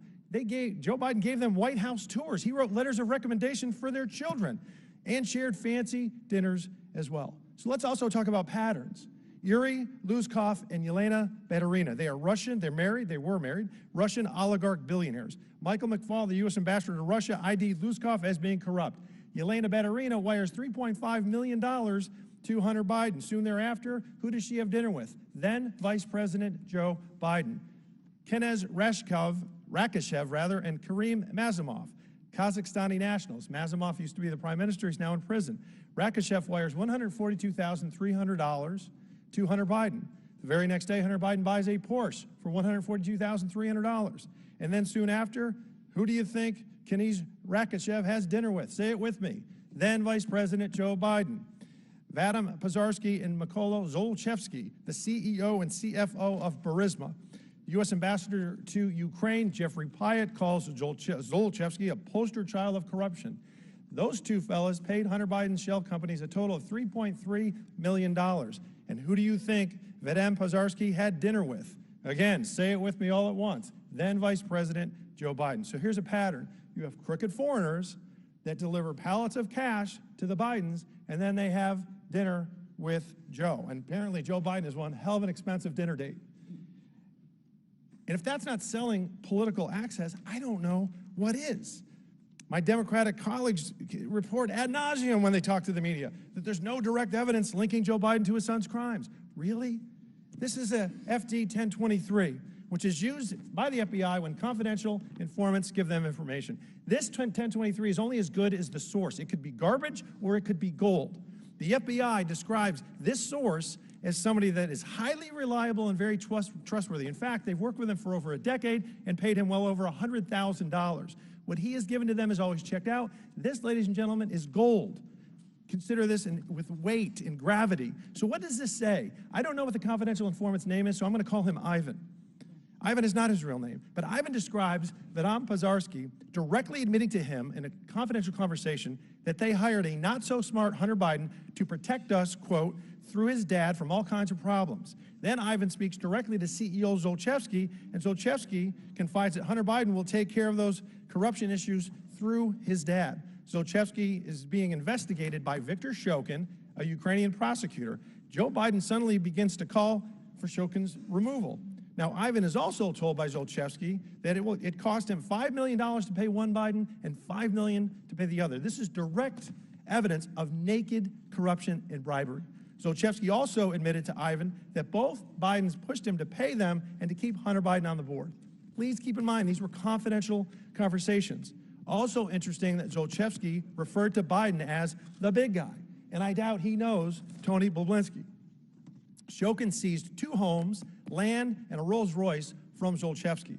When he was fired, the Ukrainian president admitted in a phone call to none other than Joe Biden that Shokin didn't do anything wrong, but at your behest, we fired him. And then $1 billion of aid that was being withheld, was given to Ukraine. And lastly, after Shokin was fired, Hunter Biden and the other members of the Burisma board wrote a letter to the new prosecutor demanding that Zlochevsky, the investigation into Zlochevsky ended. And you know what? Shockingly, it did. The message was sent and the Bidens delivered. Mr. Dubinsky, in your experience in financial investigations, you follow, quote unquote, you follow the money. If you were investigating this and looking at $5 million payment from Burisma to Joe Biden, what kinds of information or patterns would you be looking for? Well, I'd want to know who, what, when, where, and why. What's going on? Why is the money moving? What's it for? What's the substance behind it? And talk to people. Look at documents and talk to people. That's what we do in investigations. I would venture to say everybody in this chamber, if they were the CEO of a company and they saw money moving like that within their own company, they'd want to get to the truth. They'd want to find out, why is that money moving? Why is somebody paying that money out? Those are the questions that need to be asked and get to the bottom of. Mr. Chairman, Mr. Chairman, I have another unanimous consent request. I'd like to enter into the record a July 9th, 2016 letter from 3 Burisma board members, including Hunter Biden, to Yuri Lutsenko, who replaced Shokin as the prosecutor general, expressing concern that Mr. Lutsenko had initiated an investigation into Burisma. Without objection, so ordered. Chair recognizes Mr. Kassar from Texas. Mr. Chairman, I'd like to begin with a quote. The people of America elected all 435 of us to do the things they expect Congress to do. Real business, not theater. Try to have some type of prescription drug reform legislation this year. But instead, the majority party is conducting baseless impeachment hearings. Who do we think said this quote? Was it Nancy Pelosi?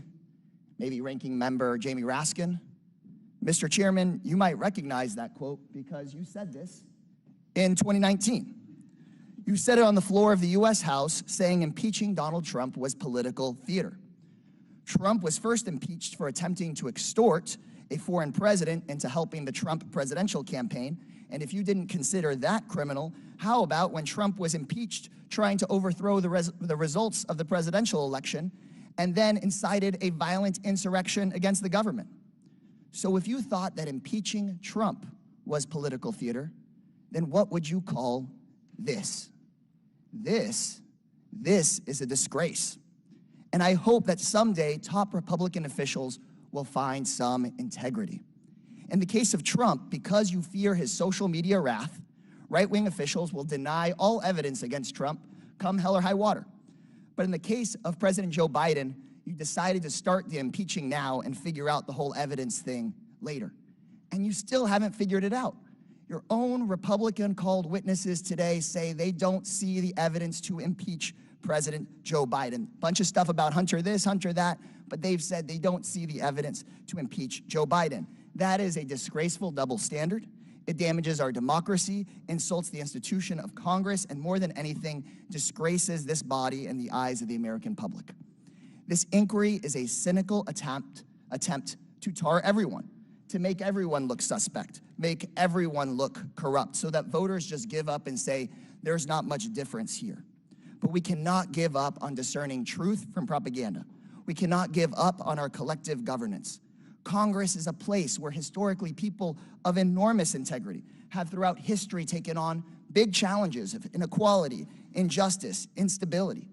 We can and must impartially look at the evidence before us and have equal justice under the law. And the evidence before us shows no wrongdoing by President Biden. We haven't seen that evidence throughout the testimony today. Your own Republican-called witnesses have said they haven't seen that kind of evidence. There is separate evidence that supports indictments, unrelated indictments against his son, Hunter, and multiple indictments spanning 91 criminal charges against former President Trump. I, for one, am grateful we have an independent judicial system where a president's son or a former president like Trump can be investigated and prosecuted if they violate the law. It is my firm belief that Hunter and Trump should both face trial and, if guilty, be held accountable for the crimes they've been accused of. Can everyone on the Oversight Committee say the same thing? Will members of the Oversight Committee please raise your hand if you believe both Hunter and Trump should be held accountable for any of the indictments against them, if convicted by a jury of their peers. We can take a minute. No, it's serious. This is a serious matter. If y'all need to think about it, we can take a moment and think about it. It is serious. This is very serious. Think about it. Should both Hunter and Trump be held accountable? I want to see whether you'd raise your hands. Should Hunter and Trump both be held accountable if they're found guilty on any of their indictments? Raise your hand if you think that equal justice under the law applies and Trump should be held accountable. I think it is worse than embarrassing that Republicans won't raise their hands. They refuse to say that equal justice under the law should apply to everyone. And when you step back and think about it, then what about the it's kind January of scary. 6th defendants? It's kind of scary. This double standard insults the institutions of Congress that people fought and died to build. This impeachment hearing clearly is not about justice.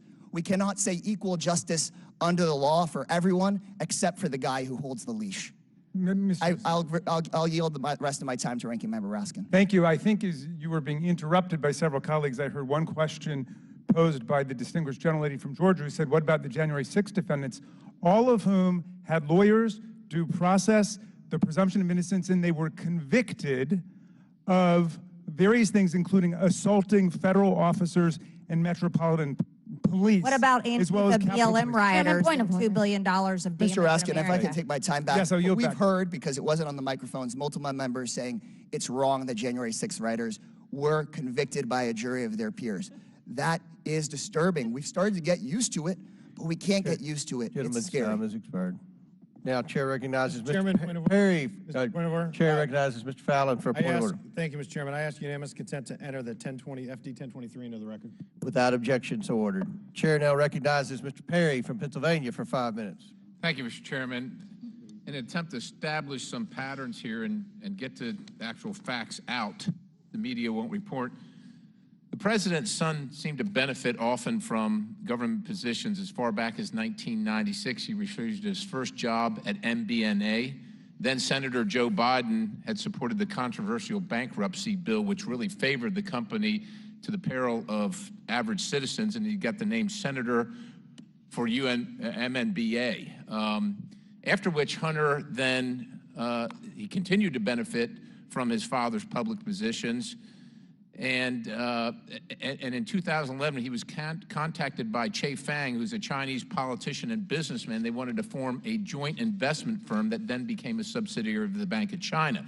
Now, it seems like the president's the president's son's only skill is leveraging his family name.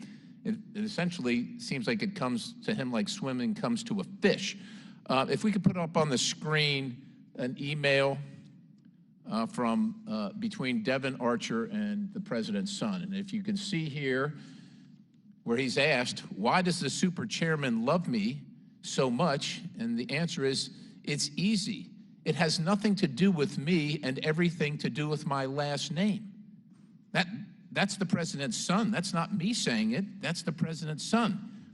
He openly acknowledged it doesn't come from education or business acumen. It comes from his name. And let's face it, it is his name, but it's not his name that was garnering all the attention.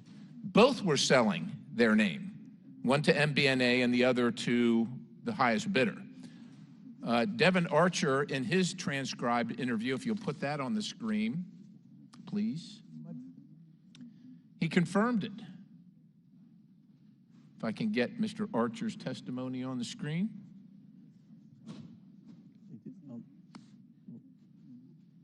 Well, while it's getting up there, because the clock's going to... It's not up there. Biden family, he confirmed it and said the Biden family was the product or the brand. And it's fair to say, in quotes, that Joe Biden was the brand and obviously brought most value to the brand. I make that case because the president's son was addicted to drugs and he was frequenting prostitutes, so I suspect his value of a brand was pretty low compared to his father, who is the vice president of the United States. I mean, companies brand their products, whether it's a food company or a car company or shoe company, they brand it because it provides trust by their buyers. or from their buyers. Now, this committee first released a bank memo on March 16, 2023, that showed that less than 2 months after the vice president left office, State Energy HK Limited sent Robinson Walker, again, a very close friend and business associate of the Biden family, $3 million.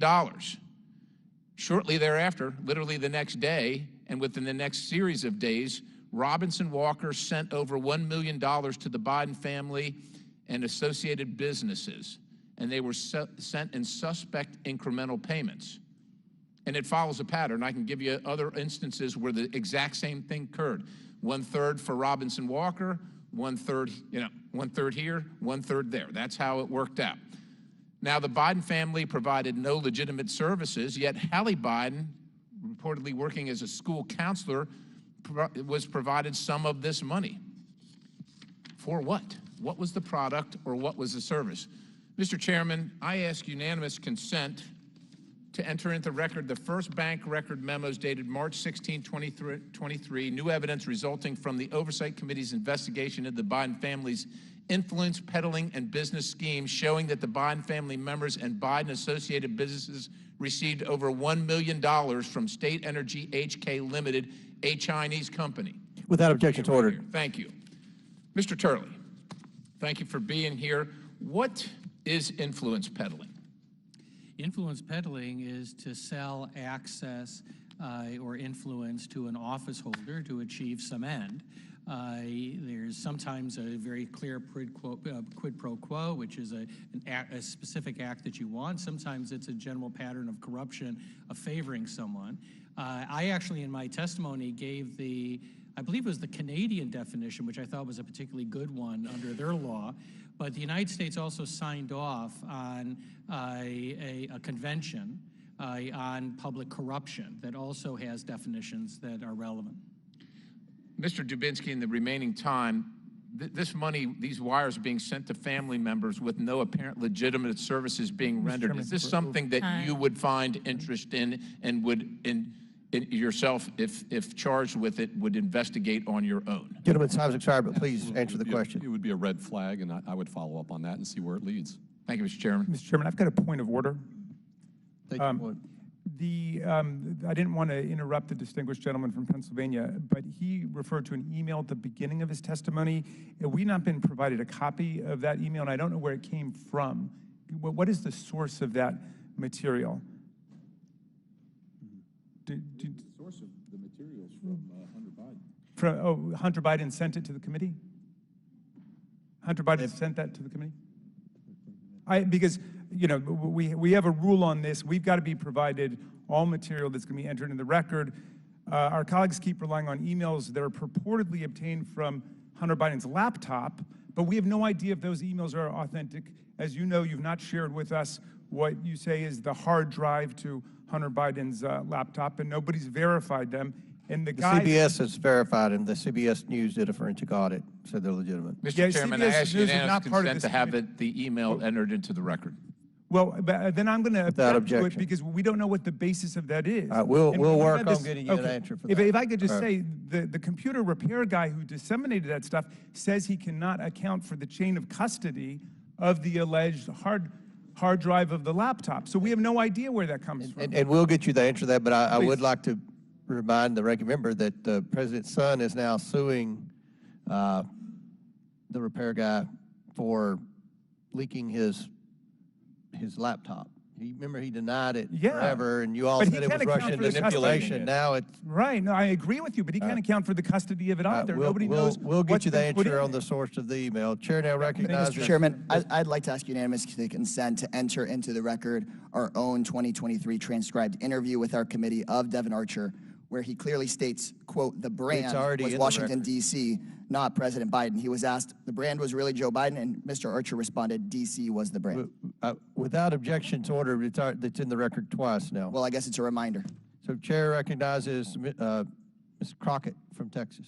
Yes, thank you so much, Mr. Chair. Before I begin my questioning, I want to remind everyone that the information recorded in the FBI Form 1023 that my Republican colleagues keep citing is not evidence of anything. This form reflects years-old, secondhand, unverified information from a Ukrainian oligarch as relayed to the FBI by a confidential human source.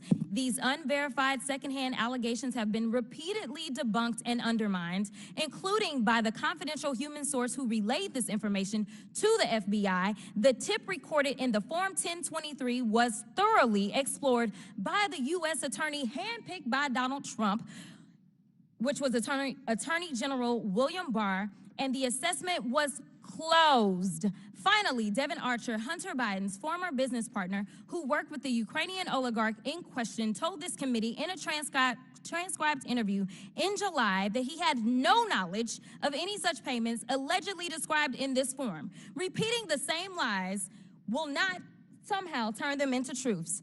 Kind of like the election that Trump lost. Say it with me, he lost it. Repeating the same lie that he won wasn't going to turn the election around. The lost in this chamber keep pushing lies and lunacy on behalf of a multi-time loser. So if we're gonna talk about China, let's go ahead and talk about China. And let's talk about the dealings. And let me point out the fact that right now, each of you has admitted that none of you are fact witnesses. We walked in without facts, and unfortunately, because what we say isn't necessarily evidence, we have wasted the American people's time, and we are gonna walk out of this chamber, and we still have no facts that are leading to anything. But let me give y'all a little bit of tea while we're here.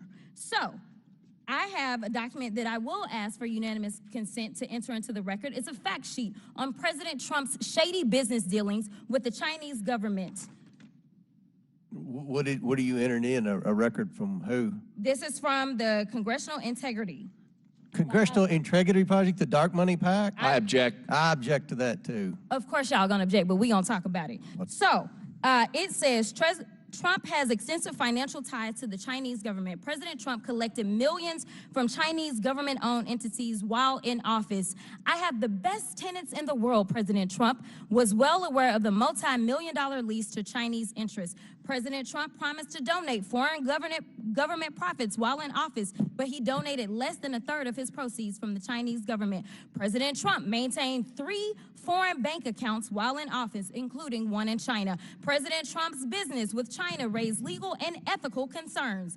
President Xi loves the people of China. He loves his country, and he's doing a very good job. Let me tell you something. I don't want to talk about what y'all want to act like is some big mystery, because we keep sitting here, and Professor Gerhardt, just to be clear, as my colleagues have even tried to provide evidence, which they're not the ones to provide evidence, have you ever heard them say "if" since we've been sitting here for I don't know how long? Yes, I've been taking a tally. Oh, okay. Can you show us? Can you tell us what the tally is? More than 35 times, the Republican witnesses and Republican members of the committee have used the word "if." Thank you so much for that. Because honestly, if they would continue to say "if" or "Hunter" and we were playing a drinking game, I would be drunk by now. Because I promise you, they have not talked about the subject of this, which would be the president. But let me tell you something that was so disturbing as I walked in to this chamber today. As I prepared, I said, what is the crime? Because when you're talking about impeachment, you're talking about high crimes or misdemeanors. And I can't seem to find the crime. And honestly, no one has testified of what crime they believe the president of the United States has committed. But when we start talking about things that look like evidence, they want to act like they blind. They don't know what this is. These are our national secrets. Looks like in the shitter to me. This looks like more evidence of our national secrets, say on a stage at Mar-a-Lago. When we're talking about somebody that's committed high crimes, it's at least indictments. Let's say 32 counts related to unauthorized retention of national security secrets, 7 counts related to obstructing the investigation, 3 false statements, 1 count of conspiracy to defraud the United States, falsifying business records, conspiracy to defraud the United States, 2 counts related to efforts to obstruct the vote certification proceedings, 1 count of conspiracy to violate civil rights, 23 counts related to forgery or false document statements, 8 counts related to soliciting, and I could go on because he's got 91 counts pending right now. but I will tell you what the president has been guilty of. He has unfortunately been guilty of loving his child unconditionally, and that is the only evidence that they have brought forward. And honestly, I hope and pray that my parents love me half as much as he loves his child. Until they find some evidence, we need to get back to the people's work, which means keeping this government open so that people don't go hungry in the streets of the United States, and I will yield. Chair recognizes Mr. Timmons from South Carolina. Thank you, Mr. Chairman. I'm going to try to simplify this for the American people. My colleagues across the aisle allege that this inquiry is improper and that this hearing is improper, but that could not be further from the truth. We now have enormous amounts of evidence indicate that Hunter Biden was engaged in nefarious and illegal activities with foreign nationals from China, Romania, Ukraine, Kazakhstan, and Russia, all while making millions of dollars doing so. We don't even know the full extent of it yet. To date, we've discovered up to $25 million in payments, and that's without even having Hunter Biden's personal bank records. The question is this, though. This is the question. This is why we're here. What did Joe Biden know and when? Due to the evidence that we've found to date, Speaker McCarthy appropriately initiated an impeachment inquiry to give us additional tools to get the answer to that question. Based on the circumstantial evidence we have, the laptop, the whistleblower, shell companies' bank records, and testimony from Devin Archer, this Congress has a duty to further investigate whether Vice President Joe Biden was an affable, loving father, simply taken advantage of by his delinquent son, or a knowing participant who was complicit in the scheme and financially compensated for his role. That is why we are here today, to answer that simple question, to determine if our current president is compromised. Look, this scheme is complicated, all these countries and all these different roles different people played, but the plan is simple and repeated often. A foreign client has a problem. The foreign client pays a Biden. The vice president leverages influence to force favorable outcomes for the client. The Biden family earns their fee. That's the scheme. We've seen it played over and over. As we continue to investigate all of this wrongdoing, I've put a lot of time trying to figure out how all this got started. In 2014, it seems that Vice President Biden, after 4 decades of public service and thinking he would never hold public office again, started down a slippery slope. Perhaps he just wanted to help his struggling son. Maybe he never intended to sell policy decisions and for the Biden family to get millions of dollars. But there's mounting evidence that suggests that that may very be what has happened. It all began in the spring of 2014, though. Hunter Biden gets his father to have dinner with foreign nationals and his business partner, Devin Archer, in Georgetown. The foreign nationals attending this dinner were Karim Masimov, the Prime Minister of Kazakhstan, Kenes Rakishev, a Kazakhstani oligarch, Yelena Baturina, a Russian oligarch who also happened to be the wife of the mayor of Moscow. We know that beginning in early 2014, Baturina sent a $3.5 million wire to one of Hunter Biden's shell companies, and Rakishev wired $142,300 to yet another shell company for Hunter Biden to buy a Porsche. We have the bank records to prove this. Here's what was this money for? What were the goals of those payments?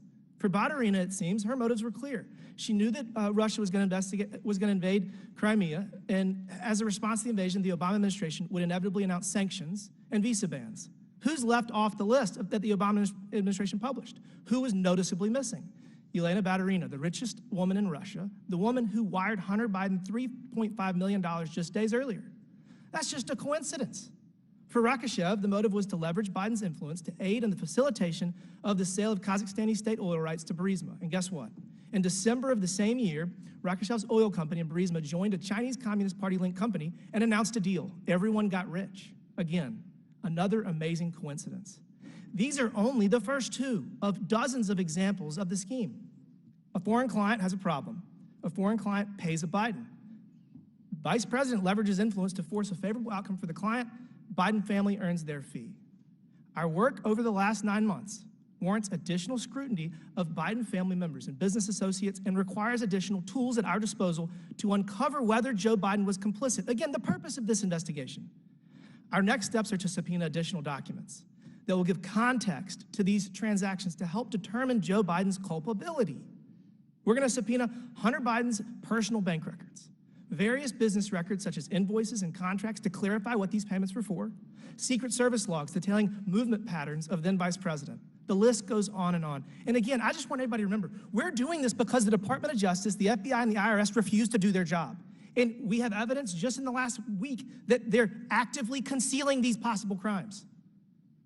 If we discover that Joe Biden was taking half of Hunter Biden's income, like Hunter told his daughter in a text message, I hope that my Democrat colleagues will put politics aside, do the right thing, and join us in impeaching a corrupt president who sold out the American people. And with that, Mr. Chairman, I yield back. Yields back. Chair now recognizes Mr. Goldman from New York. Thank you, Mr. Chairman. This hearing is entitled "The Basis for an Impeachment Inquiry." You would think that after 8 months of an investigation, we would not need to have a hearing with no witness who has any direct knowledge of the evidence to determine that there is a basis for this impeachment inquiry. And this is an impeachment inquiry. Mr. Turley and Mr. Gerhardt testified in 2019 in the official impeachment process in the Judiciary Committee. The inquiry was in the Intelligence Committee. And in the Intelligence Committee, there were 17 firsthand witnesses with direct knowledge of the allegations. And the public hearings had 12 witnesses, all with firsthand. Here we are in our first hearing. No one has any actual knowledge or evidence. There's nothing new here. So why don't we have some of the fact witnesses here? You've brought them in. They've come in already. What about Devin Archer? Now, Mr. Donalds and the chairman now want to disavow Mr. Archer's testimony that Mr. Biggs entirely relies upon, but they don't want him to come sit here. Why? Well, maybe because he testified that Joe Biden never discussed business with Hunter or other business associates, he got nothing from their businesses, and he never took any official acts related to the businesses. Or maybe the American people might hear that this $3.5 million from Batterina actually had nothing to do with Hunter Biden, which is what Devin Archer testified. Or what about Eric Schwerin, Hunter Biden's partner and accountant? He also performed a number of administrative and bookkeeping tasks for then Vice President Biden and Hunter Biden. He saw President Biden's bank accounts, and he told the committee that he was not aware of any involvement by President Biden in the financial conduct of his relatives' businesses, much less any transactions into or out of then Vice President's bank account related to business conducted by any family member. And the list goes on. We've already talked about Lev Parnas and Rudy Giuliani. The reason is you bring in the fact witnesses and your case goes down the drain. So let's talk about what your allegations are. $15 million to 9 Biden family members from 2014 to 2019.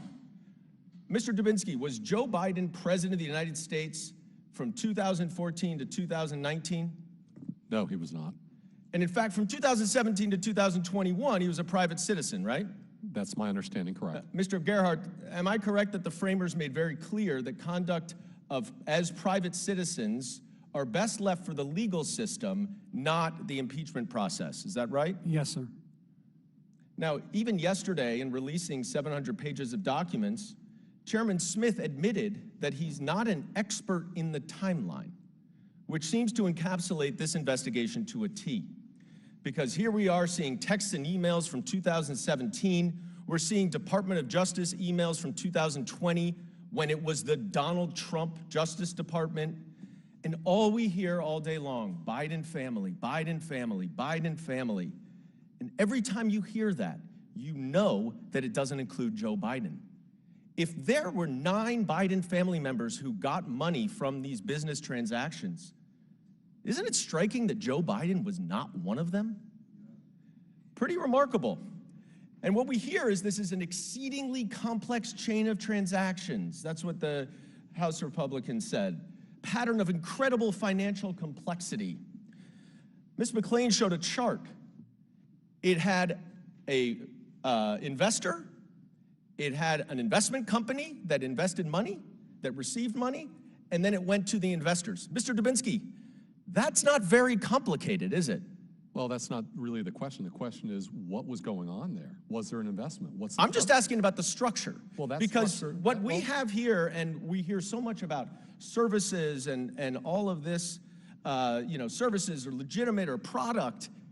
It's an investment company. It's a private equity company that invests capital in other corporations and companies. That is standard practice. Well, that's an assumption. Mr. Turley, you said in 2019 that impeachment requires a clear criminal act. Is that right? No, in fact, in the Trump impeachment, I said repeatedly, you can impeach someone for non-criminal conduct. What I said then, I'm saying now, which is I strongly encourage you to look at criminal acts. All right, well, that testimony is there. But But let's just, no, you can't, because I have 10 seconds left. You have said that lying as a president is not impeachable. You have said that there's an influence peddling campaign, but you will acknowledge, will you not, that in order to have a criminal act of public corruption or bribery, there must be, under McDonnell, an official act in connection to some sort of personal benefit. Isn't that right? Gentleman's time's expired, but Mr. Turley, please answer the question. Yeah, I could just point you to my testimony. I talk about quid Just pro answer the quo. question. Because it's a little more complex. No, it's not. An official act for a personal benefit. All right. Gentleman's time's expired. Chair now recognizes Ms. Green from Georgia. Thank you, Mr. Chairman. On July 25th, 2023, Chairman Comer and I sent the Department of Justice a letter requesting information related to victims of Hunter Biden, specifically women he sexually exploited and then claimed as deductions on his taxes through his law firm. But he never paid those taxes. Not surprisingly, the Department of Justice did not respond. After the DOJ's sweetheart Hunter Biden deal fell apart, by the way, led by the special counsel David Weiss, on September 8th, 2023, Chairman Comer and I again sent a letter to the same DOJ officials asking about victims' rights issues related to Hunter Biden's sexual exploitations. DOJ once again failed to respond. Well, yesterday I found out why they don't want to talk with us. In a new email just released, by the way, from October 2020, could you please display the email? The Delaware U.S. Attorney's Office, DOJ, Tax, FBI, and IRS described evidence they have related to Mann Act violations. By the way, the subject of the email says Mann Act. First, the title, Mann Act. Then it's clear there are charges on the table while the Department of Justice is in hiding from meeting with me. The Department of Justice and IRS email and David Weiss's Delaware U.S. Attorney's Office, the email states there are communications with trafficker number 1 and trafficker number 2, and that Hunter Biden had escorts who traveled across state lines. These women are victims, and the Department of Justice is refusing to protect their rights. Not only that, David Weiss, the now special counsel in charge of supposedly investigating Hunter Biden, has been clearly covering up Hunter Biden's crimes since before the 2020 election, which is undoubtedly election interference. David Weiss is complicit and must be removed from the special counsel. We also have more information we subpoenaed. Let me give you an even better example based on an interview with one of Hunter Biden's victims with law enforcement. It says here that the victim, Hunter Biden's victim, stated that Biden told her that his father was the vice president and asked to Google search his name. Hunter Biden's victim stated she told Biden she was not interested in Google searching his name and just wanted to be paid. Hunter Biden's victim stated that Biden then showed her a picture of his father with President Barack Obama. Don't forget his father was vice president then. Hunter Biden's victim stated after she was shown the aforementioned picture, who was the vice president of the United States with the president of the United States, Barack Obama, she became afraid. After Hunter Biden's victim left the location, she arrived back at her apartment and told her friend, who she was just with, Hunter Biden's victim stated that her friend told her, "You have no idea who you're dealing with." These women were terrified, terrified. He used his father, Hunter Biden used his father, the vice president of the United States, to threaten his victim, who he had just trafficked for sex. And the Department of Justice refuses to speak to me?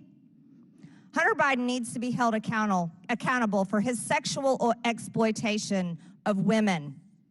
And we've shown more evidence. We've shown evidence. This is what it looks like.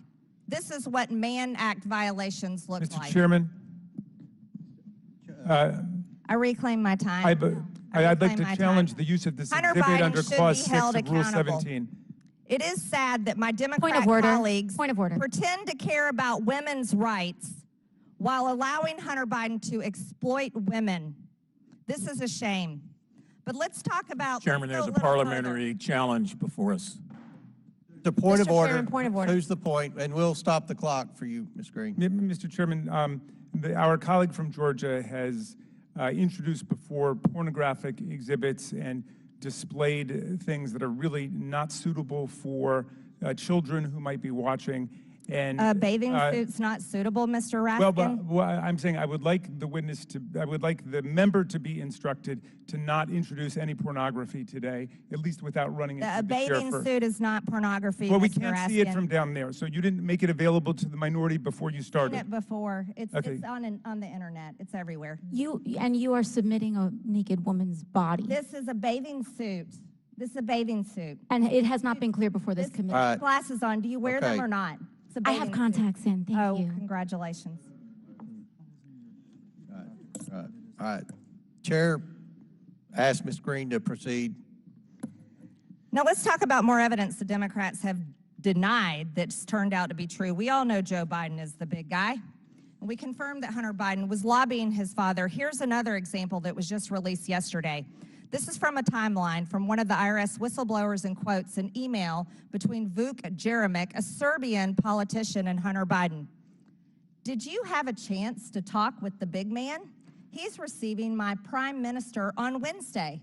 Please let me know if you think that what we discussed back in D.C. can be mentioned in the meeting. My domestic strategy, how I proceed in dealing with my government, very much depends on whether it happens or not. This is a conversation between Hunter Biden and Vuk Jeremic. This is called influence peddling. This is how Hunter Biden was selling his father's political power and influence. And this is a perfect example. This is evidence right here. I'd like to remind everyone that this is the beginning of the impeachment inquiry, where we're casting a wide net and finding every single person, whether it's last administration, the administration before that, and whether it's the current administration, that has covered up the crimes of the Biden family, and we will continue pulling more We're evidence 54 seconds forward. over, Mr. Chairman. And I'll let Mr. Goldman go over 30 seconds. So we owe you 20 seconds to Mr. Moskowitz. It's your lucky day. You get 5 minutes and 20 seconds. Thank you, Mr. Chairman. I think it's your lucky day. What a day we are having here, isn't it? Right? I mean, listen, as a former director of emergency management, I know a disaster when I see one. I mean, by the way, you don't believe me, just ask Steve Bannon. Steve Bannon, your guy, just went on and said, you know, perhaps— Who's guy, Steve Bannon? Yeah, well, you know who Steve Bannon is. Steve Bannon just went on and said perhaps the Republicans shouldn't have started with a witness. He was talking about Professor Turley, who was going to say right off the bat that there wasn't an impeachable offense. I quote, he says, perhaps we should have put him on the maybe list for one of our witnesses. So your other witness, Ms. O'Connor, gave a complete recitation of the last 9 months, 8 months of these hearings. She went through some of the greatest hits that have come out, right? Everything that has been presented, you know, both in these committees that we've been having, on TV, all of the evidence that you guys have been presenting over the last 8 months, all of that together. And what does Professor Turley say? It says everything we know at this juncture doesn't rise to the level of impeachment. Boy, that is awkward. I mean, look, it's like political impeachment malpractice. But look, let's go back at some of the previous comments that my colleagues have given. So the chairman, and I have a slide, the chairman goes on Hannity, right? You guys all know Sean, you appear with him on Fox News all the time, right? And Hannity asks a softball question, right? This is a total softball. Do you believe that this is now officially the Joe Biden bribery allegation, and do you believe you will be able to prove it? The chairman should have just said yes, but nope, he says hope so, because he doesn't have any evidence, couldn't say yes, right? Next slide, please. Then we have Senator Grassley, Grassley says what we all know out loud. We aren't interested in whether or not the accusations against Vice President Biden are accurate. Chuck, we know. We know you're not interested in the truth. Next slide, please. And then Donald Trump, you know, he's giving it all away. We know he likes to show his cards.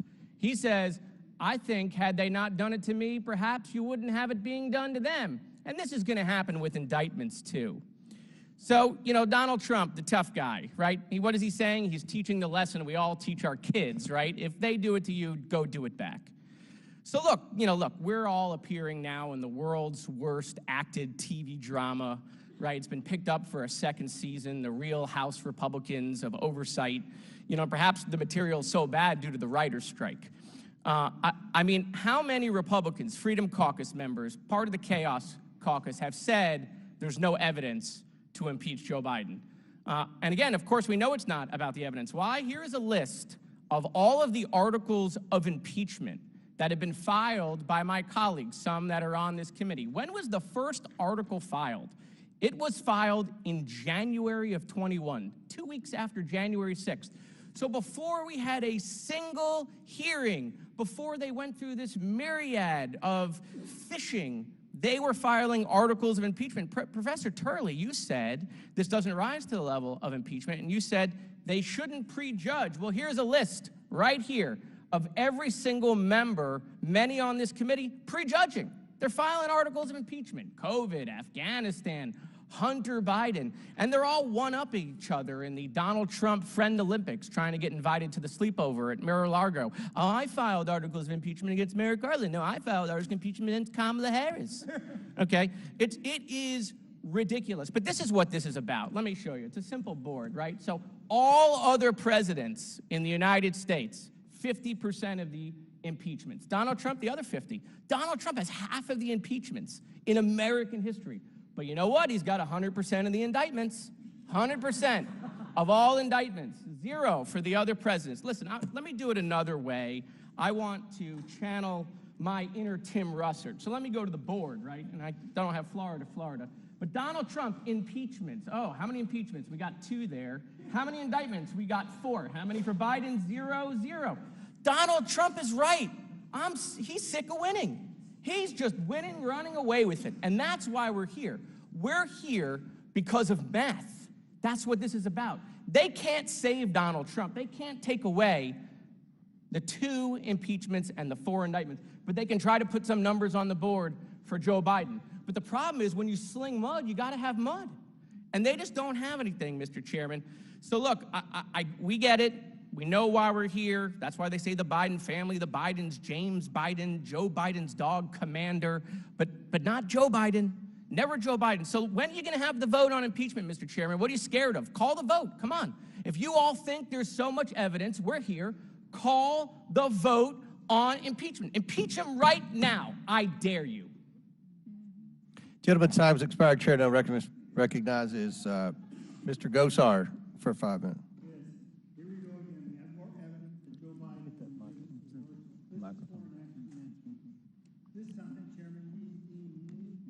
The CEFC of China Energy. Who is Chairman Yi? Chairman Yi and CEFC reportedly had connections to the Chinese military. Though it was in theory a private company, CEFC has layers of Communist Party committees, which are usually staples of state-owned enterprises. This CCP-affiliated entity was closely connected with China's Belt and Road Initiative, and there's evidence Joe Biden was in business with it. Joe Biden was engaged so closely with Chairman Yi and CEFC that he planned to share office space in Washington, D.C. with him. Joe Biden was actually considered a partner. Let's break down the evidence. The email I have on display shows on September 21st, 2017, yes, we'll talk about that in a minute, Hunter Biden emailed the general manager, House of Sweden, a building in Washington, D.C., to request that keys be made available for office mates Joe Biden, Jill Biden, Jim Biden, Gong Wendong, Chairman Yi's CEFC emissary. Not only did Joe Biden share office space with the Chinese Communist-affiliated CEFC leadership, his son, Hunter Biden, asked that the signage for the venture be listed as, quote, the Biden Foundation Hudson West, CEFC US. In case it isn't clear that Joe Biden wasn't a partner in these business dealings with CCP affiliate entity with a key to shared office space, the email I now have on display shows that Hunter Biden specifically referenced Joe Biden as his partner in this venture. Hunter even shared the personal phone numbers for Joe Biden, to whom Hunter Biden refers to as his partner, along with Gong Wen Dong, Chairman Yee's emissary, and Jim Biden. The management was told to call Joe Biden if they chose. CEFC Chairman Yee additionally gifted Hunter Biden a diamond worth $80,000 during their business relationship. Chairman Yee was detained in 2018 by Chinese authorities. It was initially reported by Chinese media that his detention in China was ordered directly by Chinese President Xi Jinping. Mr. Chairman, I ask unanimous consent at the end of the record this email dated September 21st, 2017, showing Joe Biden's involvement sharing of office space with his family CCP-linked business partner, Chairman Yi Ying-ming. Without objection, so ordered. Now let me ask you a question. Who do you think I'm referring to? Who has a family of high-ranking government officials receiving tons of money, cars, and luxury items from a foreign government? You might have said Senator Menendez, and you would be right. But Hunter Biden also received those same things. Mr. Turley, in your experience, is it concerning that a public official such as Joe Biden is involved with the CEFC, China Energy, a company with ties to CCP, and Chairman Yi, who was later detained by China for fraud? Well, it's certainly a concern that some of these individuals have been either accused of or has been convicted of fraud, including one by the United States government. The question is whether that conduct extended to the vice president or the president today, and whether that's part of a continuum of conduct. Mr. Dudinsky, when you see a pattern of problems, particularly in corruption, doesn't that pattern usually continue? It's a cover-up. Do you agree with that statement? I do. We call it pattern evidence, and that's what we look for when we're doing investigations, to see what's continuing in that regard. So if you were started prior as a vice president, we would continue through this as a private citizen. You'd see it also as a president. So those would be aspects that you would follow through, right? Absolutely. Now for all three of you, real quick. The other side has said over and over again, you've given no information. But isn't it true that we should be looking to you for establishment? I'm not an attorney, neither are a bunch of these folks here. Shouldn't we be utilizing your expertise to go get that information to make sure it's valid? Mr. Turley, would you agree with that? I agree. My testimony tried to lay out the historical baseline for an inquiry. This is just the beginning of that formal inquiry. Mr. O'Connor? My testimony was to aid in understanding what the whistleblowers had brought forward. Mr. Dudinsky? And my testimony was centered around conducting an unbiased investigation and getting to the truth. See, unbelievable. I think this is just so perfectly set up. But we wanted the very basis of this, and we wanted a slow, methodical, make sure it is done appropriately.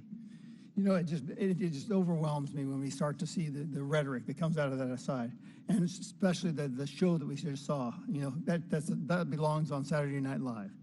Mr. Chairman, I yield back. Thank you. Mr. Chairman, a unanimous consent motion, or request, rather. I would like to enter 6 different instances of the Devin Archer transcript where... And it's been entered twice, but if you want to enter it again, go ahead. Yeah, well, there are 6 ones where he said that all they discussed was the weather and look, never business. Mr. Goldman, we'll enter in the whole entire transcript for the 3rd time. Thank you. Without objection to order. Mr. Chair Chairman, recognizes Ms. Tlaib from Michigan for 5 minutes. Before she starts, I'd like to ask for unanimous consent to enter a October 23rd, 2020 Wall Street Journal article that states, text messages and emails provided to the Journal by Mr. Bobulinski don't show either Hunter Biden or James Biden discussing a role for Joe Biden in the venture. Without objection, so ordered. Chair recognizes Ms. Tlaib. Mr. Chairman, just before also, I'd like to enter into the record on behalf of Congressman Crockett all of Donald Trump's indictments, and so I'd like to also enter those into the record. Without objection, so ordered. Chair now recognizes Ms. Tlaib. Thank you so much, Chair Comer, and of course our wonderful ranking member Raskin. It is great to be on this committee, and when I first came in, I looked up on the wall and saw the incredible former chair of our House Oversight Committee, Elijah Cummings, and it reminded me of our first meeting, our first committee hearing here in this chamber. I can tell you it was incredibly powerful. I don't know, Mr. Turley, if you know, do you know what the subject matter of that hearing was? I don't. It was around insulin, price gouging of insulin. And the first witness was a mother of twins who had to ration her insulin between the two children. It was incredible because at that moment I thought, this is exactly the committee I want to be on. Here doing, what is needed for the American people in fighting back against, greed and a number of broken systems and processes that I think, again, leave many of our families behind. But here we are, though, doing the bidding of a twice impeached, indicted former president instead of working for the people of our country. Mr. O'Connor, 47,395. Do you know what that is, Ms. O'Connor? I don't know what number you're referring to. That's the number of active duty reserve men and women serving our nation's armed forces in Kentucky who's going to be forced to go without pay because of the shutdown. And I should know that because? No, it's because you have nothing to say about any of this because you're not a fact. You don't have any facts. You weren't there. So, Ms. O'Connor, don't take it personally. I'm not a fact witness. Ms. O'Connor, don't take it personally that you are here being used for somebody out there being indicted. This is not helping the American people. Mr. Gephardt, what is this here over here? What does this say? Well, one thing I'm learning in these hearings is I need new glasses. But that's the countdown to the shut. That's right. What is it? What, a couple days here? 2 days and 8 hours. So, Mr. Dubinsky, do you know who said the following? We had thousands of members across the country who returned holiday presents because they needed cash, missed a mortgage payment, took out a short-term loan, and ran up their credit card debt because they had no paycheck for the month. Point of order, Mr. Chairman. State your point. And stop the clock for Ms. Tlaib. Thank you, Mr. Chair. I appreciate that. All government employees are going to get paid at the end of this month. And also the Democrat Party forced shutdowns on the American economy. Reclaiming order. Forcing people to lose their jobs. Kids behind in school. It's okay. That's not a point of order. You know what? All right. That's going to be not true on October 1st. Hold on, Chair. Mr. Recognizes Chair, Ms. we can't allow Tlaib. people to be misleading the American people. We all know. I was here in 2019 when the shutdown was there for 35 days. Because you know what? You do know who said this? I lost track of the I know. Doreen Greenwald. She was a member of the National Treasury Employees Union. She said 150,000 workers in 35 agencies. She said this is the irresponsible 2018-19 Republican shutdown from the previous administration. Do you know she also went on to say, because this is important, this is what this committee should be used for. She went on to say they stood in line at food banks, pulled their children from childcare, were unable to put gas in their cars and begged creditors for grace. This is not how the United States of America should treat its own employees. That is verbatim from a federal employee that did not get paid at last shutdown. So let's not lie to the American people. Right now, the Department of Agriculture will be forced to stop processing housing loans, which provided over 675 million people and 3,431 families in rural North Carolina. That's all going to stop. The Department of Ag would be forced to stop processing a loan in Wisconsin, about $181 million loans that are impacting rural Wisconsin. Small Business Administration, y'all, would stop processing small business loans, halting over $284 million in funding small businesses in Alabama. That's just one state. The federal government shutdown has real consequences. I would like to submit, Mr. Chair, to the record, FEMA funding would be impacted if the government shuts down. This is in regards to the impact in Florida specifically if the government shuts down, and the impact on the many, many humanitarian aid that has to go to many homeowners that were impacted. Without objection to order. In my district, 56,000. Do you know what that is? That's a number of children that will lose their child care spot, the spot to receive child care. State, countrywide, is 3.5 million children impacted. This is how many children, again, our caucus, again, Republicans, are literally just putting aside and saying, no, we're going to do this instead. We're going to go and bring the campaigning, the ugliness, toxicity that our families don't need right now into this chamber instead of doing what we need to do, which is making sure we have a functional government that provides for our families. When it comes to dysfunction, to all our witnesses here, you're now part of it. You came to this committee. They're overachievers when it comes to dysfunction. Why stop at destroying child care across our country? They're devastating public health, education, social safety nets in our country. And Ms. O'Connor, you are part of it now because you came here. Chair, So don't say that you're ladies, not part. time's expired. Chair now recognizes Mr. Burchett from Tennessee. Thank you, Mr. Speaker. President Biden has sent over $110 billion of taxpayers' hard-earned money to Ukraine and wants to send even more. Yet his son failed to pay any taxes on the millions of dollars he received from Ukrainian companies. Many folks in East Tennessee can't afford to buy even their dadgum groceries, let alone a home or an automobile. But these decent people and Americans all over the country still pay their taxes. The fact is, if your last name is Biden, you don't have to play by the same rules. Who's going to write the check for the money Hunter Biden didn't pay now that it's too late to bring charges to these taxpayers? Who's paying taxes on the $250,000 that China sent to President Biden's Delaware address? I'll tell you who. It's the hardworking Americans that got to get up every morning, that don't come into work at 10 o'clock and take 2 hours for lunch and then walk out of here in their Brooks Brothers suit with their jacket thrown over their dadgum shoulder, claiming that they worked hard, because they know they didn't work hard. The people back home are working hard, and they're paying their dadgum taxes. Yet the Biden family doesn't have to. This past July, 2 high-level IRS agents, Gary Shapley and Joseph Ziegler, testified before our committee. They painted a very disturbing picture, worse than the one of Hunter Biden's paintings, by the way, of misconduct and obstruction within the Department of Justice criminal investigation of Hunter Biden, the Biden family business dealings. They testified that Hunter Biden should have been charged with a tax felony, not a misdemeanor.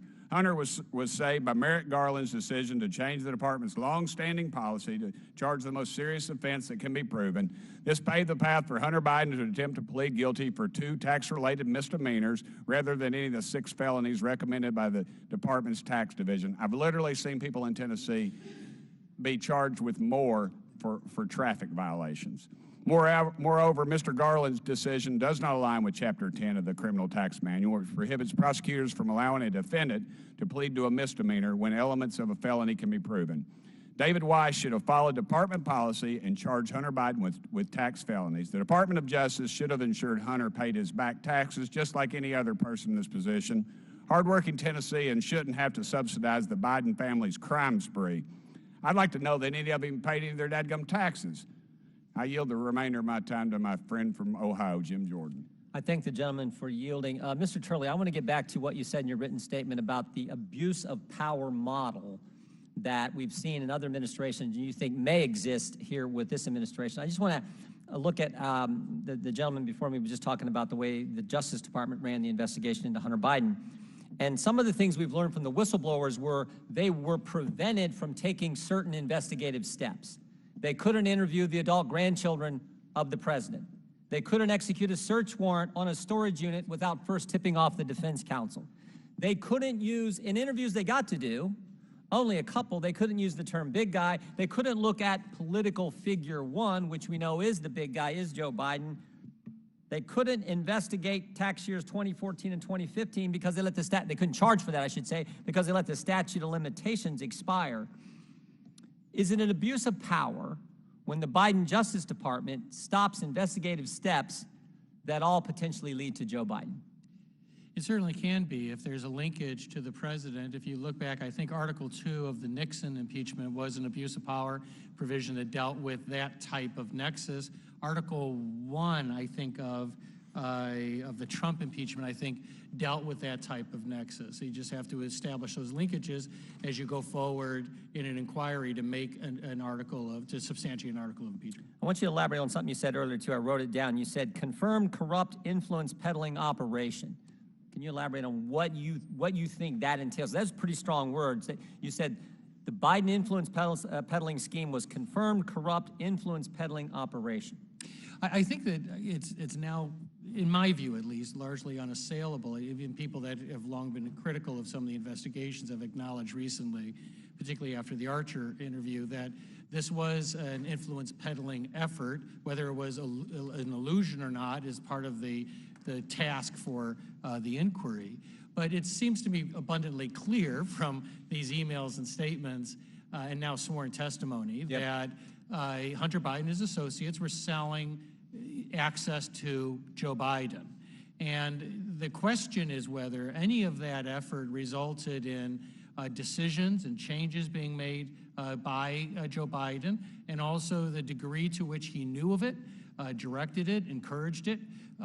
That's all the subject of an inquiry that has to be determined. It can be disproven or proven, but that's what lays ahead of you. Yep. I yield back to the gentleman. Appreciate the gentleman for yielding. Gentleman's time's expired. Chair now recognize Ms. Porter from California. Thank you very much, Mr. Comer. Mr. Dubinsky, do you believe that this impeachment inquiry has merit?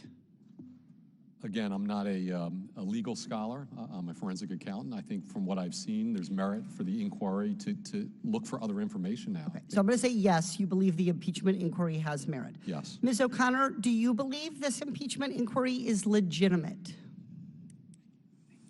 I don't know enough about the House rules and how things are supposed to work here to know whether it is or not. Okay. Mr. Turley, do you agree? Do you think this impeachment inquiry has merit or is legitimate? I do. I think that the House has passed a threshold for an inquiry. That's separate from the question of the articles of impeachment. Thank you very much.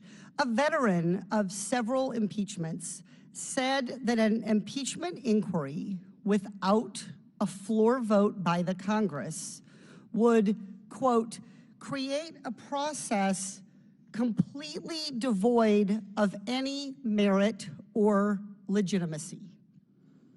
Mr. Dubinsky, who said that? I don't know. Ms. O'Connor, who said this? No clue. Mr. Turley, who said this?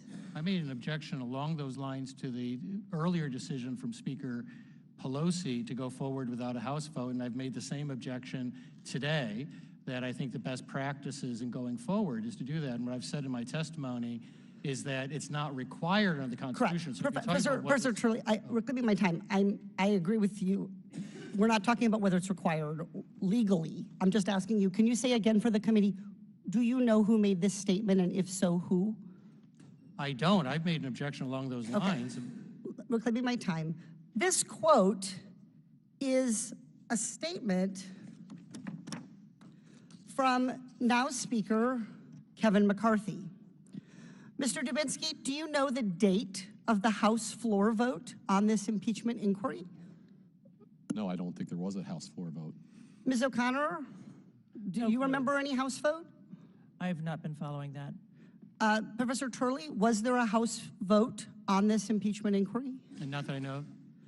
So this House vote didn't happen. There has not been a House vote to move forward with this impeachment inquiry. So we haven't followed what the Speaker himself, Mr. McCarthy, has said is the process that we should be following so that an impeachment inquiry would have merit or legitimacy, which is something that I think all Americans on both sides of the aisle should expect investigations or inquiries like this to have. I think Americans should be able to expect that the things we do in this body have merit or legitimacy. Today, by having this hearing, Republicans have changed their tune. I think I know why Speaker McCarthy is going back on his conviction. His members are demanding an impeachment, but their months and months of investigating our president have not revealed yet any evidence that he himself has committed crimes. But Speaker McCarthy wants to keep his job, so he is set on delivering an impeachment inquiry, whether or not there is any evidence, and even if, in his own words, that impeachment inquiry would be devoid of any merit or legitimacy. Mr. Dubinsky, I have one final question. What is the title of this hearing? The title was the basis for an impeachment inquiry of President Joseph Biden. But according to Speaker McCarthy, there isn't a legitimate or meritorious basis yet for this hearing. And no amount of noise on the other side of the aisle is going to change this. As Speaker McCarthy said, in his words, this impeachment inquiry is devoid of any merit or legitimacy. Wow, I just did it. At the very end of an extremely contentious hearing, I found something that Speaker McCarthy was correct about. I yield back. Gentlelady yields back, and I believe Point of, Ms. I just have a unanimous consent request. Okay. Thank you. I request to submit to the record a Washington Post fact check that pointed out that the committee Republicans' own memo fails to support the claim about shell companies. Thank you. Mr. Chair, I have a point. Without objection. Mr. So Chair. Ordered. I'm so I sorry. don't. Okay, Ms. Yeah. Tlaib. I just want to submit for the record, if I may, article from Augusta Chronicle says government shutdown, Georgia military service members will see no pay. Without objection, so ordered. Chair now recognizes Ms. Boebert from Colorado for 5 minutes. Thank you, Mr. Chairman. Joe Biden had dinner with Hunter and his business associates, including Yelena Baturina, a Russian tech and energy oligarch who was married to the mayor of Moscow at the time. Hunter then received $3.5 million in payouts from Baturina. She was not sanctioned after the invasion of Crimea. Joe Biden has maintained for years that he was not involved in his son's business dealings. Yet we have proof that Joe Biden attended business dinners with his son while he was Vice President of the United States of America. Here you have an excerpt from Devin Archer's transcribed interview. On the screen, if we could get that up there. During his interview, Archer testified to the fact that on multiple occasions, then Vice President Joe Biden attended functions with business associates of his and Hunter Biden. One such example is laid out on the screen for us. Mr. Archer is explaining here that in the spring of 2014, if we could get this slide up, Devin and Hunter had dinner at Cafe Milano with several of their business associates. One of these attendees was Yelena Baturina. Ms. Baturina was, at the time, the richest woman in Russia, and she was married to the former mayor of Moscow, as previously stated. Interestingly, on February 14th, 2014, Ms. Baturina wired Hunter Biden and Devin Archer $3.5 million. It is still uncertain what legitimate service Hunter Biden provided to Ms. Baturina in exchange for this large sum of money, if any at all. Furthermore, it is concerning how Hunter Biden and Devin Archer moved this money from bank account to bank account.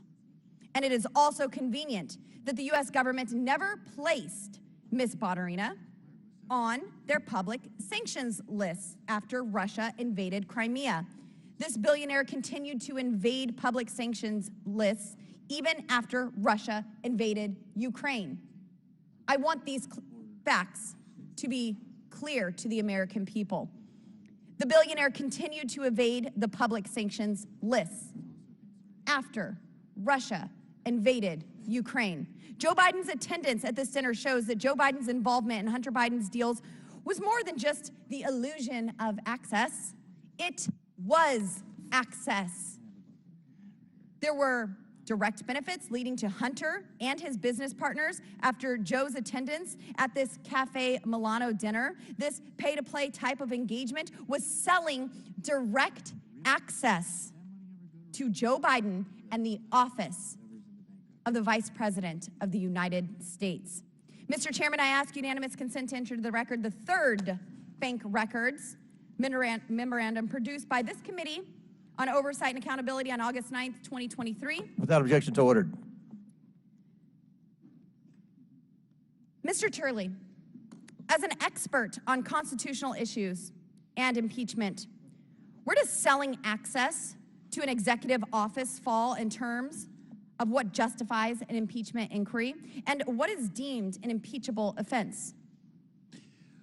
Well, it's two separate questions. What I've suggested is for the four areas for articles of impeachment that you can explore, you can look at some of the criminal code, and that includes things like bribery under 201, Hobbs, the Hobbs Act cases, and those have different standards that I think are relevant. In terms of the impeachable standard itself, there's been obviously decades of debate about that. I would hope that there would be general agreement that public corruption if the president engaged, selling any access. right, if Yes. if he engaged in public corruption involving Any sort of peddling of influence. Now, as a follow-up, in previous impeachment inquiries, have actions such as influence peddling and pay-to-play schemes like this been deemed as offensive to the conscience of the American people in such a way to warrant an investigation? Well, I think that there's certainly a basis for this inquiry to go forward.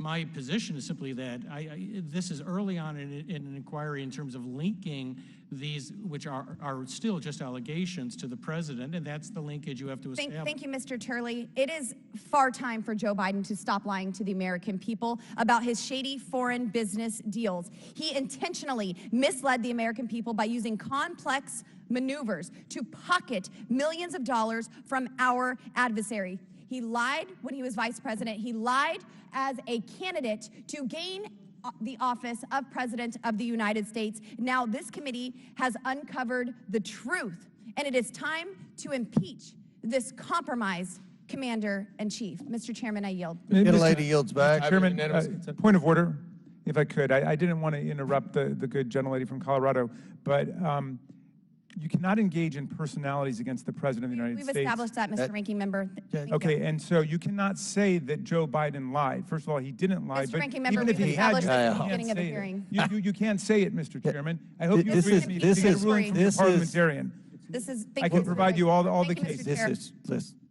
Reclaiming order. Chair now recognizes Mr. Ivy. I have a unanimous consent motion before Mr. Ivy goes. I would like to reintroduce once again the Devin Archer transcript and especially point to when he says that Hunter Mr. Biden Goldman, was Mr. not Goldman, involved we've re-entered in the it. Yelena This will be the fifth Baturina time. $3.5 Without billion. objection, we've re-entered the Devin Archer transcript for the fifth time. Now, Chair recognizes Mr. Ivy from Maryland. Thank you, Mr. Chairman. I appreciate the chance to let me weigh in today. Because it's such an important hearing. Mr. Turley, it's good to see you again. You should get office space here on the Hill, I think. This is our third or fourth committee hearing together. I do want to say this. You know, impeachment is one of the greatest powers that the Constitution gives to the House of Representatives. And I think it's important to make sure that we treat it with that level of esteem. But I think what's going on or has gone on here in the House for several months now is that power has been abused. And kicking off this hearing today, and I appreciate that the word probably used most today is if, because a lot of these statements are made in the forms of allegations, but with respect to connecting them to the president, that hasn't happened. There's a lot of, well, if this is true, then that. And I don't think that's sufficient to move forward at this point. I appreciate Mr. Turley's comment. I think you were saying before Ms. Boebert cut you off that it was early and that, you know, Mr. Biden hadn't been linked at this point. I think that's true. He hasn't been linked to any of these allegations that have been raised. I did want to talk about a couple of them specifically. With respect to the prosecutor issue, the removal of Prosecutor General Shokin, a couple of points I want to make on that front. Key one, I think, is that the removal of Shokin was actually detrimental to Hunter Biden and Burisma, because it was pretty clear based on statements and testimony that's been given here in the House before these committees and in other instances that he was not doing a great job, to say the least. He was sitting on the investigation. He wasn't moving it forward. I think there have been statements that have been made with respect to the IMF pressuring to have him removed by threatening to withhold $40 billion in international assistance unless he was removed. President Biden's request to have him removed along those lines was actually consistent not only with what he pushed for, or the IMF pushed for, but what others were pushing for as well, including Senator Johnson, I believe, on that front. So what we've got here is an effort to argue by our Republican colleagues that the removal of this prosecutor, President Biden asking or you know, pressing to have him removed, was in some way an effort to undermine an investigation for Burisma. But it's pretty clear, I think, based on, again, the testimony that we've received and that's been presented in Congress before and published in some of our documents, that that's the exact opposite. Things were moving forward, not moving forward with him there. They were more likely to move forward without him. And so there's really no linkage there between the president and derailing any kind of investigation. With respect to the Devin Archer statements, Devin Archer said he's confirmed that over his decade-long business relationship with Hunter Biden, he never heard Hunter Biden discuss business with his father, either on phone calls or in person. And I did want to add this as well. Mr. Biden's bookkeeper, Eric Schwerin, from 2009 to 2018, he was his bookkeeper, had access to his bank account, said that he had no knowledge of President Biden having any involvement in Hunter Biden's financial activities. With respect to the Weiss issue, and I know that's been an issue that's been pushed a lot too, that argument is that as you know, Weiss was derailing the investigation into Hunter Biden and slowing it down. You know, the key points on that obviously are the fact that Weiss was appointed by President Trump, and as Congressman Buck said a few days ago over in the Judiciary Committee hearings, if the president had removed Weiss when he first came into office, Republicans would have argued that that was an effort to derail the investigation against Hunter Biden. In fact, when the Attorney General testified, he noted that he had Senate Republicans who explicitly wanted him and sort of pressed for in their personal meetings that he promised not to remove Weiss or replace him. And we've had other testimony with respect to the FBI supervisors, the special agent who was in the SAC for the investigation, working with Mr. Weiss. Question, have you ever known U.S. Attorney Weiss to make prosecutorial decisions based upon political influence? Answer, no. Have you ever known any of the AUSAs in the U.S. Attorney's Office for the Office of Delaware to let their prosecutorial decisions be guided by political interference? Answer, no. So I apologize for running over, but Gentlemen, time's expired. Chair now recognizes Another Mr. unanimous Fry from South Carolina. request, Mr. Chairman. I'd like to enter into the record a bipartisan letter signed by Senators Portman, Johnson, and Kirk urging Ukraine to remove Mr. Shokin because of his own corruption. Without objection, so ordered. Mr. Fry. Thank you, Mr. Chairman. Professor, you know, in a trial, there's an exchange of evidence back and forth. What we see here today, we've presented evidence. I mean, the other side is a lot of bluster and theatrics. And also in a trial, you have affirmative defenses. I think the only affirmative defenses that are coming from the other side is, one, Donald Trump, like the ultimate affirmative defense that you could just say his name and all wrongdoing is gone away. I mean, Lisa McClain talked about this earlier, that he is living in their head. I would also submit to you that he's tap dancing in their head because that's all that they talk about. The second affirmative defense, according to the Democrats, is this magical shutdown clock that they have. But would it surprise you that every single appropriations bill that has tried to come before the floor, they have voted? They don't want a debate on government funding. They want to shut down the government. This is the kind of stuff that they're doing. And of course, the third affirmative defense, as you well know at this point, is attack the witness. Right? You don't have the facts, you don't have the law, you have theatrics, and you just go after the witness. It's like we live in amnesia, like they have this constant amnesia. We have statements from the ranking member about you don't need a vote on the floor, but that's what they talk about. You know, for the past 9 months, we've worked tirelessly to analyze all the evidence. Every single week, there's more evidence that drops. And this is despite the FBI. This is despite the DOJ. We have witness interviews, accounts of confidential human sources, whistleblower testimony. They haven't disputed that at all. Bank records, suspicious activity reports, text messages, WhatsApp messages. It's endless.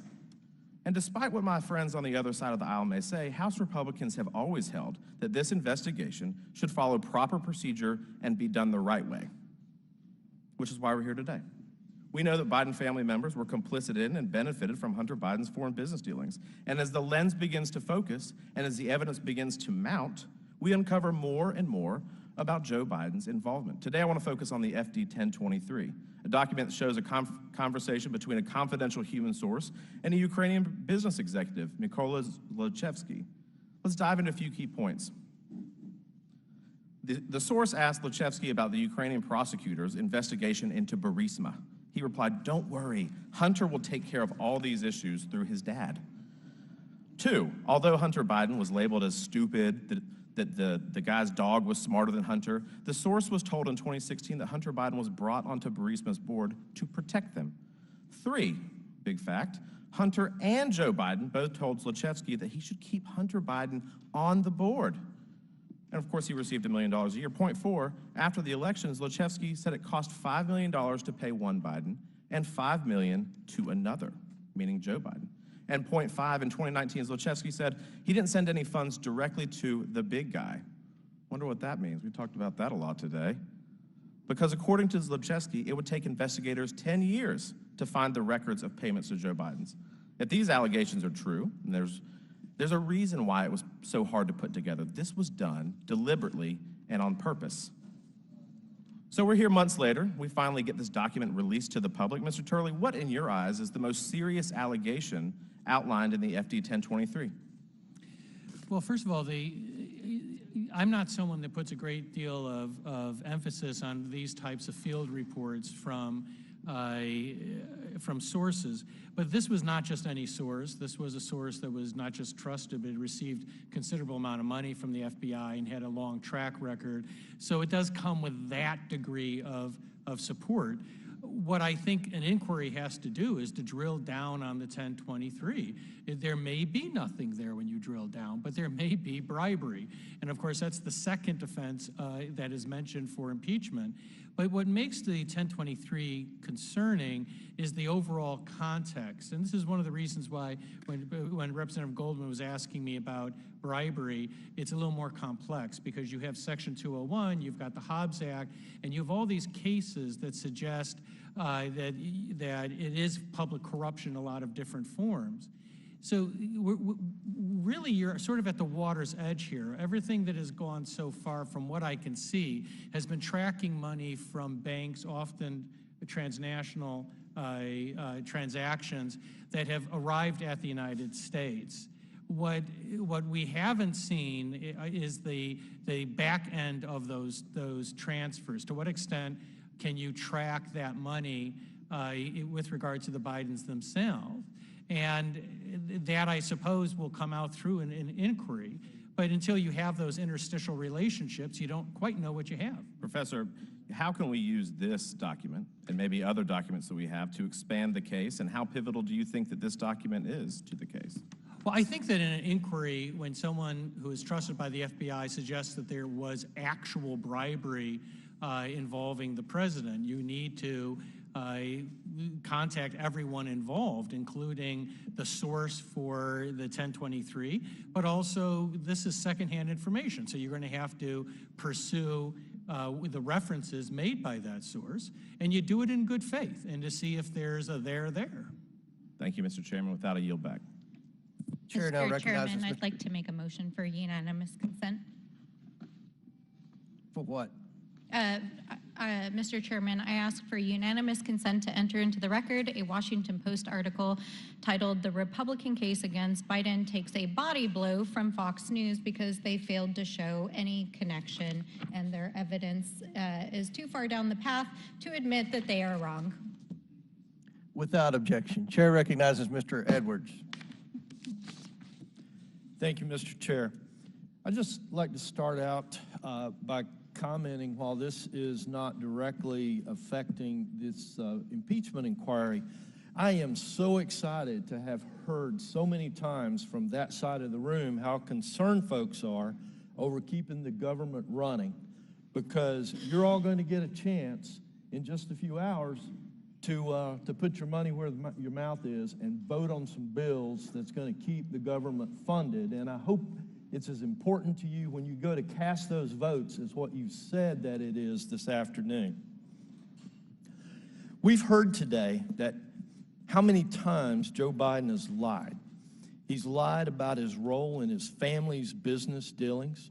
We've also heard how in the White House he's struggled to keep up with new evidence about consistently shifted its messaging on President Biden's involvement in Hunter Biden's foreign business affairs. This summer, White House spokesperson Ian Sams shifted the White House's messaging to now claim that President Biden was never in business with his son.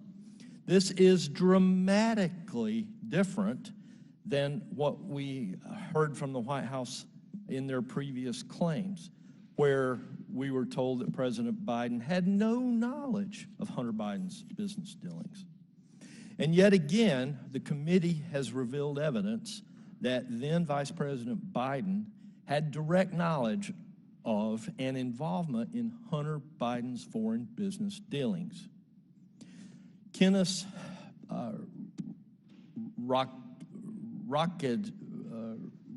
Rakishev is a Kazakhstani oligarch who was a director at Kazakhstan's state-owned oil company. Importantly, Rakishev maintains ties to Karim Mazemov, who became Prime Minister of Kazakhstan on April 2nd, 2014. On April 22nd, 2014, Rakishev wired $142,300 to an account associated with Hunter Biden, Rosemount Seneca Bohai. The next day, that same amount was sent to a car dealership in New Jersey for an expensive sports car for Hunter Biden. Around the same time as the payment for Hunter Biden's sports car, then Vice President Biden attended a dinner with Kenneth Rakishev, Karim Mazemov, Yelena Baturina, Hunter Biden, and Devin Archer at Cafe Milano in Washington, D.C. I believe that we have a photo of those here. There they are. And here, on another screen, we see a photograph with Mr. Mazemov on the right, standing with Joe Biden and Hunter Biden, along with Mr. Rakishev on the left. I don't know if that picture came up or not. Additionally, in April 2015, then Vice President Biden attended another dinner in Washington, D.C. with Prime Minister Mazemov, Hunter Biden, and Devin Archer. Clearly, Hunter Biden was selling the Biden brand and all the access and political favors that came along with it. This transcript, I believe we're going to see it come up on the screen, is taken from the committee's interview of Devin Archer earlier this summer. In this excerpt, Archer reveals that then Vice President Biden hosted Hunter Biden, Archer, and Mark Holtzman, who was then the chairman of Kazakhstan's largest bank, for breakfast at the Naval Observatory, where Holtzman discussed who was going to be the next UN Secretary General with Vice President Biden.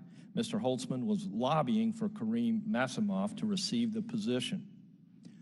That meeting occurred on July 7th, 2015, shortly after Vice President had dined again with Mazemov at Cafe Milano in Washington, D.C.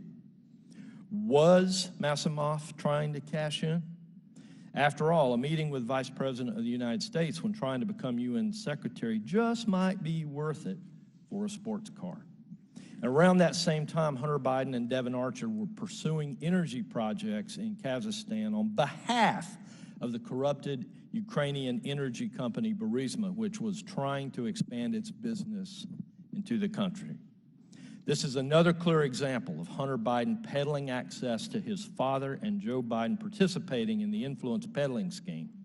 Hunter seeks business opportunities in a foreign country and provides access to and political favors through his father's office to get paid.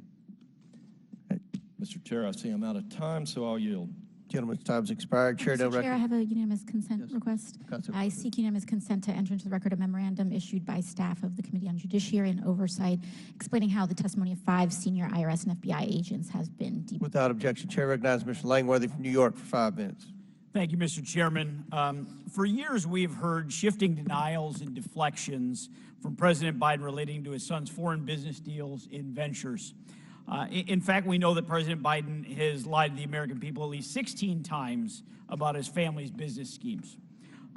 In August 2019, Joe Biden told reporters, quote, "First of all, I have never discussed with my son or my brother or anyone else anything having to do with their business, period," end quote. Joe Biden continued to double down on this statement throughout the 2020 presidential race. In September 2019, Joe Biden again stated, "I've never spoken to my son about his overseas business dealings." These lies continued throughout the 2020 presidential race. It was only recently that the Biden administration has grudgingly begun to shift their answer on what Joe Biden knew about his son's foreign business deals. In June of this year, the White House changed its position by claiming that the president was not in business with his son. Moreover, media and members across the aisle continue to run cover for President Biden, repeatedly shifting the goalpost and repeatedly peddling the notion that Hunter Biden was selling the, quote, illusion of access. Evidence discovered by this committee in its investigation into the Biden brand, however, has revealed Hunter's product went well beyond illusions of access. On display is an example of actual access to the then vice president. During his transcribed interview, Devin Archer was questioned about how many times Hunter Biden had put his father on speakerphone while in business meetings. Now, Archer made it clear during this whole 10-year partnership that Joe Biden was on speakerphone maybe 20 times while Archer was present.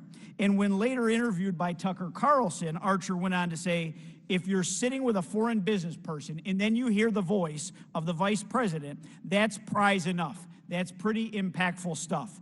Archer later stated, in the rear view, it's an abuse of soft power. Now, President Biden's involvement in Hunter's business deals was not overt. Joe Biden did not email Hunter asking for Burisma's quarterly reports. All it takes for Biden to be involved in Hunter's business dealings is Biden crafting and implementing policy based on promptings from his son and receiving payment in return. Mr. Turley, have you ever had your parents call in during an official business meeting? No. Okay. Members across the aisle have characterized Hunter's speakerphone calls during business meetings as, quote, casual conversation and niceties about the weather and what's going on. Now, during a business meeting, have you ever answered a call from a parent or put them on speaker and then proceeded to discuss the weather? Not in my case, no. Okay. Would you say that such actions are generally out of the ordinary in the business world? I couldn't speak for the whole business world, but it strikes me as being odd. Yeah. Looking at the evidence like this transcript of Devin Archer's testimony and other evidence discussed in today's hearings, can you contrast the level of thoroughness of this committee's investigation compared with the Democrats' impeachment inquiry in 2019? Well, I was highly critical of the, obviously, the Trump impeachment in the first Trump impeachment, which I felt did not develop a sufficient record to support the articles. I actually said that the investigation had merit to go forward, but that they hadn't established the basis for the articles. In the second impeachment, they used what I call the snap impeachment. They jettisoned any hearing at all, which I think did do damage to the impeachment process. Now, looking at this transcript of Devin Archer's sworn testimony, would you agree that there are inconsistencies with President Biden's statements that he never discussed business with his son, or even later that he was not in business with his son? Well, I think my understanding is that Devin Archer himself was asked that question and said that it was patently false to suggest that President Biden was not aware of his son's business dealings. Very good. And Mr. Chairman, I would yield back any time to you. Mr. Chairman, over here. I ask unanimous consent to enter into the record this article by the New York Post dated September 14th, 2023. House GOP probing then Vice President Biden's dodgy breakfast meeting with Kazakh bank official at official residence, showing Vice President Joe Biden taking meetings at the Vice President's residence with his son's business partners. Ms. O'Connor, I assume you've had time to review and hopefully the bank memorandums and the evidence of, that we derive from the suspicious activity reports about the various bank reports that allege money laundering, allege receiving wires from state-owned entities and things like that. How does that, what kind of crimes are we talking about there, and how often do you run across people, even the most criminal people, who have 170 suspicious activity reports? Well, there was more than, or about 700 pages worth of documents that you released yesterday. I haven't looked at them all carefully. But one factor that continues to be overlooked is the fact that in tax law there is a concept of constructive receipt. If I owe you $100, but I don't want to pay you directly, I don't want any sort of trace, but I know that Representative Jordan pays your bills, I will pay him knowing that he's going to take care of you. But you have constructive receipt of that money from me. And I think that if the special agents were able to follow the leads that they wanted to develop, they would develop a lot of information that you'd be interested in. Right. Mr. Chairman, I have another unanimous consent request. Go ahead. Just to clarify, because Mr. Langworthy said that it was the Democrats who said that Joe Biden and Hunter Biden talked about the weather. Point of order. Is that a point of order? I would just like to Point of order. introduce the Devin Archer Point of order. testimony where he says Look, they talked about the Chair- weather Chair- 6 times. Point of order. Recognize Mr. Biggs. Yes, my point of order is that is not. That is not a point of order. You are correct. Well, You are correct. The gentleman from Arizona is correct. Chair will now. Unanimous consent request. Who's that? Do you have a unanimous consent? Yes, to reintroduce those 6 pages of testimony from Devin Archer where he said Okay, they for talked about the the weather. 7th time without objection. Thank you. Chair now recognizes Mr. Burleson. Could have just called him and we would have been able to question him. Well, as you know, he's headed to Chair recognizes Mr. Prison. Burleson. Who was that, Mr. Biggs? Okay. Do you have a point of order? All right. Chair now recognizes Mr. Burleson from Missouri.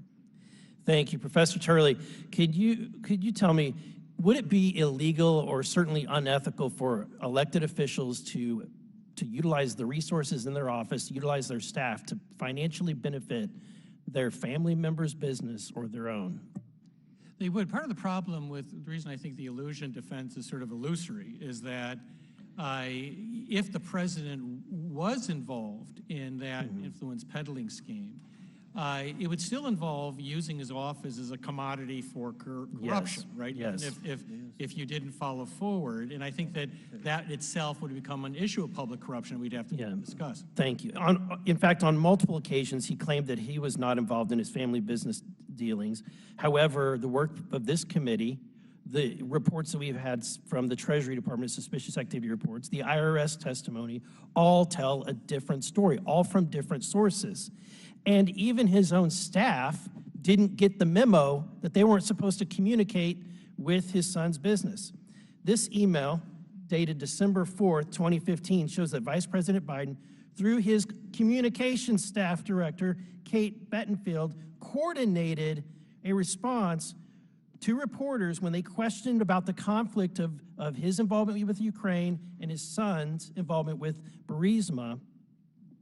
She coordinated with not just Hunter, but Hunter Biden's business associate, Eric Schwerin, okay? Why is the staff of the President of the United States communicating with a business associate for the President's son? Mr. Schwerin, who served as the executive Hunter Biden's Rosemont Seneca Advisors, was intimately involved in the Biden family business dealings. And he visited Joe Biden's residence 36 times while he was vice president. So in this email exchange, he actually says to her, will you call me when you get a chance? I'm in the office or on my cell.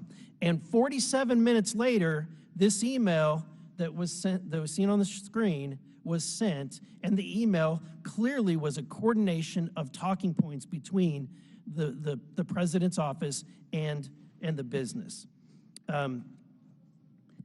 In fact, what's really striking is that this interaction occurred on the same day. Wait, back up. So the other thing that's really interesting to note is not only did they have an interaction, but in the email it says the VP signed off on this. The VP signed off on the shared communication. The timeline of this is that this occurred on this very same day that the Board of Burisma had requested Hunter to help alleviate pressure that it was facing from the prosecutor Shokin's investigation. Let's turn to another email.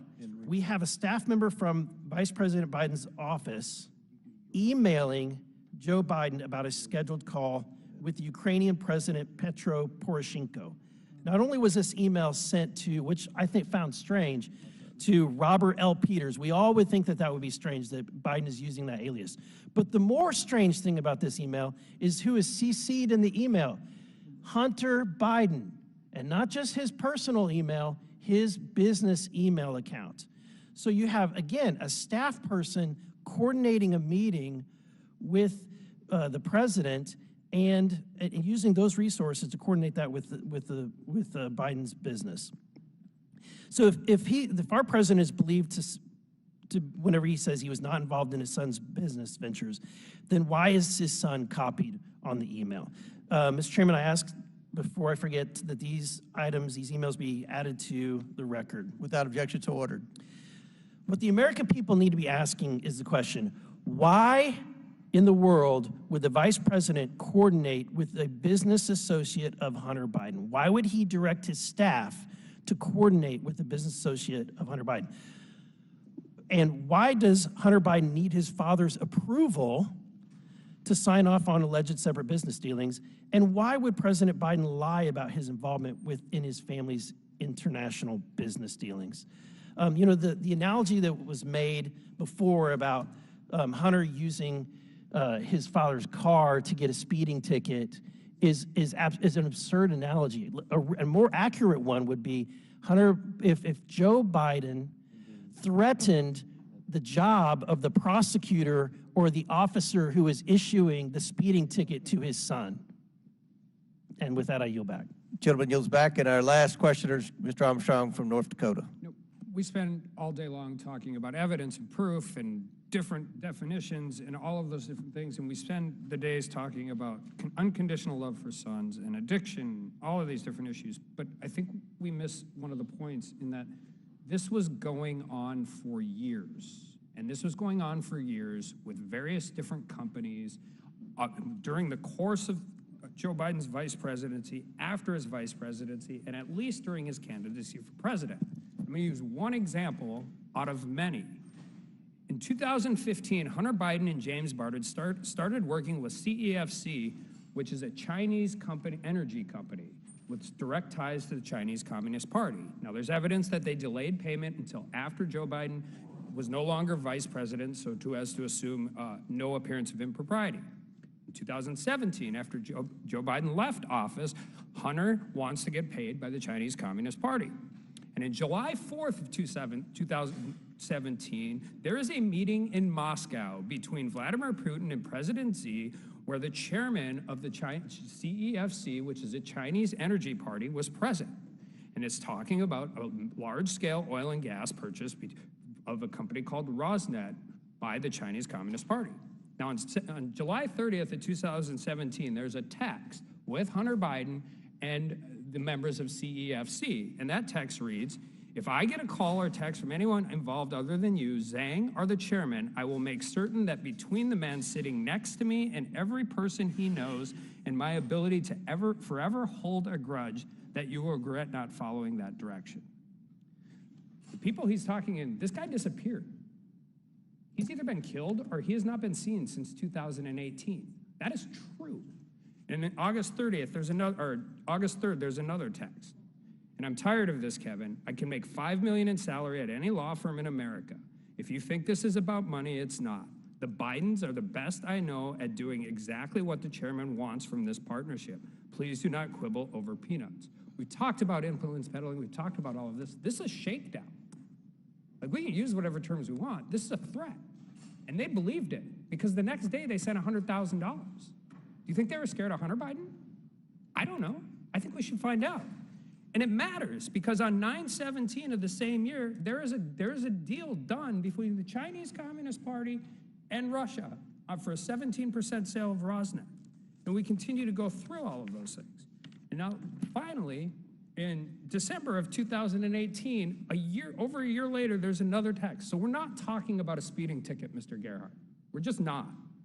You're right, Hallie, and I find myself, because I've chosen to alienate all of my friends and family and employees, and you and the kids and my kids, et cetera, very alone in dealing with rebuilding an income that support an enormous alimony and my kids and costs and myself, dealing with the aftermath of the abduction and likely assassination, that's what the New York Times suspects, of my business partner, the richest man in the world.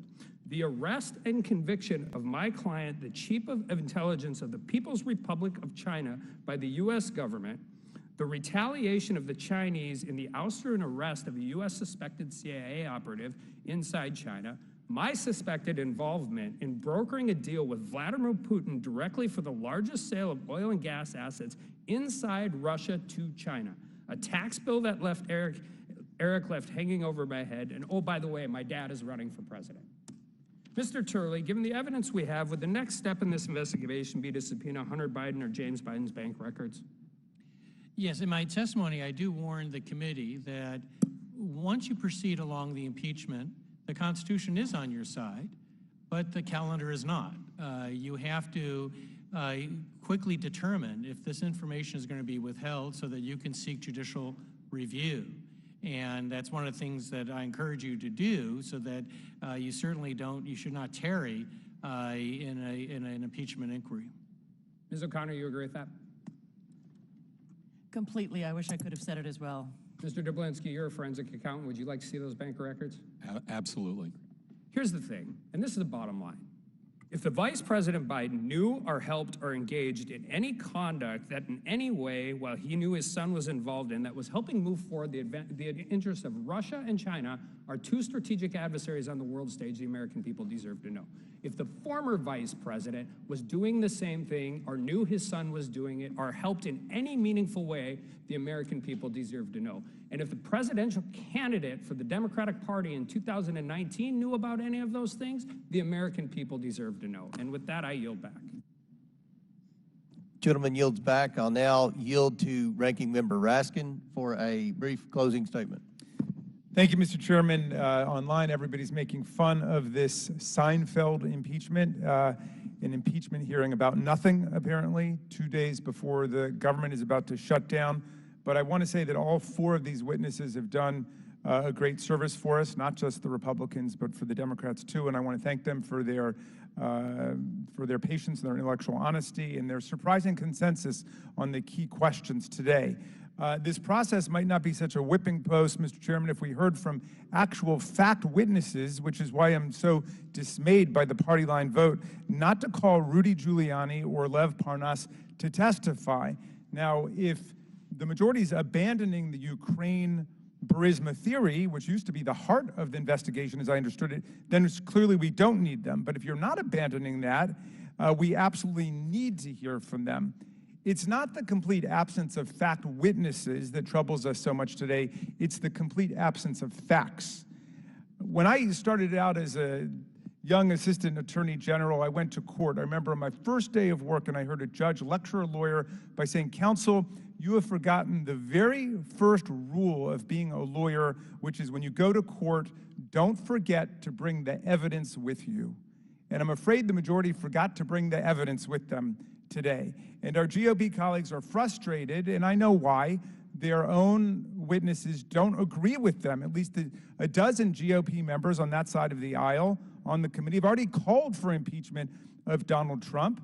And yet these three expert witnesses called by the majority have all agreed that there is not a sufficient quantum of evidence that would justify impeachment of President Biden. And, you know, it's not Professor Turley's fault. He's a constitutional law professor. I don't know if they looked across the country for other constitutional law professors. I don't think you could find one who would say that there's a sufficient quantum of evidence. Maybe John Eastman, but I think he may be detained these days. The fact is that this hearing has been dominated by the word if, as many people have said. It's been filled with hypotheticals, and I'm a law professor, so I'm not averse to them. Imagine a world without hypotheticals, but you don't impeach a president based on hypotheticals and based on obsolete conspiracy theories.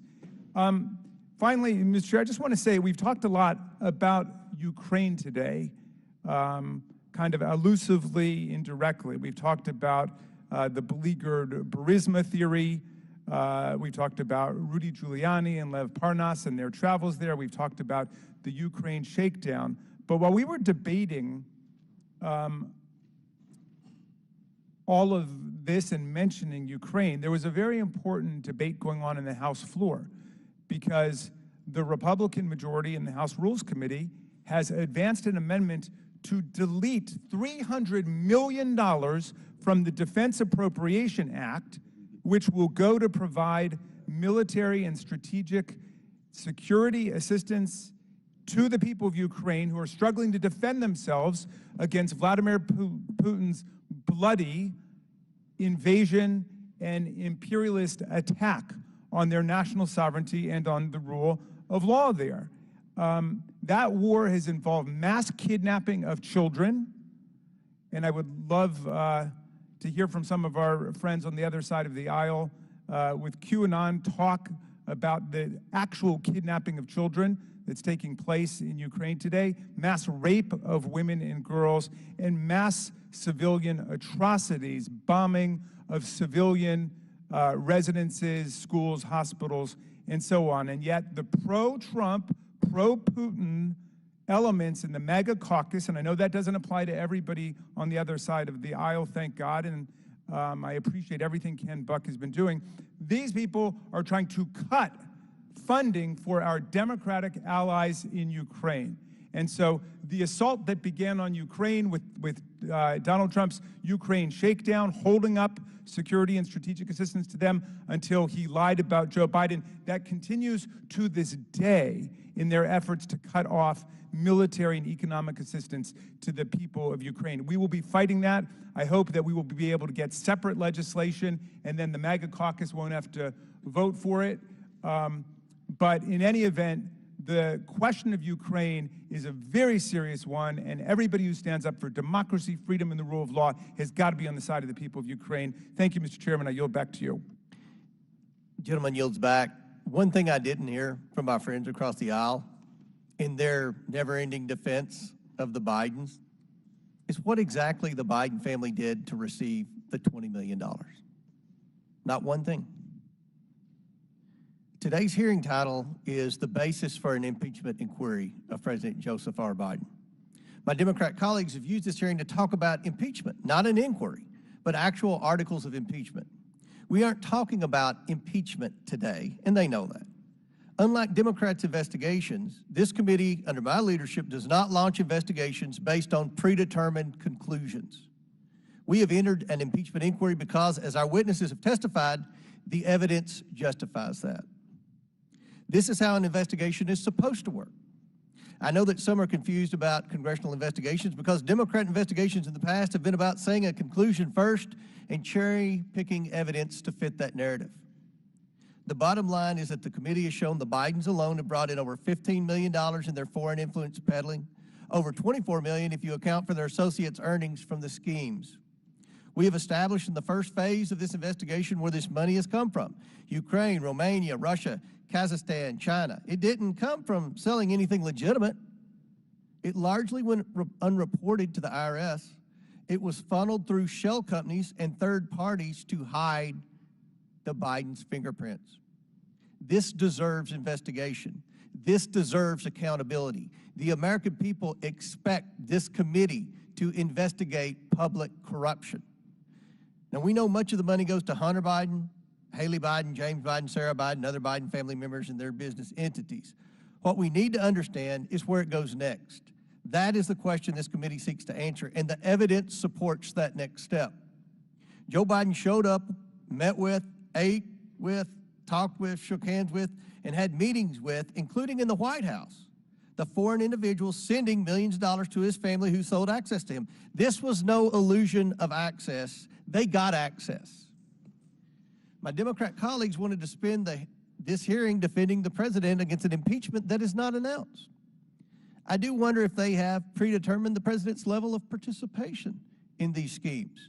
2 days ago, this committee revealed a wire for over $250,000 was sent to Joe Biden's home address. As of yesterday, we know Joe Biden was named on a search warrant that was quashed by a Department of Justice employee. For my colleagues to say there's no evidence of Joe Biden's involvement is not only wrong, but it fails to acknowledge that investigators have been shut down when attempting to explore avenues that led to the president. That's what the Ways and Means Committee released yesterday. The witnesses today have all identified the evidence the committee has uncovered as deserving further inquiry. And that is what this committee will do, no matter where that evidence leads. I want to thank the witnesses for their testimony today. It confirms the evidence compiled by this committee justifies the investigation of Joe Biden's role in his family's international business schemes and justifies the next step of this investigation. One of those steps is gaining insight into where the Biden's foreign money ended up, for what purposes. Therefore, today, I will subpoena the bank records of Hunter Biden, James Biden, and their affiliated companies. And with that, I yield the remainder of my time to Chairman Jordan. I thank the gentleman for yielding. In his deposition, Hunter Biden's business partner was asked this fundamental question. The request was help. This is the request from Burisma. The request was help from the United States government to deal with the pressure they were under from their prosecutor. Mr. Archer's response, correct. Later question, a few minutes later, what did Hunter Biden do after he was given this request? Mr. Archer's response, he called his dad, someone pretty important in the United States government, which then begs the obvious question, what did his dad do? He gets a request from Burisma, he called his dad, what does his dad do? 5 days later, he gets on a plane, he flies to Ukraine, and he starts the process of firing that prosecutor. That is why Mr. Turley said earlier that this is a confirmed, corrupt, influence peddling effort. He thinks that's what Joe Biden engaged in. And oh, by the way, that all happened even though the Obama administration had just written the prosecutor general a few months earlier and said, we're impressed with the ambitious reform and anti-corruption agenda of your government. Wrote the very guy Joe Biden decides to do it. And you know what he did? He decided on the plane.